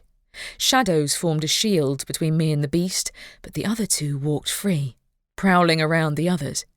If there had been any ghosts in here, they'd be screwed. But in the absence of any other targets, those kids might be in real trouble. Then the door flew open behind me, and Drew sprinted into the room. No, Drew, stay back. The beasts all turned his way, distracted by the noise, and I shouted a warning as one of them ran at him, only to miss its target entirely. Drew had vanished, and a wolf had appeared in his place. He roared, leaping at the creature, and the pair of them rolled around on the floor, pawing at each other. I watched in mute horror, not daring to intervene in case I made things worse. His motion had knocked the other 2 beasts off balance, but they soon recovered, growling at the detective. Damn it, I couldn't watch him get hurt either. I grabbed my wand and cast a quick spell. A cloud of darkness fell over the 2 remaining beasts, and while they couldn't be harmed by magic, I'd rendered them temporarily blind. One skidded to a halt, pawing around in search of a target. The other stopped pacing, growling under its breath, while Drew got the upper hand on the 3rd, pinning it down. With all 3 beasts occupied, I turned to the cowering students. Get out, I told them. Go on, run, all of you. If you see one of the reapers, send them my way. Otherwise, I'd advise you to run before it's too late. Without the help of a genuine reaper, all I could do was stall the beasts until backup arrived. Not much of a plan, but I refused to let anyone else get hurt. Carey grabbed Chris's arm and tugged her towards the door, while Anne and the others unfroze, fleeing the room. 2 of the beasts began to prowl after them, so I recast the darkness spell, before running in front of the exit myself. Drew still held the 3rd beast down, and my heart twisted inside my chest. We could only stall them for so long. The darkness spell vanished. I raised my wand to cast it again, and all 3 beasts raised their heads as though listening for something I couldn't hear. Then, without warning, the 3 beasts vanished as though drawn into the shadows themselves. Drew rolled to a halt, the creature he'd pinned down suddenly absent. Silence fell over the house, while I spun on my heel to look for the missing hell beasts. They'd utterly vanished from the room. What in the world was that? Had someone called them away? I ran for the door and saw the academy students huddled together in a pack as they made their way down the road. But the beasts were nowhere to be seen. Behind me, Drew shifted into human form again, completely naked. Heat rose up my neck, and my mind would have plunged into the gutter if not for the direness of the situation. Where'd they go? He asked. I have no idea, I admitted, my gaze darting around as he made zero effort to cover himself. Maybe whoever put those kids up to this. I don't think they decided to summon that beast for the hell of it. I wished he'd put some clothes on.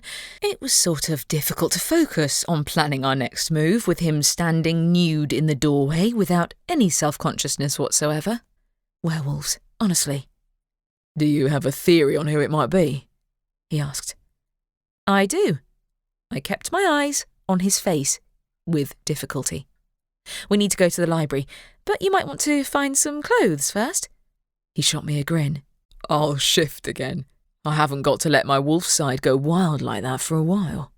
And without further ado, he shifted into wolf form and bounded out of the house and down the road, past the startled-looking students. Hold on, I called after him. Unless I get my hands on a scythe, we can't deal with those creatures alone. Not without one or both reapers at any rate. Drew, however, didn't slow, forcing me to quicken my pace to keep him within my sight. Where are you going? Carey yelled after me. To find the perpetrator, I said. Can you go back to the inn? If you see those creatures again, run and hide somewhere safe. Don't try to fight them. I picked up speed and caught up with Drew outside the library.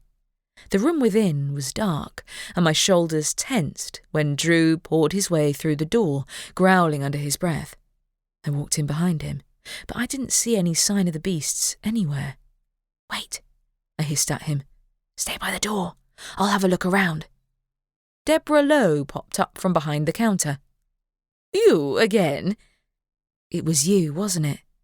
I said. Why, though?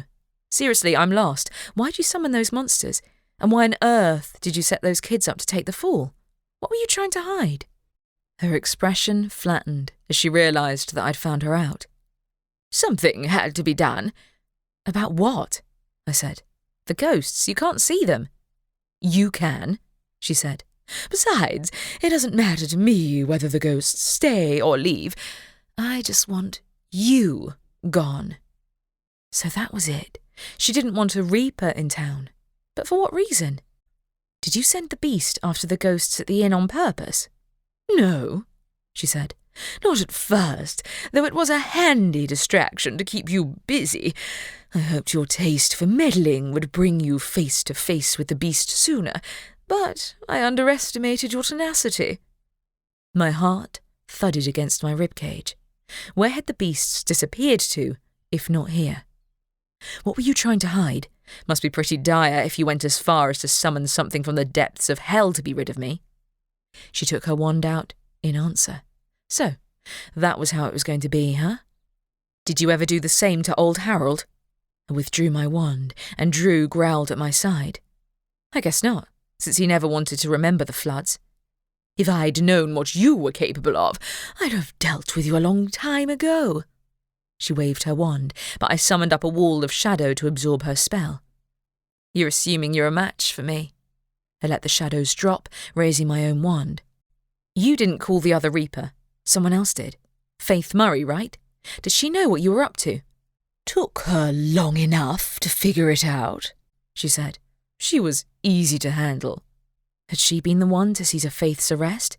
She'd told those kids to cast doubt on her actions for sure, and she was devious enough that I suspected I knew exactly who'd influenced her. Did Mina Devlin... I cut off mid-sentence as a bookshelf lifted into the air and flew at me, forcing me to jump into the shadows to dodge it.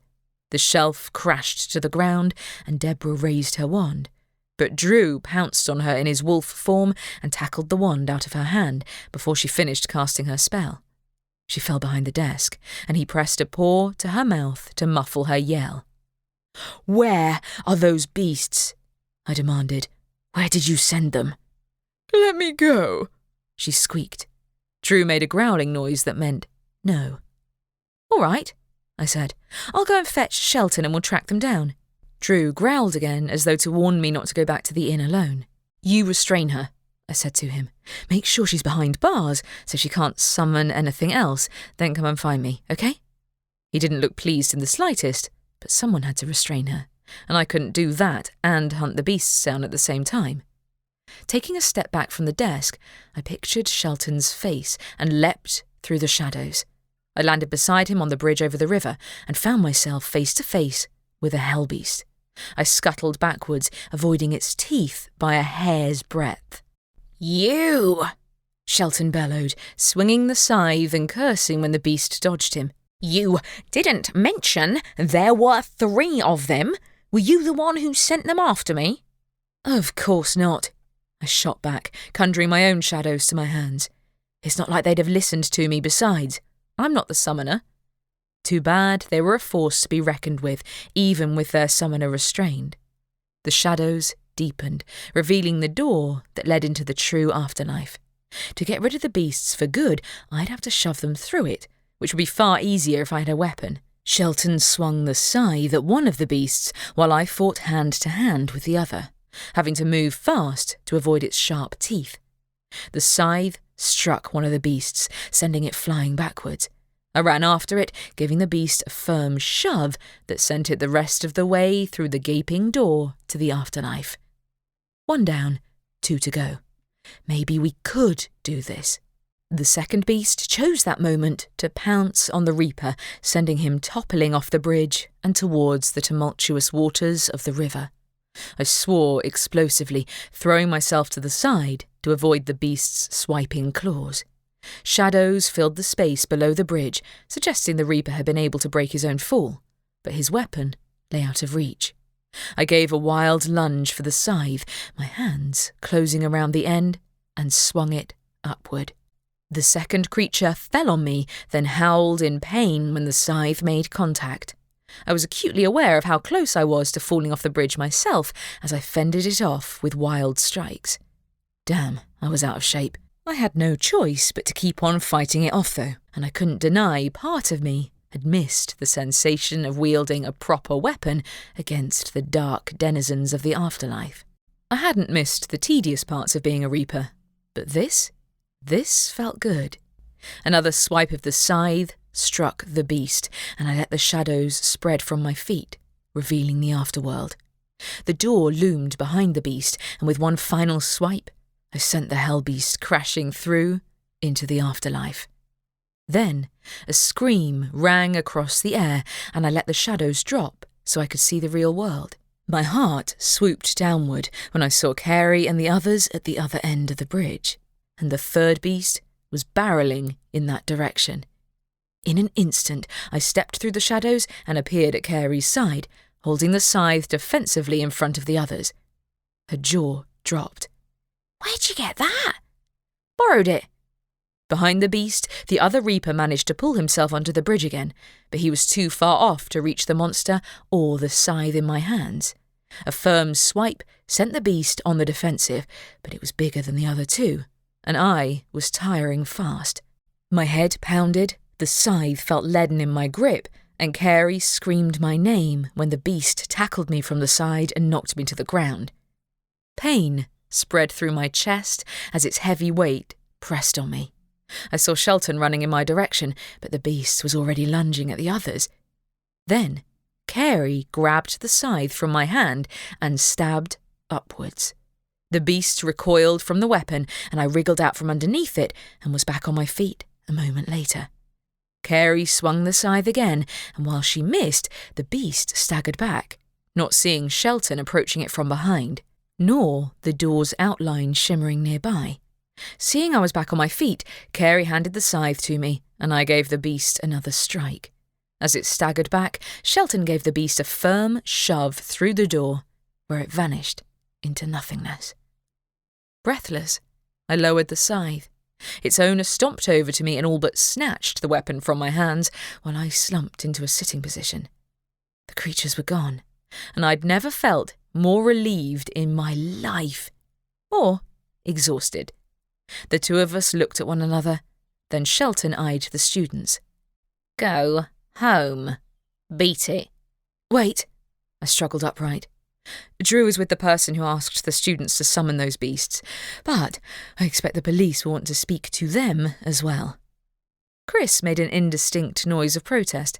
The others looked too terrified to speak at all. Shelton looked at them. "You summoned those beasts." "Deborah Lowe told them to," I added. "She's at the library with Detective Drew, though she might be in custody by now." A scowl appeared on his face. "Right, You lot, come with me. We are going to see the police. Amazingly, they did, traipsing after him without objecting, except for Carey, who knelt beside me with an expression of concern on her face. Are you okay? Just tired, I mumbled. I'll be fine after a nap. Carey! Ali's voice rang out. Carey twisted around to see her mother, who ran across the bridge to us and embraced her daughter. While Carey explained what the students had done, I sat down and tried not to pass out. As some of my energy returned, I chipped in to add details to Carey's story. There's one thing we didn't find out, I said. Who called the Reaper to town? Was it really Faith Murray? I know who did it. Mart appeared, hovering behind me. Hey, Maura. You left the inn? I reprimanded him. You're lucky those creatures are all gone. Well, yeah, he said. I had to when I saw this guy wandering around. Seems he's more resourceful than we thought. I looked past him and saw Harold the Reaper, of all people, approaching our group on the bridge. Wait, you called Shelton to town, I said to him. It was you who tipped him off about the beasts. Yes. Why? He said in his usual unfriendly tone. He led me to believe that you weren't involved, I said. Pretty sure he said you were useless and unreliable, actually. That sounds like him, he said. I frowned. Doesn't that offend you? He shrugged. Nothing I haven't heard before. Right. I'd never understand him in a million years. You might have let me know a monster was snacking on the local ghosts. I hoped you'd stay out of this one. I was the target. I gave him an accusing look. Didn't know that, did you? Seems Deborah Lowe didn't want a Reaper in town. Now she has 3 of them, Mart snickered. Too bad. She's the one who summoned those things. She asked those kids to do the actual summoning, I said, addressing the old Reaper. So we have several traumatised teenagers as well as the Reaper Council having twice the reasons to come nosing around here. They won't come, said old Harold. How'd you figure that one out? I said. You contacted them. I contacted Shelton, he corrected. Independently of the council, as the beasts weren't summoned by a Reaper and were taken care of, I see no reason for the council to get involved. My mouth fell open. Did you do that on purpose? What do you think?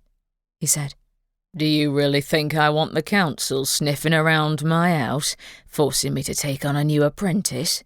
Or worse, bringing an outsider in? I stifled a laugh as he gave a theatrical shudder.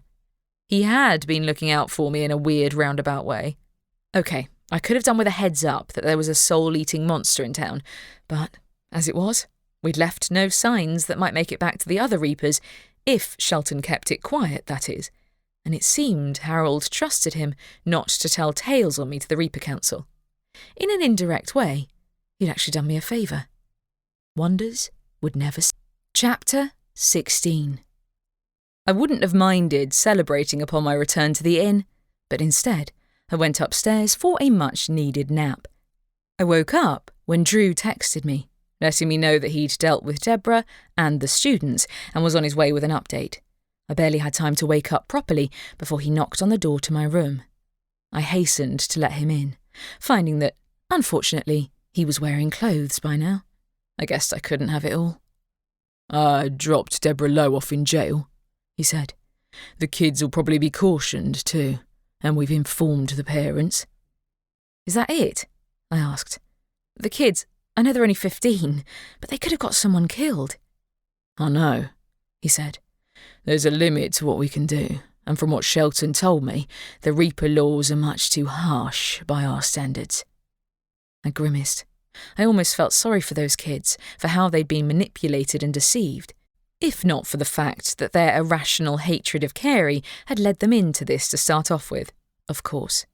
If they hadn't been dead set on bringing down her ghost blog and humiliating her, they wouldn't have wound up falling for Deborah's trickery. Then again, they were still kids, and the Reaper Council's punishments made a stint in jail look like a party. Did Deborah Lowe offer an explanation for her hatred of the Reapers?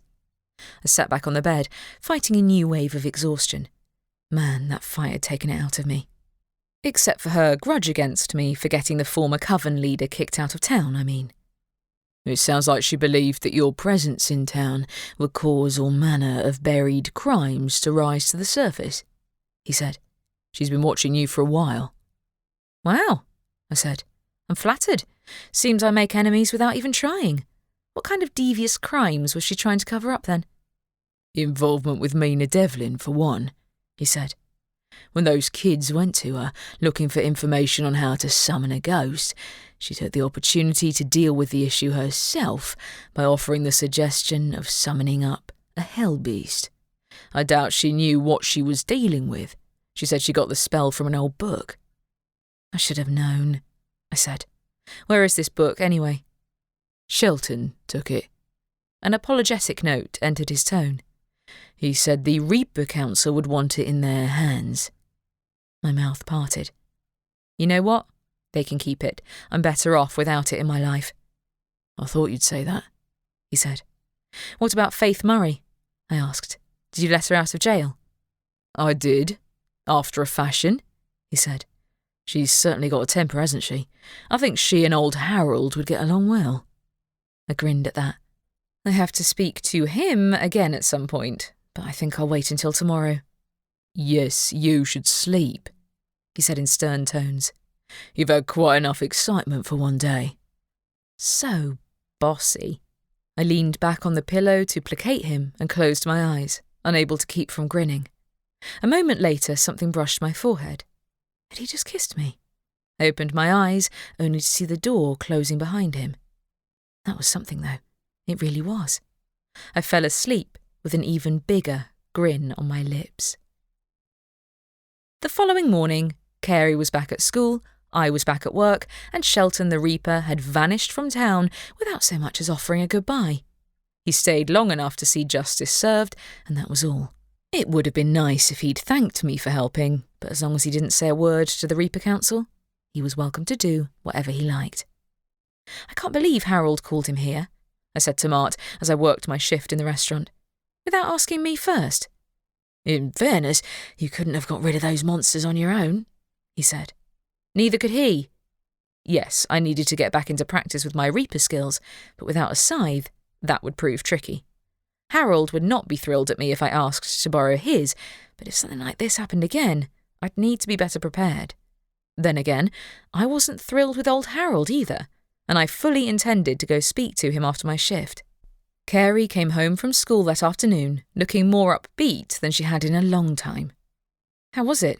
I asked. Good, she said. Chris and the others are taking a few days off, but the rest of the class heard the whole story. They also heard about me swinging a scythe at the monster. I grinned. Which is true. They can't dispute the fact that you're way braver than they are. With luck, Chris and her friends would have the sense to leave Carey alone from now on. She'd be able to do all the ghost hunting she liked without worrying about what they did. Ali walked over to join us. Everything okay? Sure, said Carey. The only problem is, a few more people at school have started reading my blog, and I need more content. Can't you have a week off ghost hunting? Said Ali. I think you've already had enough excitement. Yes, but I'm not allowed to mention the hell beasts, which means there's not much I can say publicly, she said with a glance at me. Yeah, we don't want the Reaper Council coming here after Shelton has already left, I said. Pretty sure that isn't what old Harold wants either. But I'll come ghost hunting with you next weekend if you like. We'll pick somewhere relatively harmless. Ali raised a brow at me. Sure you aren't going out with the detective this weekend? I don't know. I hadn't heard from him since he'd left my room yesterday. I'll text him after my shift's over. Oh, never mind your shift, said Ali. Leave early. Think of it as a reward for all you did for us. You can go and surprise the detective at work. Actually, I have somewhere else I need to go first, I said. But thanks. After leaving the inn, I made for the cemetery and Harold's cottage. When I knocked on the door, he yanked it open. What? I want to talk to you about Shelton. What about him? He said. You called Shelton into town to get rid of those beasts, I said. I understand why you didn't ask me to hunt the hell beasts myself, but you might have told me they were lurking in the area. Then I wouldn't have been blindsided when they sneaked up on me. And you'd have left it alone, would you? He said. Well, no. Didn't mean I was happy about being left out of the loop when I'd been their intended target all along. No, she wouldn't, Mart supplied, appearing at my shoulder. But maybe not, but it would have been nice if I'd known what I was up against, I said. Shelton couldn't handle 3 of them alone. I assumed it was only 1, he said. I didn't know the summoner would be foolish enough to summon 3 hellbeasts at once. Deborah was fixated on hiding her secrets. I shook my head. Pity it didn't work out for her in the end. How'd you find out the hellbeasts were here anyway? Faith Murray, he said. She came to visit me when she found out what her co-worker was doing. She didn't have any proof, and she didn't want me and Devlin's allies getting wind that she knew. So she came to me instead. Really? I said. That doesn't mean you couldn't have told me yourself. Why didn't you help Shelton? I'm retired, he grunted. Besides, someone has to make sure the spirits in this graveyard stay safe. So he wanted to protect them. He really did care. He'd even gone as far as to protect my brother, so there was no chance that he'd be devoured during my confrontation with the hellbeasts. I stifled a smile. You know, there might be others in town who don't want a Reaper around. Deborah wanted to cover up the Coven's crimes, and to be honest, I'd like to know how many others were in on it. His silence went on for a heartbeat too long. They did it, didn't they? I said quietly. The Coven caused the floods. The Reaper stepped back and slammed the door in my face. Then his raspy voice came from the crack in the door. Don't you ever mention that to anyone aside from me. Not the witches, nor even that detective friend of yours. A chill raced down my back. You knew, but the floods had killed his apprentice, along with a large number of the town's other inhabitants. How could he have let them get away with it? You overestimate my influence, he growled, especially over the witches. Driving the Coven leader out of town won't be enough to put a stop to them. They even doctored the news reports from the time, didn't they? I spoke more to myself than anything. Mina Devlin had written those reports. She'd tried to blame Ed James to divert attention from the real mystery. What had they been trying to do when the river had burst its banks? Was there a reason Eric hadn't been able to recall anything about his death? I'd advise you to forget all about it, old Harold answered. And keep your mouth shut if you know what's good for you. That was ominous. I suspected he wouldn't say more, so I turned away from the house. Then I jumped. Drew stood there, waiting for me, as though he'd known I'd be here. I can't tell him. I couldn't risk him ending up being targeted too. If Mina Devlin had doctored all the evidence from the time, would we ever find proof? Hey, Maura, he said. I wondered if I'd find you here. We had unfinished business, I agreed. I wanted to ask him what he was playing at when he called Shelton to town without telling anyone. I kind of understand why he did it, but he might have saved us a lot of trouble if he'd told me as well. You aren't wrong, he said. Is there a chance the Reaper Council might show up in town? You know, I'm not sure there is, I admitted. Shelton isn't going to call them. That's why old Harold picked him to contact. His brows shot up. He did? Looks like he wanted to make sure he wouldn't tell tales on us, I said. If he hadn't done that, I'd be a lot madder at him for hiding the truth from me. I understand that, he said. Did Harold know anything more about the case? I think it's a shame that those 2 ghosts didn't get closure. They're together now at least, I reminded him. But now that you mention it, it's not a bad idea to go back to the news reports from the time and clarify that their deaths were caused by the floods and that Ed James was entirely innocent. I know most people don't know he was a suspect, but for his own peace of mind. I'll see what I can do, he said.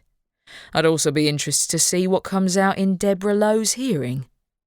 It caught my attention that Mart had vanished, leaving me alone with the detective. For now, I was all too happy to put all this behind us and move on. Got any plans for tonight? Drew's brows rose. I didn't, but if you're free. I am, I slid my hand into his. I can promise no reapers will interrupt us this time. We left the graveyard and walked away, hand in hand.